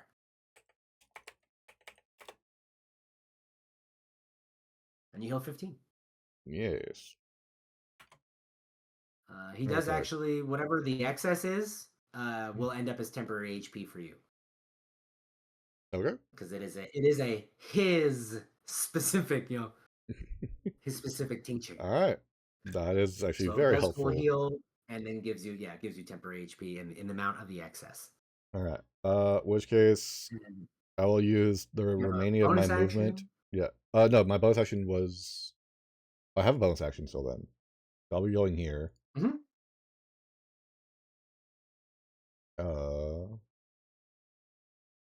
And then yeah, I will bonus action rage. That way I can actually nice. not get my shit rocked. Nice. Love it. Okay. So you now have resistance to bludgeoning, piercing, and slashing. And when you make an attack, look at. Anyway, okay. Now it'll be your turn. Lots of stuff. Yeah, that's it. Okay, and that's Harp. So he does. He looks pretty bad, right? That cat already looks pretty beat up, or looks already pretty messed up. All right, I'm gonna walk up a bit closer. Hello, Mari. Thank you for the wah. How are you doing tonight? I'm gonna walk up a little bit closer, 15, and then I'm gonna cast command on what's his name again? Tater. I'm gonna cast command on Tater. Tater Von Spud. I'm gonna cast command on Tater and make him grovel. So that will be a where is it? I believe it's a wisdom saving Yeah, it's a throw? wisdom saving throw of 12. That's good. Okay. How are you enjoying your phone? What are you trying to figure out? Where else how to grab? Oh man. He actually, yeah. So you go for the command, and he doesn't even look like he's paying attention to your words enough to really understand that you're telling him to do something. You know what I mean? So he does just kind of look around, and admittedly, he doesn't even look like he's looking at the people that are standing in front of him. You know what I mean? All right, that's not good. That's all I can do for my turn. Oh, and Twitch? Okay. You should be able to do that in your. Then that'll bring it back to the top of the initiative. Where you put it in the first time. And he's actually going to roll an opposed grapple check against Gone. Ooh. Now, does grappling provoke an attack of opportunity from another person? I do not know D&D. If he gets grabbed. Okay. I do not know D&D grappling. I know Pathfinder better. Huh. Is that D20? There are certain D20 plus your strength. Or dex, I Or believe. or your dex, whichever. He's basically doing the old, fighting pit like he was trying earlier. Mm. Ooh, and that's a meet. Okay. So you guys kind of just lock hands, right? And there's like a back and forth there. I I will wouldn't say think he it would, but does you actually get definitely 2 wanted to ask. attacks. You might want to ask So Twitch he about will it just try in to case. best you. So one more time. Can you beat a 10? Oh, I'm sorry, 17. I forgot to add the bonus. So the DC to beat is 17. Dex or strength Come check? on, Nugget. You got Mod this. or save? That's a check. So yeah, just opposed. just add the modifier. You not the saving throw. Okay. Yeah. D20. Hey, Nice. nice. So he goes for the grab and he goes to rearrange your hands so that he has you, but you actually whip block him around so that you have him, and he is now grappled. You now have him grappled. So any attacks that come up against him have advantage. How big is he? Like, are we talking about like? He's still 6 feet. Well, he's probably like 7.5 feet tall now. But he's a big dude, right? He's all yoked out. And he's wide and tall. You know. Okay. It's actually gonna be your turn too. Okay. Let's see. Okay. Since I have him on grab, I want to see if I can switch around, be behind him, and put him in a what's it, chokehold, or wrap my arm around Sure. his neck and hold him down. Does that count Yeah, as a yeah. grapple? Or Well, you already have him grappled, right? oh, So any attack action that you make against him has advantage. So if you want, like, you're looking to knock him prone, yeah, or you just yeah, like choke yeah. him out. I wanna. Ooh. No, I'm gonna put him to the ground. I'm not gonna choke him out. I'm just gonna put him prone. So Okay, give me a strength check with advantage. strength. Okay, is that a D20? Yep. What's the advantage? So you would roll 2 d20s, yeah. and it'll be the highest of the 2 rolls. Yeah. 17. 17. Even your low roll. Yeah. So he's trying to fight you off, and you kind of get your knee behind one of his knees, right? You get your knee behind the leg that's carrying most of his weight. It pops out from underneath him, and you bring him down to the ground. And he is prone. Do you want to hit him as a bonus action? Because that was technically just your action. Yep, I wanna. Yep, punch him in the cheeks. The Go for it. 1D. Lethal or non-lethal? Oh, non-lethal. I D6. want to gouge his eye out. 6. Oh, nice. 6. What's your dex mod? You can add that. Oh, I can add the dex mod. Okay, 3, so 9. All right, so 9 total. All right. Fabulous. All right. So you bring him down to the ground, and you kind of, for good measure, kind of give him a quick bap in the nose to hopefully go to sleep. Which then brings it to Presto. Presto's gonna run up, sort of behind Bilgrim. 5, 10, 15. Yep. And he's gonna throw another vial of that alchemist fire.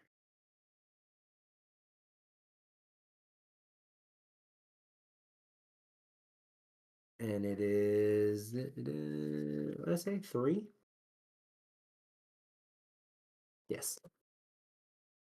So 17 does hit, and you watch as this vial lands on Tater, and that initial like ignition is enough to actually set his clothes on fire. And Tater is now actively aflame. Oh.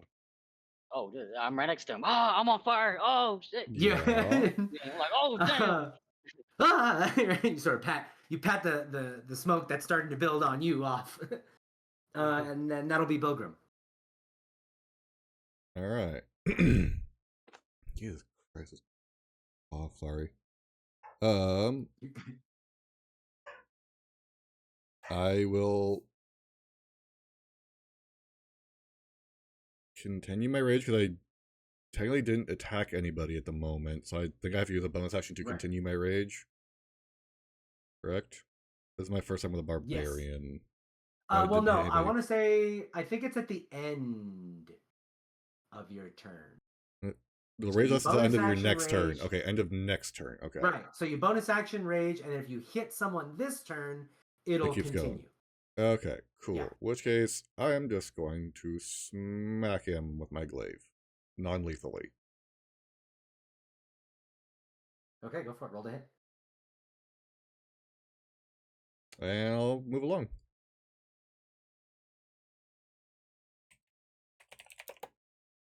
You get advantage, though. Oh, okay. Because he is prone. So you roll it again, and it's the higher of the two, which would be the 12. And he seems to be rolling on the floor back and forth. Actually, hold on. Yeah, I'm trying not to hit Gone at the same time. Let me crunch some numbers real quick. Let me just double check something. Well, I'm also trying not to hit Gone, so I'll take it as just me about to hit and go, shit. Actually, no, that will hit. It will just barely, right? So he's rolling back and forth, and as you sort of bring that glaive down on him, right, it does strike, but it sort of like catches him in the foot. You know what I mean? So you can go ahead and roll your damage, though, because you guys are technically flanking. Yeah, 11 non-lethal. You crack him in the 13. foot. 13 right? Non-lethal. I've got plus 2 from rage. You crack him in the foot, and he actively howls.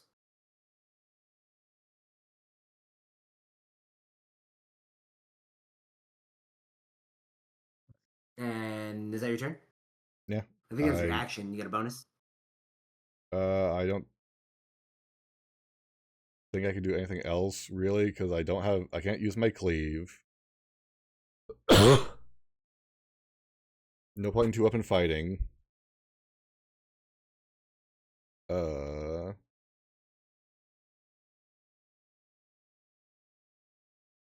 Yeah, that's all I'm gonna. Yeah, because I've got a 10-foot range. I hit him. I did the damage. Bonus. I have nothing else to do. All right. Then that'll be hard. He looks really bad. He actually doesn't even look like he wants to get up right now. I mean, like it's kind of rolling. He's holding his foot, sort of. You know. I'm gonna cast command on him one more time, and I'm gonna try to make him halt. So wisdom save of 12.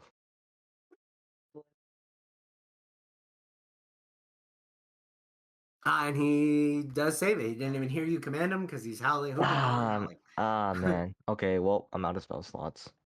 Yeah, and chance is one of those rough ones where it's basically all or nothing. Any bonus action or anything like that? An interaction? You want to say anything? Tell people anything?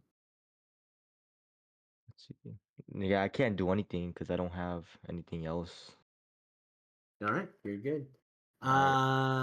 Then that will be right. Goes back to the top of the initiative with Tater, and Tater is actively on fire. So he will actually take 4 points of fire damage, right? And he is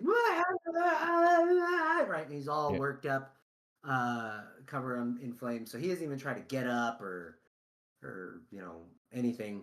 He just tries to pat the flames out. Okay, at least he gets a bonus there. He's just actively trying to put the flames out.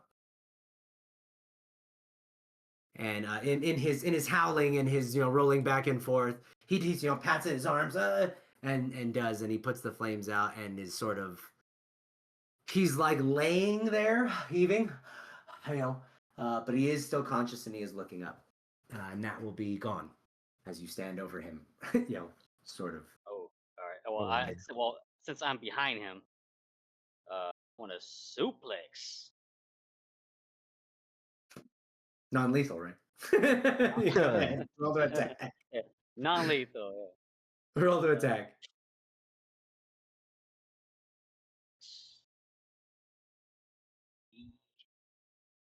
You do also have advantage. That will hit, but go ahead and roll to see if you do crit. Okay, fabulous. So you rolled a hit, and how much damage? So for grappling, is that a D6? Yeah, it'll be your unarmed strike.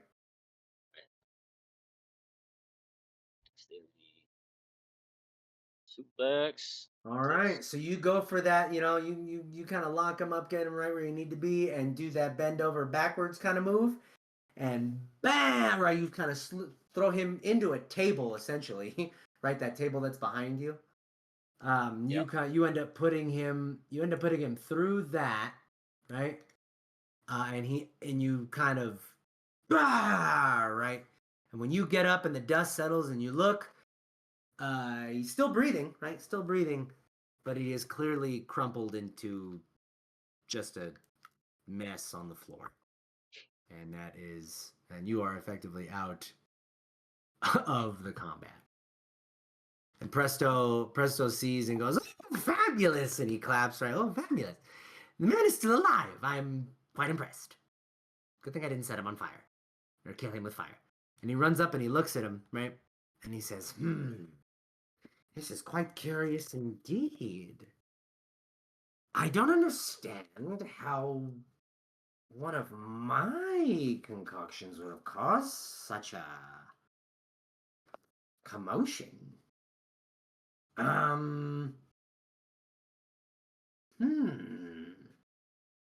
Well, I know I can fix him. I do need to get back to my shop. That's where my notebook is, and in the notebook, I'm sure I can reference the formulae, and I'm sure I can just find a way to get him back to his normal self. I do need to catch up with my compatriot Hold. Would you be willing to continue to stay with me? Would you would you be willing to escort me to my shop?" And it's actually Gon who probably hears it first, but there is a commotion in the town now, right? Clearly, festival goers that were at that festival are now running back here for like solace, right, and shelter, running back to their homes. Give me an insight check, everybody. Insight. Yeah.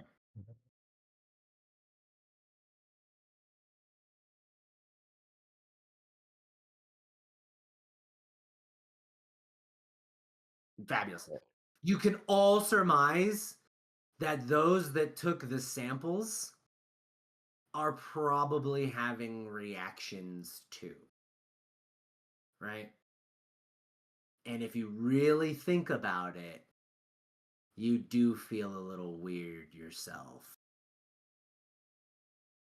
Art. Oh. Yeah. Yeah, it's That's on my only team. me. It's on the team. I said I knew it. Saw this coming. I may not have eyes. But I saw it coming. Hopefully You do find nothing- the whole situation pretty funny, Bilgrim. Oosh. Hopefully nothing bad happens to me. If Was it that you, does, I'll Rick? put you down. Was that you? Yeah. Was that you, Harp? Yeah. Hopefully nothing you bad say- happens. You say hopefully, right? Nothing bad happens to me. And as you Yeah. sort I of took a- I- enunciate that hopefully, there's actually Yeah. fire that spits out of your face. Oh. And it Oh, gouts no. almost like right in front of Bilgrim, right? Not close enough to actually burn him, but there's Yeah. like oh man. A puff of fire. Oh. Right. Well I yell done. at Belgrim's on fire? No. No, Bilgrim's No not one's on on- fire. no but one's on fire. Harp just spoke fire, right? He just breathed spit fire out, out of his spit mouth. out some fire. Do me a favor. Oh, Give but me a okay. DC or give me a DC 10 Wisdom save, Bilgrim. Fabulous. 11. You do find it Barely. funny that he breathes fire, but it's not that funny. Yeah. I see more ironic things in the world, I guess.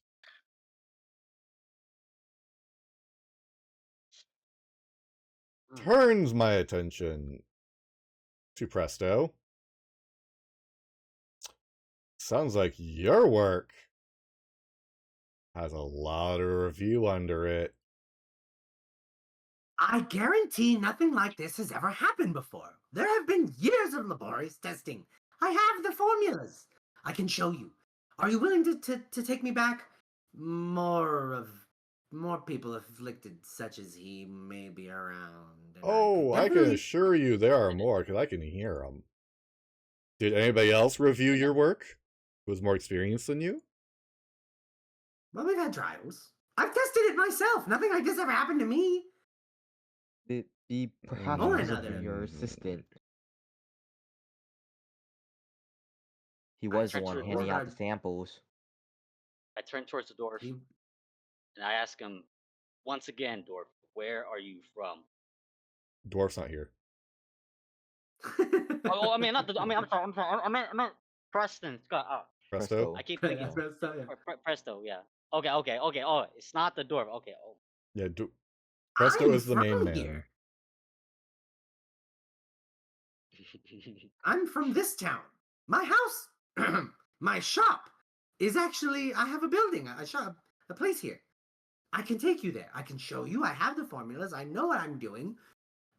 But I could really use your help in getting there just in case others such as he show themselves. I am still willing to pay you. All right.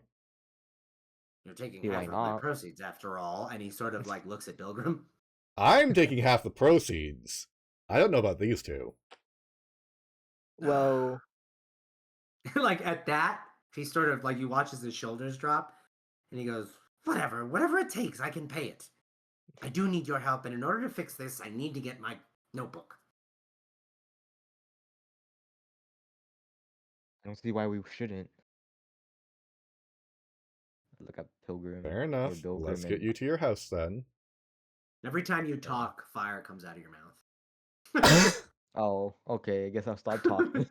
I'm a But mute like, you know, bard every time there's like a huh or a or like a, you know, something that requires you to like really project the air out of your face, right? Like, Oh no. the fire goes. Right. I'm a bard that can't talk or sing. You're a bard that breathes fire. What are you talking about? You're your own pyrotechnics. Yeah. Imagine the stories you could tell now. Exactly. I just can't hurt others by accident. Yeah, it's gotta keep aiming up. Just aim up. Oh. Huh, just look up when you talk to people. Well, no, every time he knows he's gonna say a word that has that motion, he just looks up.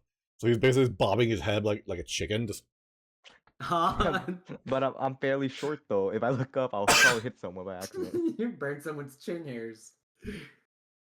Okay. you'd still be able to probably and so you miss guys- if you look straight up rather than down, because then you're hitting the guys- body. You're right. Completely. Are you guys right. willing to escort him? Yeah, I'll consider this Yeah. part of the Fabulous. fee for half of your profits. I won't charge anymore. Okay. I don't know about these two. I'll just try, So- keep on doing the same. So he kind of says, "All right, very well, follow me quickly." And he runs through, right, and he actually sort of knows, he seems to know his way around the town, right? And people are yelling, you can see, they're screaming. There are people in the town that do seem to be affected by his potions, you know what I mean? As you kind of race through these streets and try to avoid interaction, right, engagement with them. But you can see there's a few of them that, right, some people are rolling around on the flesh, on the floor, rolling around on the floor laughing, right? There are other people who, it looks like they're hags running around almost, right? Babies spitting Ew. fire. You know, there's even a werewolf or two, right? Oh Jesus! But they're bald, like the crowns of their head are bald, but the rest of them are covered in fur, and they seem to be running around. Yeah, I mean, there's all kinds. This town, it is wild. It's getting crazy. And all the while, you guys are darting and dashing through it, right? Avoiding contact and discovery. And you do make your way to his house. Now, he called it his shop. As you approach, right? You would approach from this door here, right? As you approach, it's very clearly he was working out of his house. So he has no real shop. It does seem, right, as though his appearance, right, as Presto, the alchemist extraordinaire, he was working on this supply to, put out for consumption, essentially.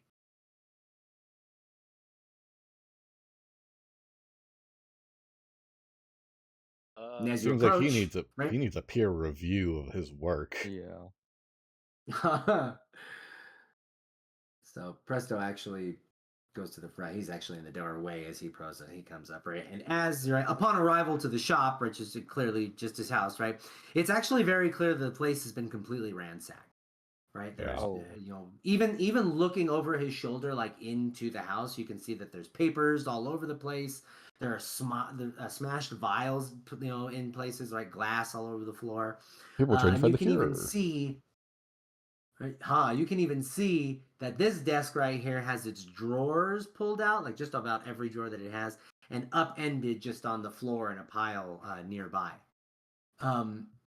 There's a wardrobe. These aren't barrels, right? It's just the back corner, and there's a wardrobe up against this wall that is upended, right? Like it seems to have tipped over, fallen over, and you can see like the contents, right, which are like some really fancy top coats and some over the top hats are they're spilled all over the floor as well. Mm-hmm. And when Presto sees the table, right? Or it's not the table. When Presto sees the wardrobe on the floor, he kind of walks further in and says, "Oh, my journal. It's gone."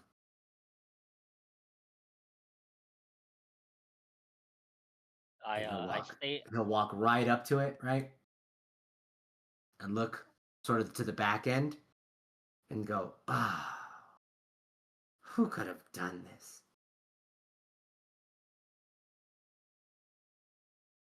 Well, where's your companion? Stay by the door. That door Where's is your assistant. companion? What were you saying, Gon? Go ahead, I'm sorry.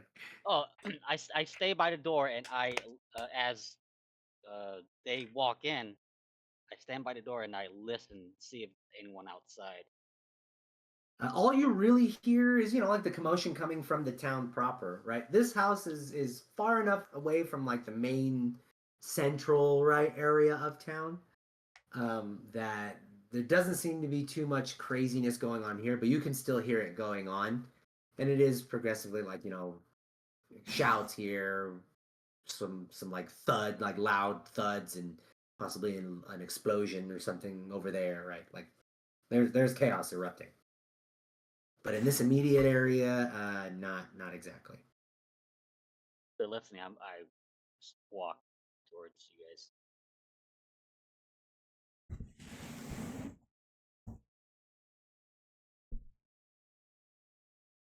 Presto sort of looks around, right? And he seems to be sort of searching, right? He doesn't say anything, but he seems to be searching the area, like looking for any kind of sign of what happened. Clearly, this place has been gone through, but...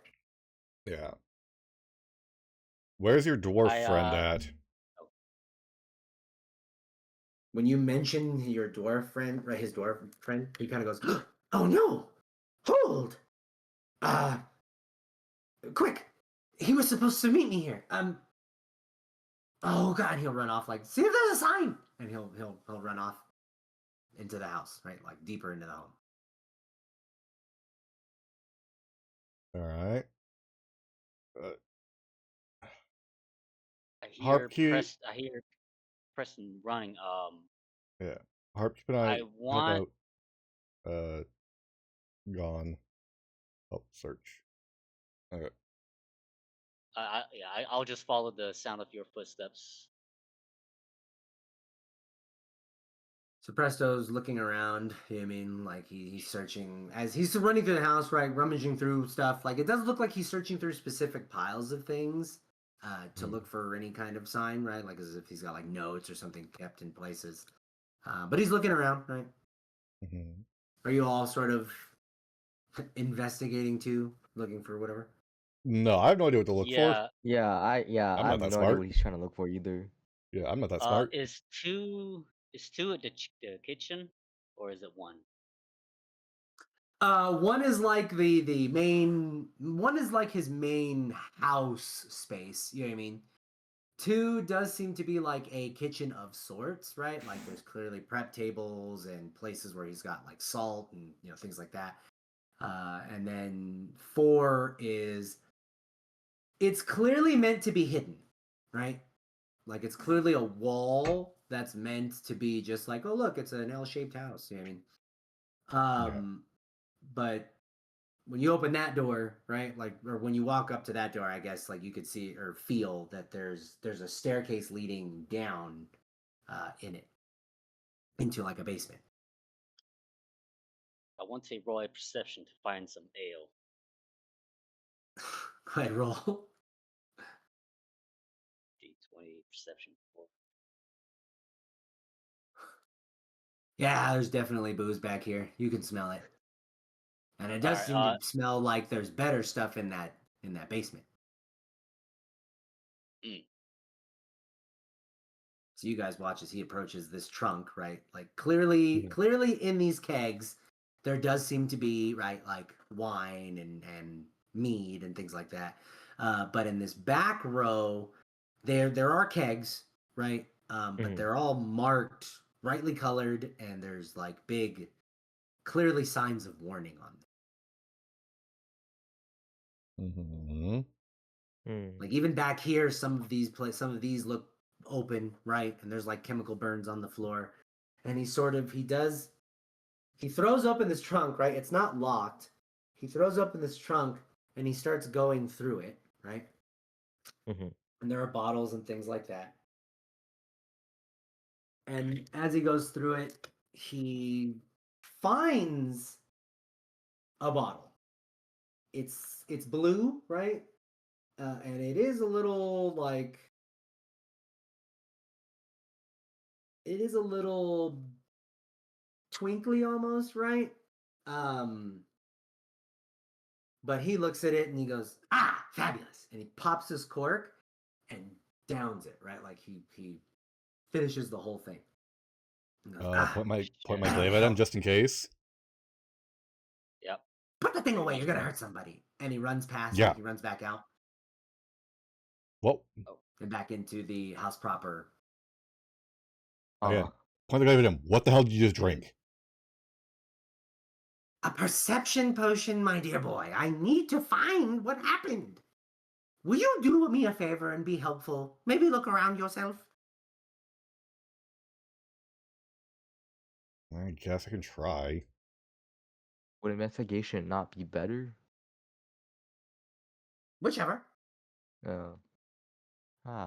See.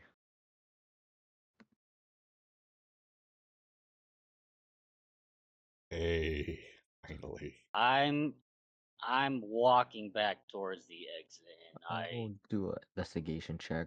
Oh, nice. Okay.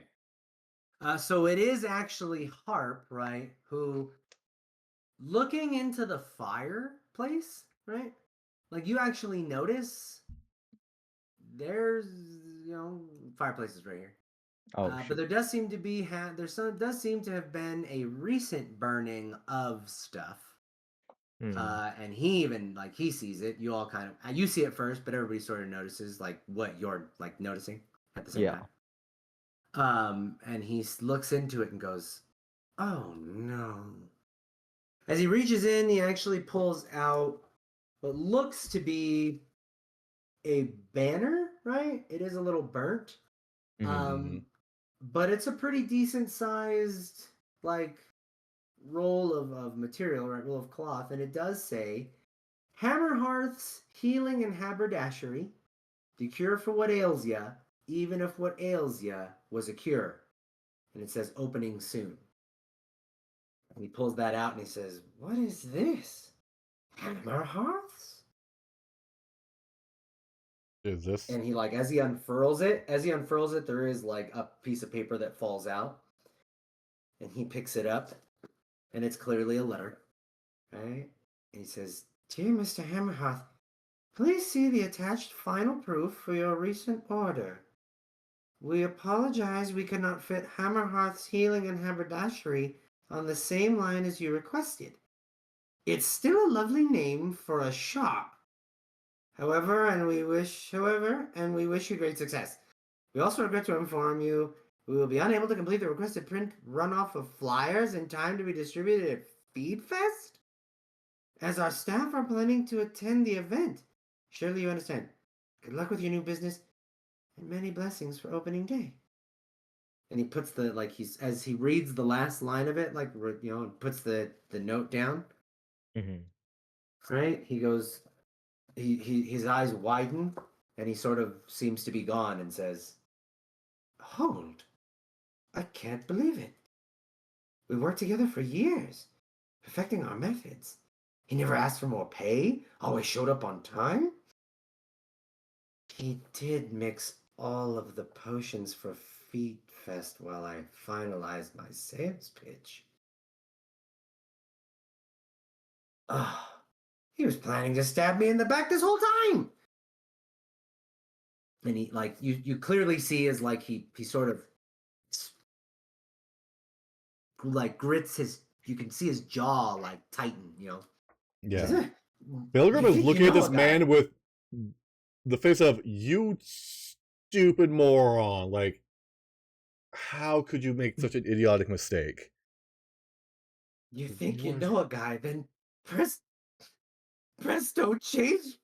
Oh, you have to find him. He has the notebook, and I need that in order to fix all of this. But why would he do any of this?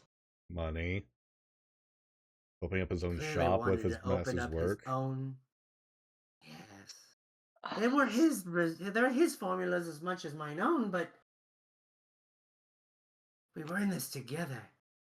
But, well, it does say that there are flyers that were meant to be passed out. Perhaps he's there. Perhaps we can find him there. We can try, but I highly doubt it. If anything, he's probably trying to get away on foot with your book. If he was. Well, are you willing to help me find him? That way we may find the book? Yes. It's the only way. Yeah, of course. I never said I'm not going to help find. I'm just eliminating time consumers. Why go to the flyer people when he has the book, when the smart thing to do is if he has the book, he runs out of town. I mean, I'm sure he still wants to open his shop. Yes, but those flyers aren't cheap, you know. Those are money. Yes. Come. But... And he runs off toward the door. And then I say to my group, perhaps the dwarf, stole it to sell it to the highest bidder. No, the dwarf is out to open up his own shop. He's going to take his master's work to basically kickstart his own business. He doesn't have to do as much work.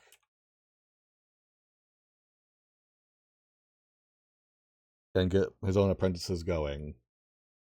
Which is dangerous as all hell. Yeah, there's no way they can know the actual formulas and how to successfully prepare them.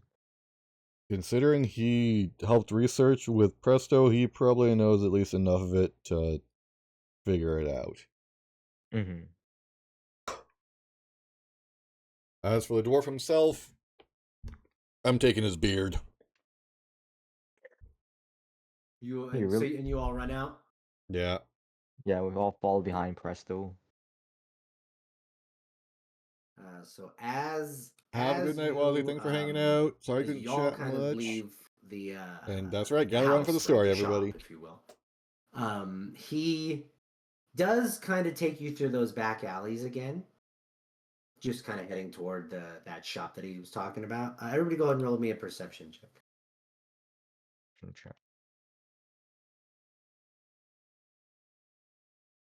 Oh, Oh my friggin' Manjaro. Jesus Okay. Christ, Nugget. For So, a blind man, as you you're guys are- fucking good. Blind man notices fuck? everything. So as you guys are running through, He's got bat vision. Running through these alleyways, right? Gon actually hears a completely separate set of footprints also running, and there's this loud as some kind of grate clearly comes free from whatever it was housed. Like a sewer grate. sewer grate. Guys, here's something. All right. And Lead the you way. kind of point out the direction where you heard it, and everybody looks, and down that alleyway, right? There is an alleyway that you were pointing to, and you don't even see it, but down that alleyway you actually see Hold Hammerhearth holding this grate over his head as he tosses it to the side and jumps down into the sewer. Do we follow him? I immediately follow after him. I will Alright. fucking swan Let's do dive this. into that thing. Cannonball. So when you Yes, jump Trevor. down, right? When you jump down, you're not trying to be quiet, and you land, No. and there's like this audible, and you can hear a as there are feet running off. I immediately turn and look in the direction I hear the feet looking with my 60 feet of dark vision. And there is a shadow like being cast against the wall of this tunnel, like this sewer line. And there's clearly somebody running down this hallway. I will immediately pursue, and I'm gonna let those guys catch up to me. As I'm pursuing, I am pulling out the halberd, or pulling out the glaive. Fabulous. Stop running now, and you will be in a lot less pain. As you run, give me the marching order. So clearly it's first Bilgrim, who'd be right behind him. I was gonna say stop. There might be traps up ahead. You have to be careful. He's already torn off. Oh shit. He's jumped into it. Even if I fall behind, how dark is it inside the sewers?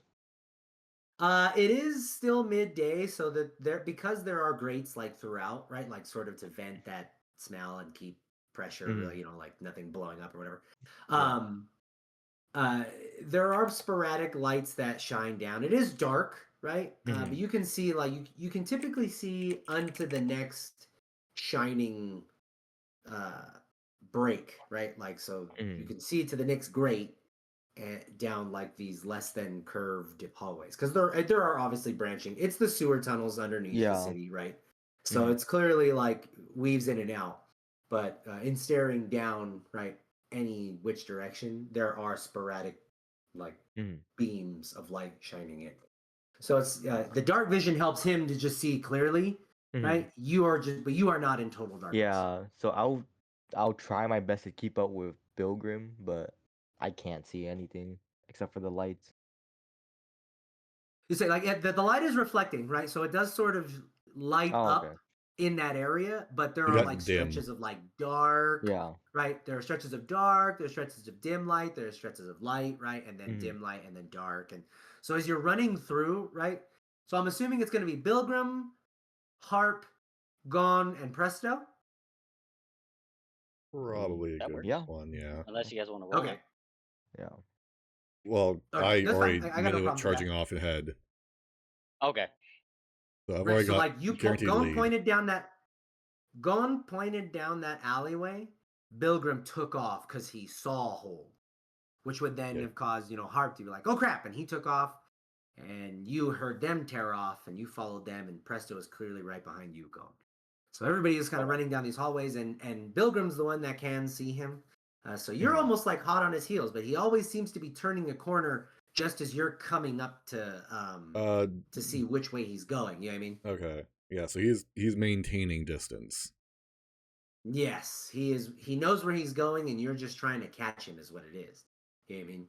And he does seem to be actively trying to lose your tail. But as you get, like, as you chase him down, right, it does get to a point where you make this one turn, and he goes into, like, you watch as he's on the other side of this door, right, at the end of this one tunnel, and your eyes meet only briefly before he slams that door shut. For that, well, how far away is it when we lock eyes? You're probably a solid 60 feet away. Okay. Like, you can still, like, you can see him, and yeah. you can see him clear enough that he's actively walking into some kind of room, right? Yeah. But it's just enough to see him in that doorway, and just over him, there does seem to be, like, barrels and stuff in that area. Yeah. But he just sort of slams that door shut. Okay. I believe I am going to walk to the door and I knock to see if I can hear any kind of mechanism. Well, this is still during that time of me seeing him. Can I attempt to throw a hand axe to act as a door jam to that door? Yeah. So you guys actively are standing before this door here, right?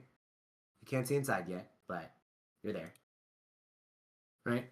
And as he goes to shut the door, right, you go ahead and throw the hand axe to see if you can. What happened? If you can actually clear it. Every time you guys step in, nice. So he goes to throw that door, and you actually wedge it. So the door is shut, but he could not lock it. And you sort of see as, like, he kind of goes as the door shakes, but then he runs off. Yeah, so the moment I hear that solid thud of the wood and the axe meeting, I'm immediately hauling ass again to get to the door. Okay. Like, I'm hunting him down. All right. And you approach the door. Do you go to run through? Yeah, I'll shoulder check my way through. You run to that door. You bust it open. And I need you to roll me a Dex saving throw.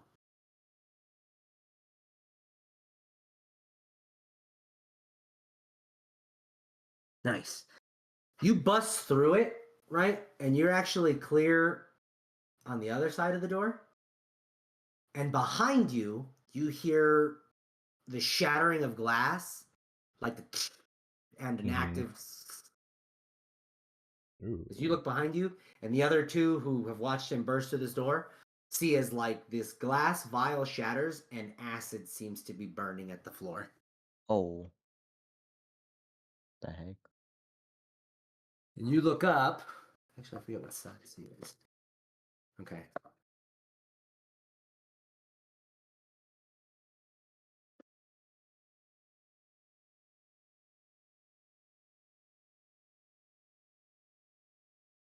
Ooh, I don't want it. I want you to open it. Oh crap! Whatever. Be that way. Nope. You look up just in time to actually see Hold duck behind these barrels over here. Is he making a movement or is he just ducking? Like, is he going straight down or is he making movement in this direction? From what I saw. You watch as he does sort of dip underneath that, right? Okay. That's weird. How did it make you the host? It didn't. What's the matter? Are you talking about for the arrow? It made Rice the host. Yeah, no, it made Rice the host on the music that I got playing here. It was weird. Oh shoot. Oh. Let me lead the activity. Okay. You go ahead and rejoin. If you want to hear the music, yeah. Yeah. Yeah. So you notice, right? You see him. Like it's clear. He's clearly boxed in. Like there's no other way out of here. There's a desk. There's like it's like his own little alchemical lab. You know what I mean? That he's been working on. Yeah. Yeah. It's his workshop. Right.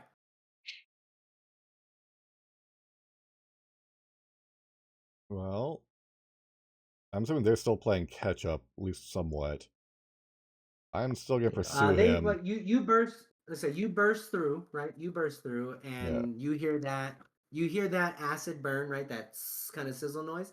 And when you Yeah. look back, they are approaching the door. Okay. Well, I'll move to here. All right. That's as far as I could make you it. approach the barrels, right? As you approach the barrels, and you can actually see him, Mm-hmm. he is also doubled over. And he begins to grow. Oh. Damn. He becomes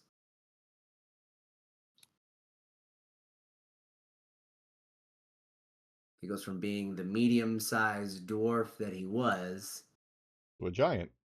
that is way too big.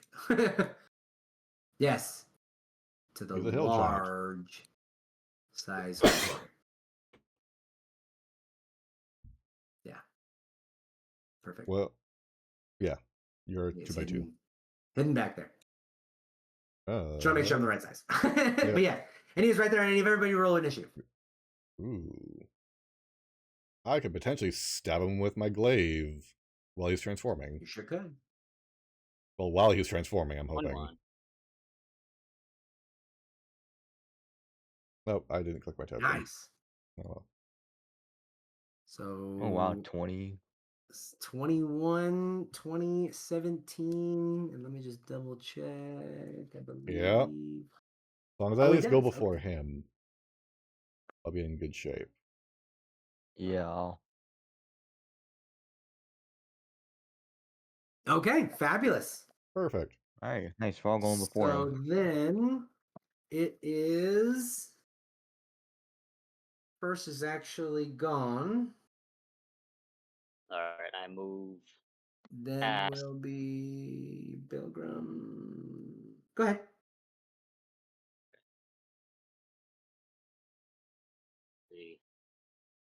That's Gone, him. Bilgrim. A second. Yep, Harp and then him. How? Presto better catch up. How high are the barrels? Is it up to the ceiling? No. They're like probably chest height. You know what I mean? Okay. They're high enough that they could provide like cover, right? If you duck down. He stands. He clears that, right? Like they're waist height for him. Mm. I need my turn. You're only gonna move Right that up much there, movement? and that's it. Let's say you have more movement. You have more movement than that. At 30. But... You can do a dash action, you which can will dash get if you you. want.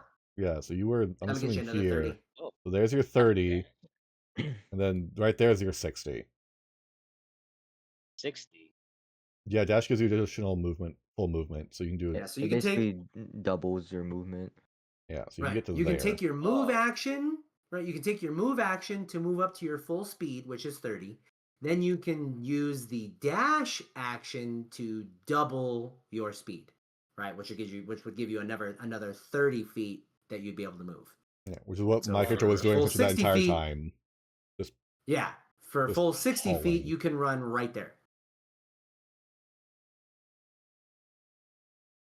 You want to go there? Yep, that works. right here. Right. Fabulous. Okay. So you run in and then sort of run up to, so you've got some cover. Well, you don't really have cover behind those barrels, but you do have those two rows right between you and him. And then top of the initiative, anything else you want to do? Free action, right? Anything you want to say or free bonus action you want to do or? Yeah.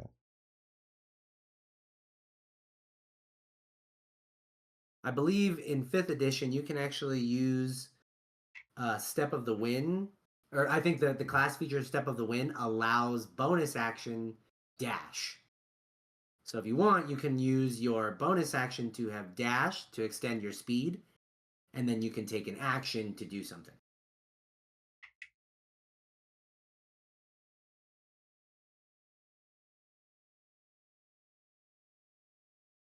Me or Yeah, you. oh, Like if you want, you can use your action to essentially long jump if you want to clear those barrels. You want ran to do 60 feet. Yeah, I want. Does he? Did he saw me? He's literally just stood up. The closest one to him is Bilgrim, so he probably really only notices him. Okay, I crouch down and hide behind or stay behind these barrels. So give me a stealth check. You can use your action to do the stealth check. Is that a D20? D20 plus Dex plus proficiency if you have proficiency. I want to say his character doesn't, but let me double check real quick. Ooh, 21's not bad though. Stealth. Yeah, it'd be the D20 plus 3. Perfect. Yep. All right, 21. Nice. All right, you feel pretty well hidden. You know what I mean? You know, you're ducked down. You're crouched, right? You look less than imposing. And that'll be your turn. Gone. Yep, that's it. Gone. Catch his hands. Then that'll be Bilgrim. My turn. Mm-hmm. So Well, we always know what a barbarian does. And you know what they do. Go for it. So you rage out. Get mad. Yeah. Or you're holding that glaive and you just straight up go, ah! You know. And you come right at him with it. What do you do? Yes. All right. Well, let's swing. Motherfucker. All right. Ooh. Do you get advantage? Only on strength checks and saving throws. Only on the strength checks. Okay, yeah. But go and ahead. saving throws, and that is it. I don't think he did. Oh no, he didn't. Okay, go ahead. Anything else? Bonus or you did your bonus action? Did your anything you want? Any free action, right? Interaction? Anything you want to say or? Not at the moment because I'm in a rage, so I can't exactly say anything in a clear manner. Do you want to move? I will move 5, 10. I'll move there in hopes that this will give one of the other people enough space to slip through if they need to. Okay. Then that after Bilgrim is gonna be Harp. Rough.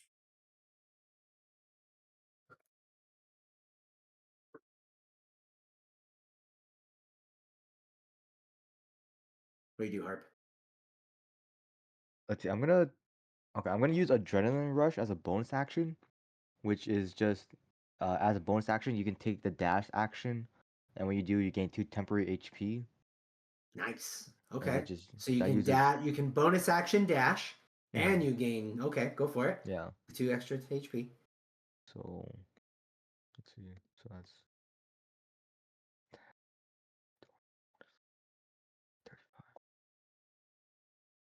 35, 60. All right, that's 60 movement. Okay. And then can't do anything because I don't have vision of him. So no, you can see him on the other side of. Like I said, these barrels are probably about chest height to you, right? Like how tall they're stacked like that. They're probably about chest height, but they're only waist height to him, so you can see him standing over those barrels. Oh, okay. Then let's see. Sign nothing. All right, I'm gonna cast Vicious Mockery on him. Go for it. Let's see. So that's a DC save of Wisdom 12 for him. Okay. Let's see. Let me. I think it's. Oh, he does. Okay. Ooh. It says 10, but it should be. Ooh, 5. All right. So he awesome. does not make his save. So let's see, damage. It's gonna be 1d6 psychic. 2. I'm willing to call that first one. We can do that. Oh, okay. You did 6. All right, awesome. All right, 6 damage. Just because you did sort of roll that. It was a little out of order, but that was a vicious mockery. So you did your bonus action. That was your action. Any interaction, anything you want to say, right? Free action, something like that. Yeah, that's all I'll do for this turn. Okay. Nice. So he does. It's a vicious mockery. So he does hear you, right? And then kind of gets hurt. And he throws a barrel at you. Oh man, he does have disadvantage. Fabulous. Even better.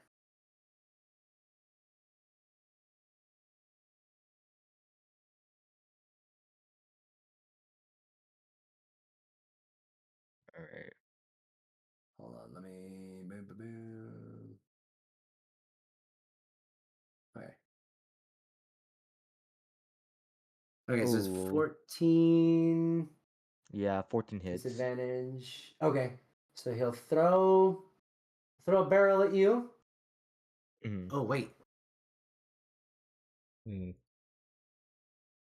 5. How far are you? 5, 10, 15, 20, 25. Ooh, okay. There you go.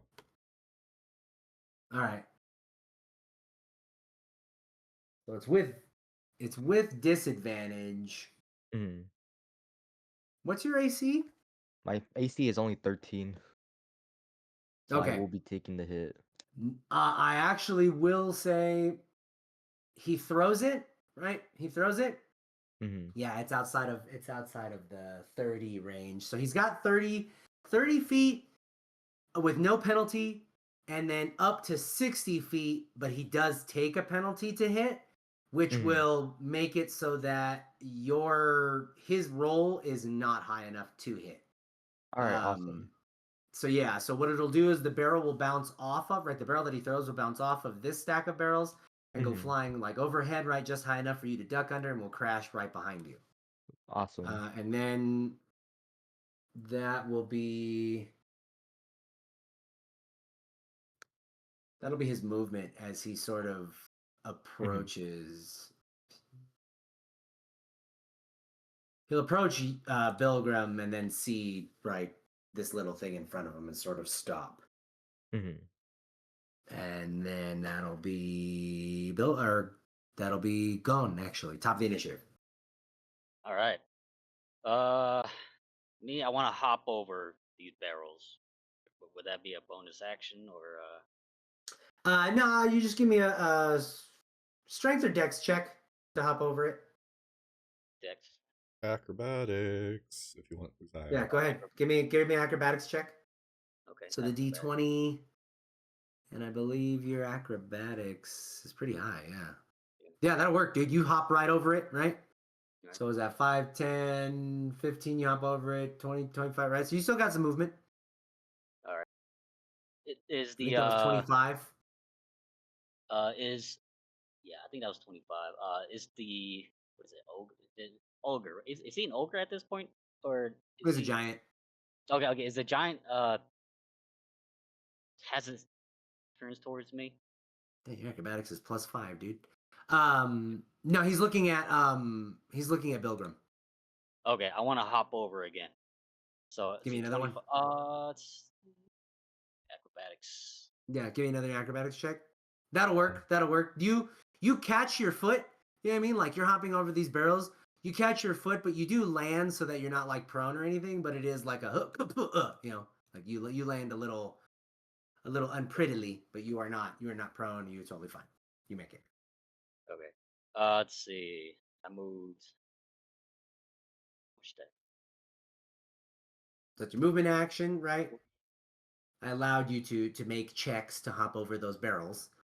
But if you want, you do still have your action, your bonus action. Yeah.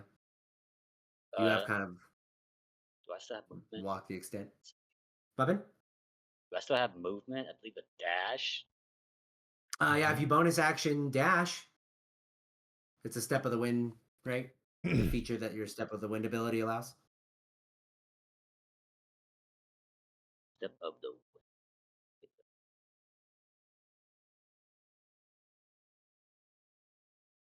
Okay, well, but yeah, I guess dash. I want to dash behind him. Yeah, dash right behind him. And I'm still in sneak, right? Or was that already? Yeah, you still have your stealth check, right? You still have that Okay. roll. So All yeah, right, you're good. and okay, I'm gonna. I want to hit his arm or whichever weapon he's holding.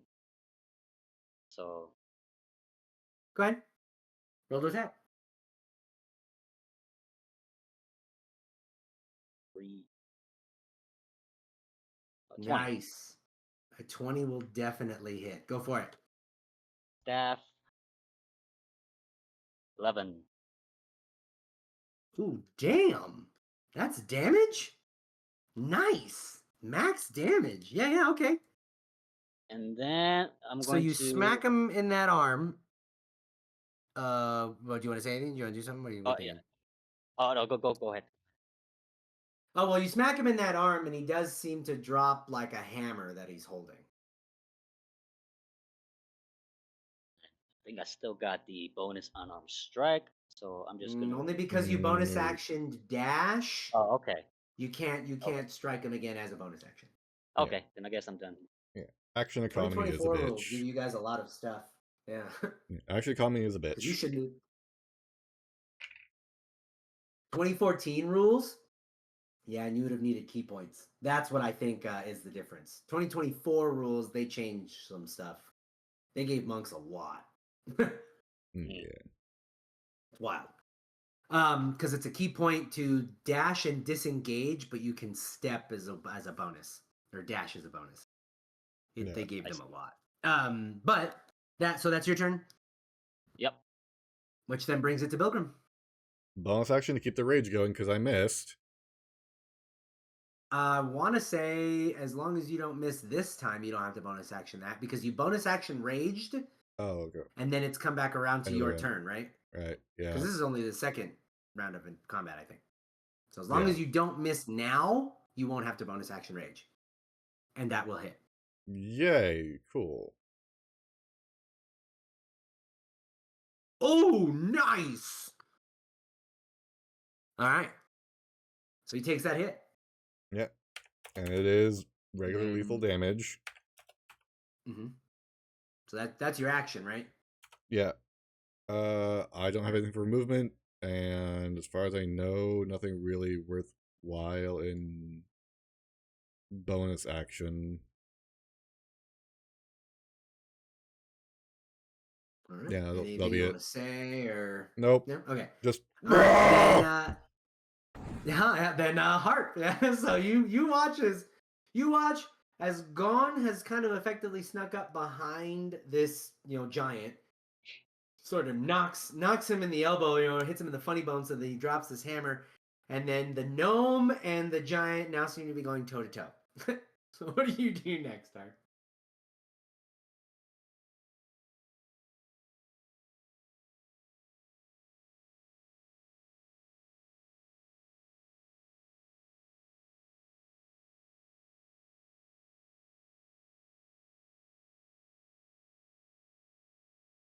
Is Vicious Hart mockery muted? again.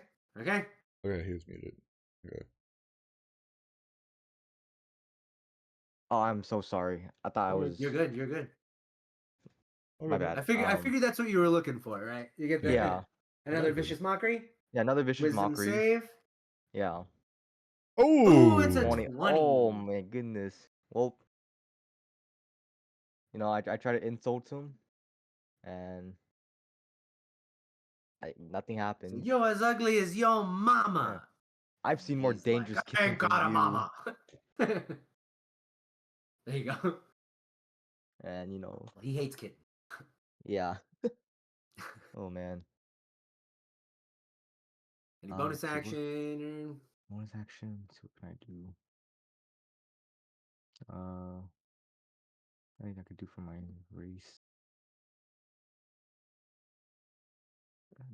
No, that's all I have.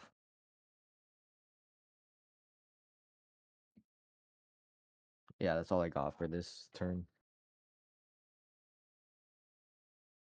Not a problem. Yeah, level 1s don't get a lot of fun stuff, unfortunately. At level 3 and 5, we Yeah. do. That's when the fun stuff really kicks off. Presto actually finally catches up. Oh man. And he'll 5, 10, 10, 20, and he'll walk into this, right? And go, oh my gosh! What's his dex? Okay. Fabulous. Fabulous Somebody else Bill. rolled an 18 for initiative or no? No, I don't think so. No, but he goes just ahead of. We got 17, a Yeah, he goes just ahead of 21, and me. a 20. All right.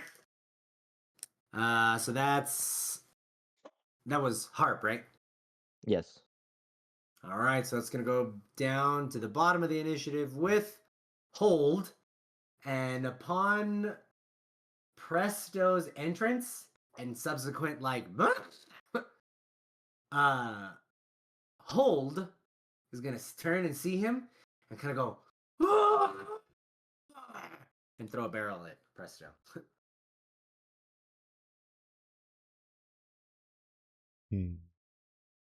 Yes.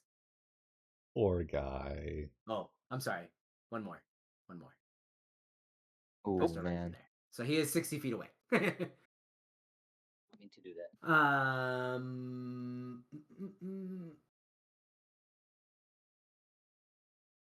Okay.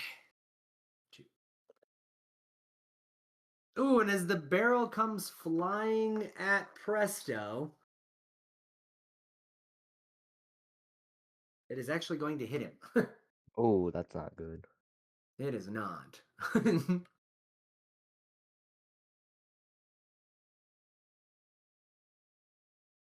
it.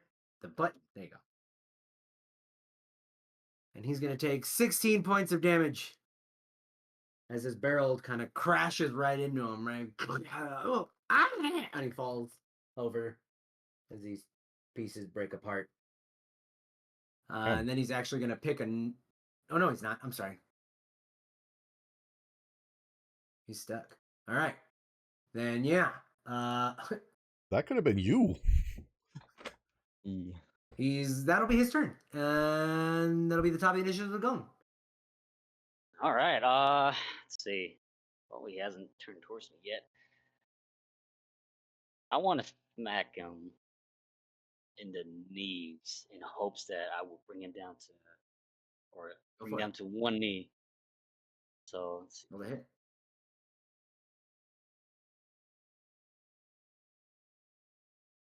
So you go for the strike, right? You go for the strike, and you do hit him, but he seems to not it lands, but it doesn't knock his leg out. It actually really doesn't even seem to phase him at all, right? Like as the blow strikes, you feel like this solid thud and no give, no flinch, no nothing.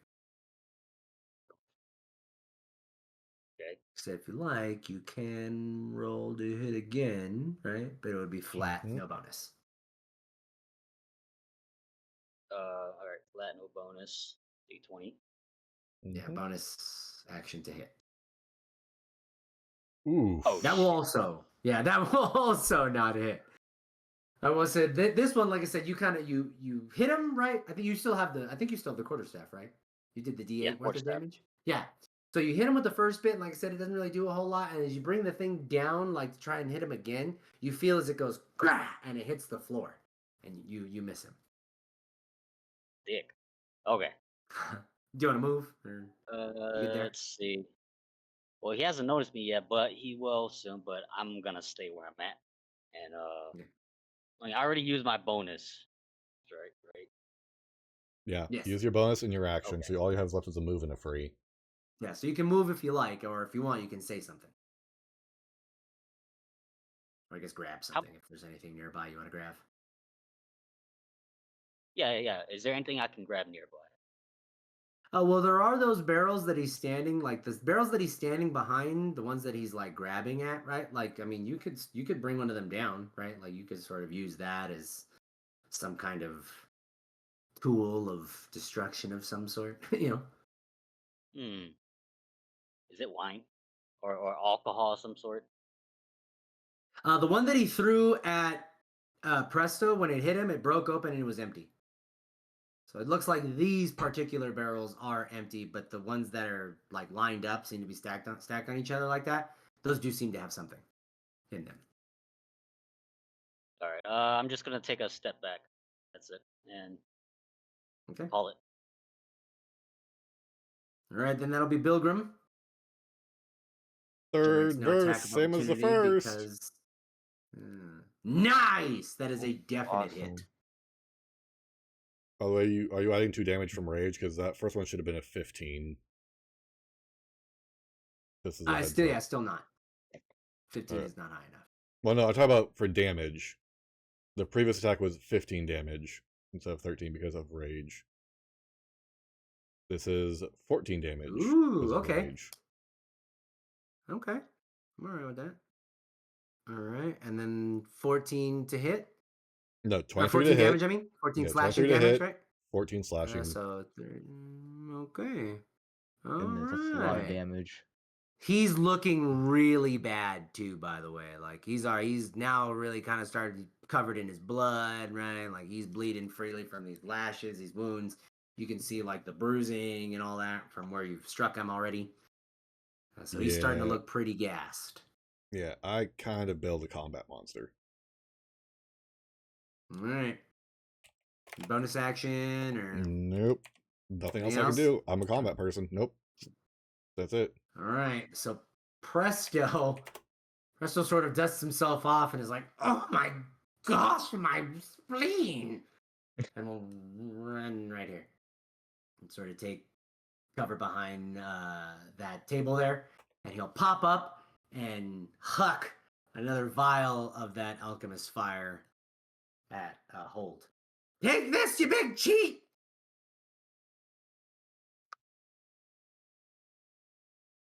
Yeah, +3. Sure. Oh, so he'll throw the vial. It'll arc, right? And the bottle, that little glass vial, right? The bottle that he threw will smash sort of right at his feet and gout and flame, but it doesn't actually catch him or anything else nearby on fire. And he ducks back down. And that'll be Harp. Oh man, 16 doesn't hit him? Okay. I'm gonna spend an You got action really close. Alright, I'm gonna spend an Really gotcha. action to pull out my 2 daggers from my inventory. That is actually a free action. You can draw your weapons as a free action. Alright. Alright, I'll draw my daggers from my pockets. Or not pockets, but like sheaths. Yeah, the sheaths. And I'll walk up closer and then I'll try to stab him with 1 dagger as an action. Good, roll the hit. Hold on, I gotta turn off talk to self. Yeah. It's a useful little function. Yeah. With your Ooh. 20 to hit. Nice. Yeah. That is a hit. Go for it. Alright, awesome. 4 piercing damage. Nice. Okay. And then I'll use my bonus action to attack with my other dagger. Right. So same thing. That will be a flat. Can bards 18. do that? No, it'll be 14 I because think... you're 2 and 2. And bards? Oh shoot. Do you have dual weapon fighting? I thought it was possible for you to still use it as at level 1 without it. If not, Usually it's it's fine. something granted. I know that monks get that as like a class feature. I believe there's like a fighting style. I don't know if that's on bards. But It'd if be you under have your the fighting style school. dual weapon fighting, It'd be under a Okay. school or a style. Okay, yeah, so we haven't because really learned you can Alright. attack. There is a penalty. Like I'll allow that. That's like a No. there's like Yeah, some it's 3.5-ish that I can rework for that. yeah, no, it's fine. What is it, like yeah, a it's minus alright. 10? I think for an offhanded Yeah, it's a second bad strike. penalty. It's Yeah, nasty. it's a bad penalty. Yeah. So you can Yeah. try, but it is a big deficit if you don't have the dual weapon fighting. Yeah, no, Yeah. it's fine then. Yeah, since I Okay, technically so the don't first have one, it. Yeah. so the first one does hit, and that is your attack action. But you do still have a bonus action if there's anything that you can do as the bonus. Let's see. Or an interaction, right, if you want. Let's see. Anything you want to like grab or Yeah, do. no, that's all I can do for this turn. Don't be Actually, afraid to use the wait. environment. Yeah, no, that's all I can do for this turn. Okay. Then that from Harp will be hold. He's actually really upset at the gnome. I am not He's surprised. gonna roll. He's gonna roll to grapple. Oh, you son of a bitch. Oh man. I will contest with athletics. Alright. Which is 1d20 plus 6, and he gets advantage.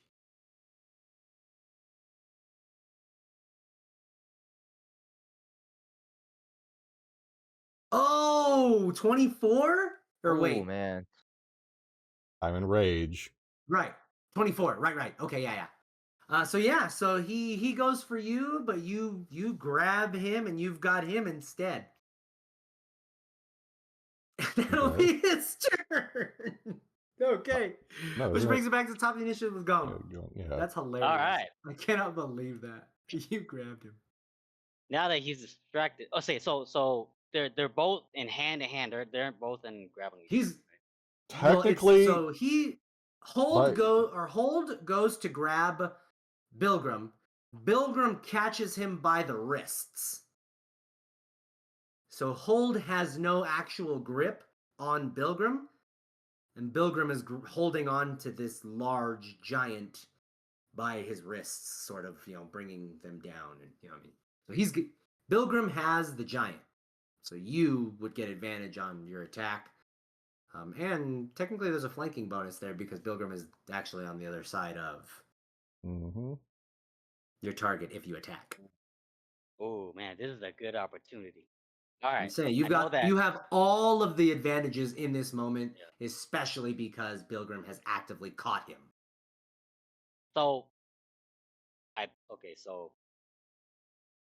took a step back, okay, and I charge in with my pole, right, and I'm pointing it You monster! straight into his blowhole. So go for let's it. see here. 1,000 years of pain. You're terrible. Yeah. Roll with advantage. Oh man. 1,000 years of death. Do it. Oh 22. damn. That is a hit. Oh man. Go ahead, roll your damage. 8, 3, 9. And just a heads up, Nugget, you should be doing your proficiency plus your dexterity modifier, so you should probably be hitting on a +5 at the bare minimum if you have a 3 or 2. So don't forget, keep adding. Luckily, your rolls have been pretty good and have been close enough that it does, like, Yeah, they've been wild. amazing. So because you charged, I will say.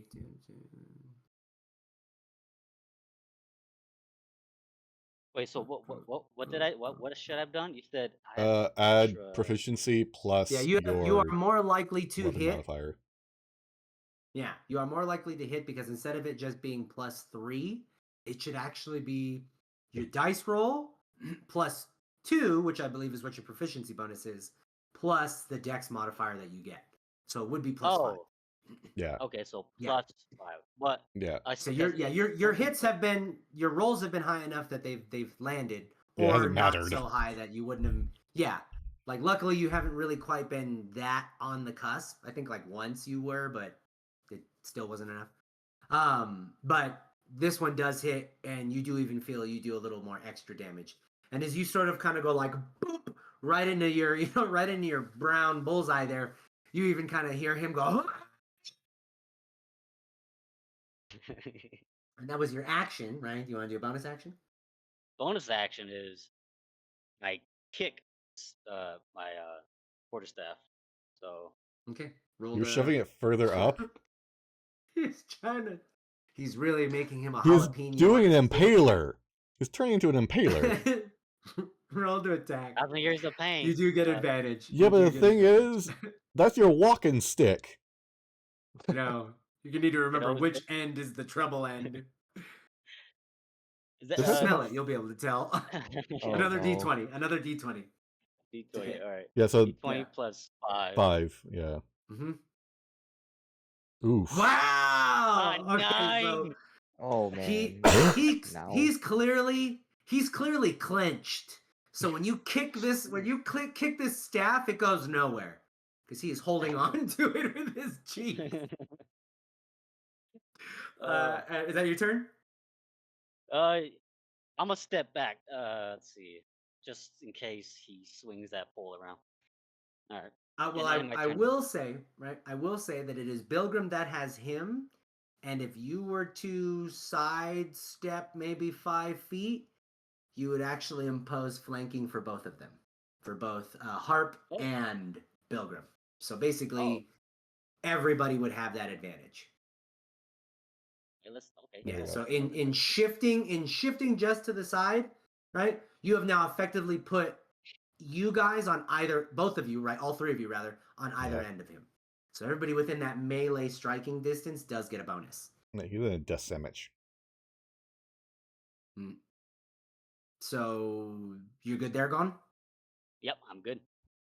All right, then it's Bilgrim. You actively have this giant in your grasp. What are you I'm looking gonna to do? impale his hand into the ground using my glaive. Oh my gosh. Okay. That is Go ahead and brutal. roll. Roll. Give me an opposed strength check first. Well, considering I did athletics originally, mind if I do athletics again? Yeah, go ahead. Yeah. You got advantage too, by the way. 25. Nat 20. Oh my god. Oh Whatever, man. yeah. It goes nowhere, and that 16 lands. Like, yep. It goes nowhere and you land. So you have him, right? Yep. You do this crazy move. You do this crazy move where you almost like push one shoulder back, right? Right with his wrist, you push one arm back and while you're yanking the other one forward, and it totally like throws his balance off enough to actually get him to drop down and put his hand on the floor to where you'll in that moment, right? You kind of whip that glaive around and go bah, and you stab him right in the hand. Cool. And it's enough to actually go in, dig into the floor. Cool. I'm gonna savage Then attack roll with your, that because that's too low of a roll. Oh gosh. Oh gosh. Really?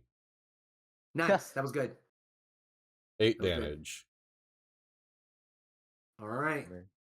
It does, like I said, it does a pretty I mean, that was a natural 20 on the attack. So what I will. No, what that's I totally on the will say- athletics. The attack is a 16. Oh, that's right. You're right.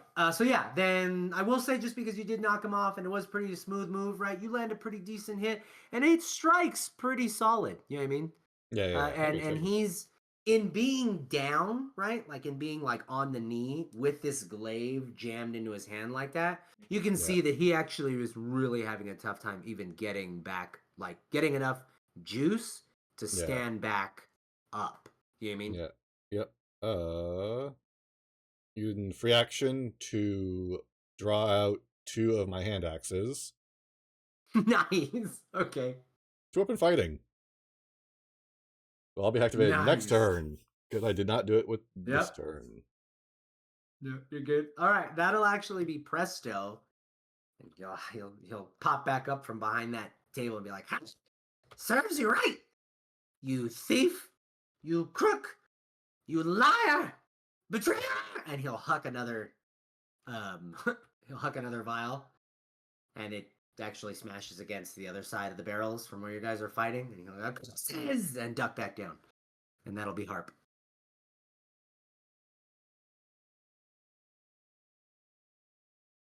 All right, let's see. All right, I'll just go with, I'll just I'll just try to stab him again with my dagger.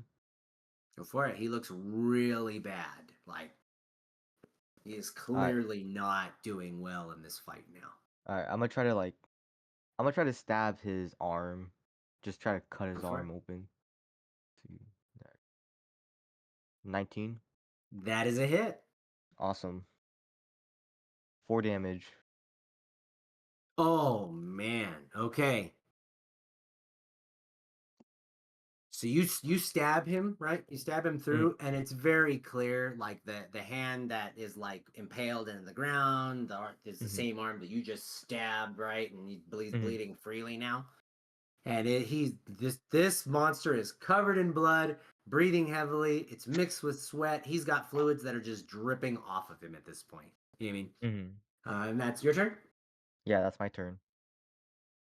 The most that he's gonna do is he's actually gonna reach up and smack at those barrels to try and just smash one of them into you. All right.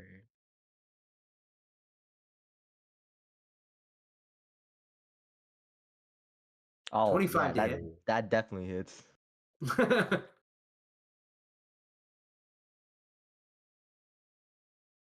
to be 14 points of bludgeoning damage as he just kind of smashes this barrel across essentially the side of your face. Right? All right. Well, that's gonna bring me that down. right side of your body. Yeah, that's gonna bring me down. But I'm gonna use relentless endurance, or once per longest when you're reduced to 0 HP but not killed outright, you can drop to 1 HP instead. Nice. How much HP did you have before the hit? I only had 11, 9. Okay, 9, perfect. 9, yeah, 9 Perfect. HP plus 2 temporary. You're good. Perfect. So it's it smashes you, and you relentless endurance just kind of take it and look up at him like It's barely living. Yeah, no doubt. All right, then that'll bring it to the top of the initiative with Gon. Gon, he looks absolutely terrible. He can't even stand upright. He had to reach over and with basically as much strength as he could muster, push this barrel so that it landed on top of Harp. What do you do? I jump onto these barrels. Oh no, you hit him though. Oh, go ahead. Yeah. I jump onto these barrels.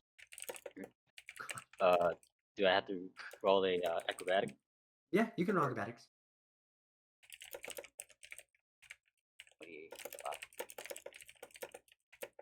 Okay, so you jump up onto the barrels, and the barrels sort of tobble, right? Like it wobble under your feet, but you do kind of catch it and land it, right? So you have your balance.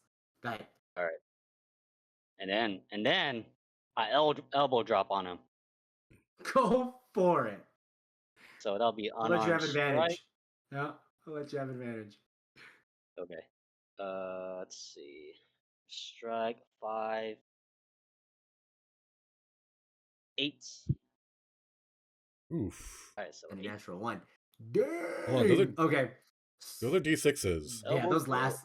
Hold on, those are D6s. Those are not attack rolls. Yeah, roll your D20. Yo, roll to Roll attack. your D20. Yeah, you're doing attack. Yeah. This was so your first D20 was roll to to get hit. you mounted. You need to roll to attack. Yeah, you're good. Like, wait a minute. Okay, so one more. With advantage. So one more time. Okay. Okay, yeah, fair enough. So you go for the elbow drop, right? But you land on him, but you don't land on like the elbow. You know what I mean? So you don't really like drive any point home, but you do kind of land on top of him and sort of like collapse on him. You know. Okay. So if you're on a bonus action to hit, you don't do that. You know. Yeah. I'm just gonna. Okay. So you land on top of him. Right? He's sweaty and gross, right? You kind of mix up in his blood. So if you want to roll, you can roll a d20 to hit, just the flat, no bonus. And I'm on his back, so I want to smack him in. So Go for it. No bonus. I mean a d20 for it. Yeah, one d20, just a flat d20. See if you hit. Oh shit, 2. Okay. So you actually slide off him, right? Like you kind of reposition to hit him. But he's all sweaty and covered in blood, and it's just a big mess, right? Like you're covered in it now too, and you slip and slide off him so that you land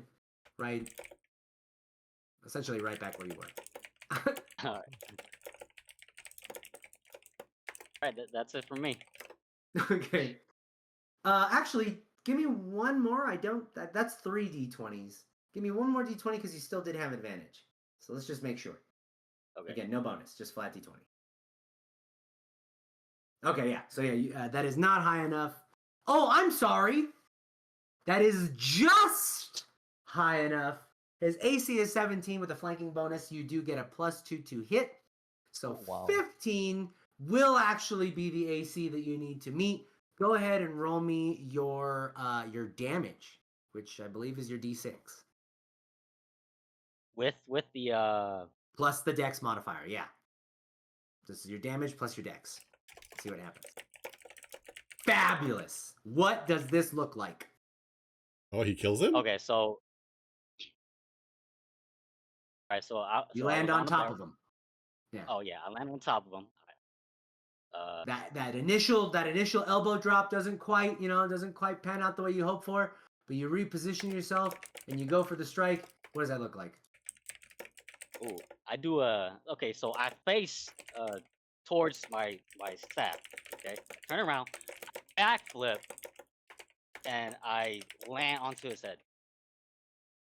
Nice. So as you bring, what are you bringing down? You're bringing down another elbow, your knee. What point of Yeah. view is connecting? How are you Yeah, doing it? and yeah, so I Yeah. backflip, Right. I How are land you on my doing elbow this? onto his head, and so his head connects to the ground, and yeah. You hear, like when you bring that elbow down, right? When you bring that elbow down, you can hear and feel the crack as it lands, like right at the base of his skull, right where the skull and the spine connect. You feel like that as you bring it down, and as he comes down and his face basically lands into the floor, it's another kind of sickening like crunch noise as his nose is the thing that his crunches in this time, and he collapses into this heap on the floor, and you have effectively defeated a giant. Nicely done. I put my hands together and then I Yeah. bow. Fabulous. All right. In the aftermath, right? So you just kind of clap. In the aftermath of all this death and destruction, right? Presto steps out. He looks at his friend, right? Well, his former friend, now enemy, right? And as you stand amidst this rubble, right, this acrid chemical smell is just, it's bombarding your nostrils. It's like the adrenaline dies down and you realize this room is just filled with all kinds of like reagents and things like that, right? It's a mad alchemist laboratory. Mm-hmm. And he steps up, walks out, and he looks at Bilgrim, right? He says, I do thank you for your help. And he looks over at the rest of you and he says, I am sorry that it did have to come to this. But know that the work that you did here will help reclaim the lives that have been turned upside down by the sabotage of my products. So your efforts are greatly appreciated. Let me find my notebook, but I will meet you back at my house at my shop. And he sort of starts rummaging through, right, looking for, and he finds his notebook.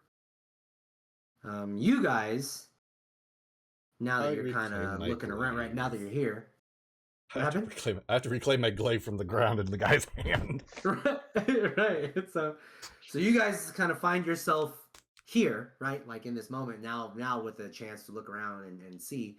You actually see there's coin like scattered all over that table, right? There's a lot of gold coins scattered all over that table. You see there's a bunch of potions, right? At least 3 different colors.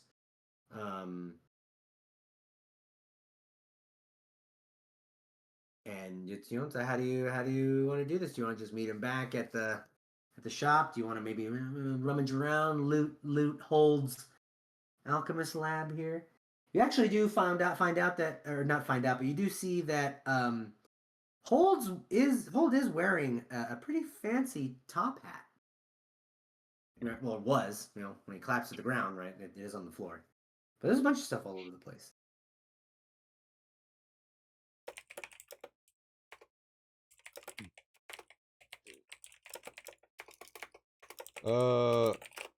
I will stay and hang out and let them loot should they desire so. And if Gon needs help looting, I will assist with that because can't see. Yeah, I'll probably start heading back with Presto. I'm going to go down here and check every barrel to see if it's are these barrel consumable? In smelling the immediate area, I guess, you can tell that this place was not exactly for fun. It was definitely his workshop, so none of these barrels seem to have any actual ale in them or any kind of alcohol in them. But the table does have, the table up there does have some, right, tankards of what could possibly be booze. Okay. But probably very old. I've- Old booze. Older the better. Not in this fashion. Aged like fine wine. But it's mead. Ew. No. Oh. Okay. Do you guys want? Do you want to look around? Anybody want to do like an investigation or anything like that? I want to see what is this wall here? That's just it's a wall of like bottles, right? So there are some that are holding like vials. There are some that like there's a stand filled with vials, right? Some of them have stuff in it. There's like a whole top shelf just covered in like jars, right? Like big jars. Some of them look to have like weird specimens in them, but others do seem like they're for like reagents for mixing, right? A lot of volatile stuff is what you can at the very least imagine from the smell. You know what I mean? I said, hey guys, I sense I think there's something in this corner over here. What do you mean? I don't know, it feels like a chest. I use my feet to kick it, or at least to touch it. So as he Go there kicks and look open at it. that chest, right? So as that chest does come open, you see that this chest is actually stuffed full of gold pieces. There's effectively 800 gold pieces worth of coin in this chest. I say, oh, I can hear You're the fine. clinkiness of it. Yeah, I can use Goodness. this to buy myself another staff. Yeah, you probably would want that. But I'm willing to share. Yeah. So you guys can split 800 gold 3 ways. Have whatever amount you want to do. We split 3 ways, or yeah. Yeah. Don't know how we'll do that, but we'll find a way. Then again, I'm blind, so I'll leave it to you two. So So Presto actually finds his his notebook, and then sees like among on the table, right, there's like a bunch of vials and bottles and stuff like that, and he'll kind of see and go, oh, fabulous.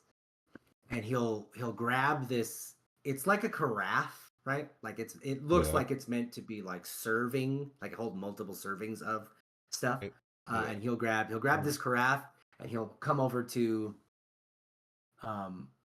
Bilgrim, right? Mm-hmm. And he'll say, if you are still feeling any of the effects, do drink this.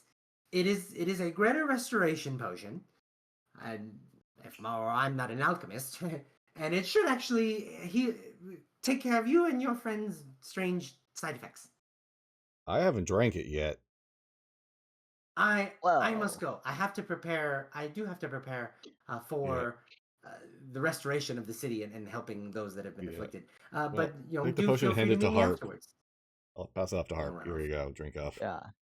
I still, Uh, and the fire still coming out of my mouth. I did Right. have a little bit earlier.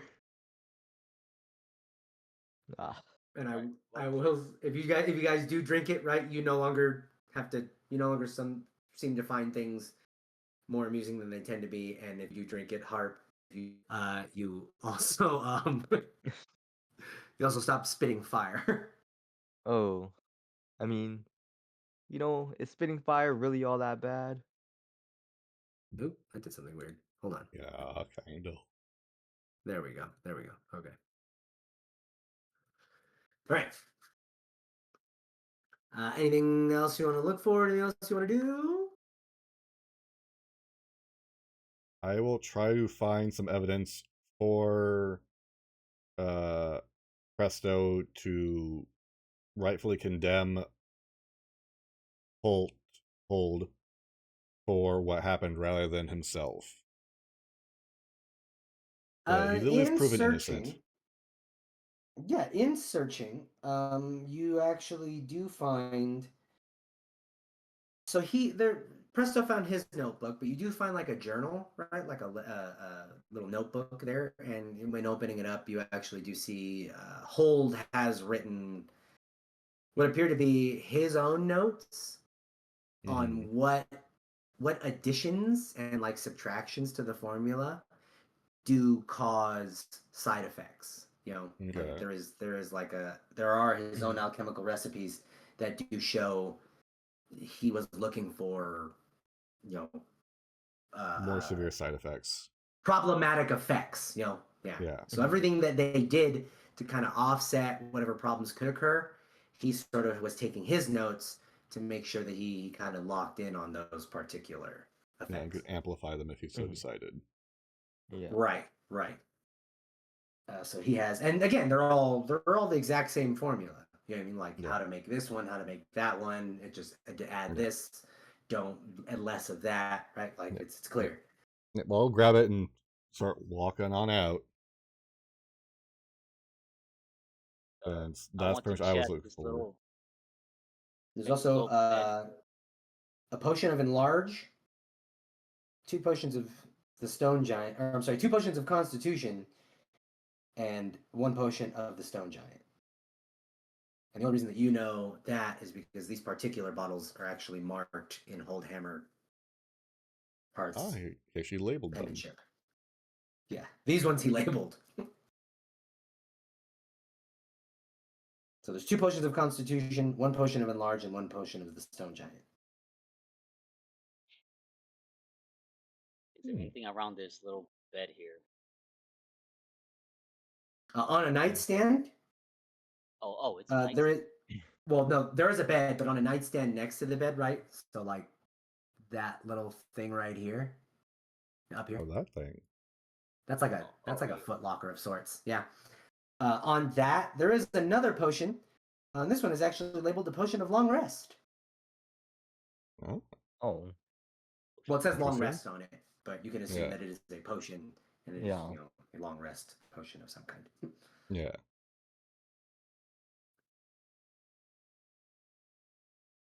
Oh, someone could take that potion. Yeah, I guess I'll grab it. Yeah, so you get your spell slots back. That's more valuable. Mm-hmm. All right. It's actually a note. Oh. Because What? Well, Gon didn't see it because Gon can't see. There's a note that does state, it's like a journal, right? Like a journal entry, but Yeah. for whatever reason, his journal is just a bunch of loose leaf pages. And the last one is, it's basically gushing about how he stole one of the hats from Preston's wardrobe, right? Like where he found the notebook. Yeah. And he can feel that it's been doing wonders for his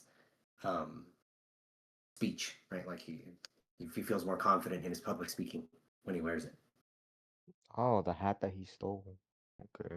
Ah, magical hat. And the hat is near his head, where his body is. Oh, no one picked it up? No. All right, I guess Okay. I'll go grab that hat. All right. Awesome. I get a cool looking In hat too. grabbing it, right? In grabbing it, do you put it on? Yeah, I mean, is it dirty? It's Kind of. probably kind of bloody. I'll wipe off some blood. Nothing's too bloody for a simple bard.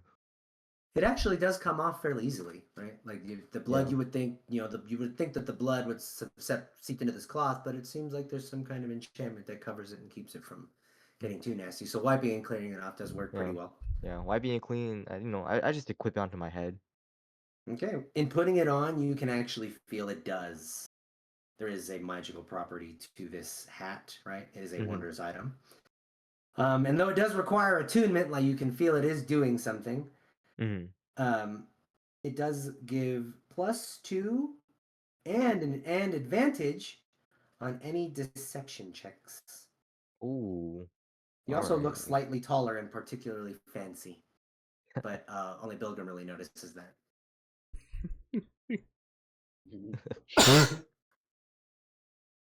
Great. Anything else? No, that, as far as I'm concerned, I got what I wanted. He got something he wanted. He got a bunch of gold. Yep. Yeah, no, we're gonna need to take this. I don't know why it keeps not making me keep kicking me out of my own damn activity. Anyway, all right, I'm gonna need someone to lead the way, or I am fine, and I am handing him my glaive. I'm handing him my glaive as a walking stick. Here. As you guys walk out, you make your way right. Preston told you to catch up with him right over at his shop. You make your way over to the house, right? You can find your way out as you kind of come out of the sewers, right? Yeah. There is still some chaos going on, but it does seem like the guard has assembled and people are being like cordoned off, and now things are sort of calming down. Everything's wrapping up, and when you approach Preston's house, right? We'll even put you there as you approach Preston's house, right? Give me a sec. He is, you find him working. Why is this giving me problems? But I want to grab him. There you go. You find him working at a station already, and he's actually pretty quick. He seems to have already made a few different servings of this restoration. And he sees Bilgrim and goes, "Oh, right, our money. And he'll walk over to this fireplace, and as he steps wait till after the festival. Very well. Then you can help me distribute these. And he grabs like 3 different bottles, right? And he'll hand one to each of you, essentially. Which is, as he hands me the bottle, I'm gonna hand him the book. I'm gonna hand him the book from Hold's Alchemy Look Lab. at it. I'm like, here you go. And he'll open it and be like, "Oh my, this fool was dated this far back. He's been planning to sabotage me before we were even in business. I'm glad he's dead. Anyway, come, we'll pass this out and hopefully get some semblance of order in this place." And he has like a bag over his shoulder as he hands the vials to you, right? Your guys, or the bottles to you guys. And you all set to work, right? You set to work in handing out, right? Meeting with the proper people to help the afflicted and heal everybody. And he, right? It all the festival comes out, everybody chills, right? You each have the 800 divided by 3. And I'll take 200 just to make it easy. And he'll give Bilgrim another 50 gold pieces from everything that he's made, and a little bit on top, right? And he said, "I really do appreciate your help. This was quite ridiculous. What do I call you? You're clearly some kind of adventuring party. Have you a name? Do you go by anything? That I may No. recount your feats, your doings? Not yet. We've just who I come started. across? We just got out here. No. Then may I have your names? I, of course, am Preston Glimbo. Presto the Magnificent. And you are? You can I call am me. Oh, Haynes. go ahead. Oh, Go I'm ahead, go ahead, go ahead. Haynes. Don't catch these Haynes. And Bilgrim just face palms. Interesting name. Foreigner, no doubt. My name's Harp. Harp the Bard. Well, lovely. And you? Bilgrim his Gadrin. His Gadrin. Fabulous. Durin.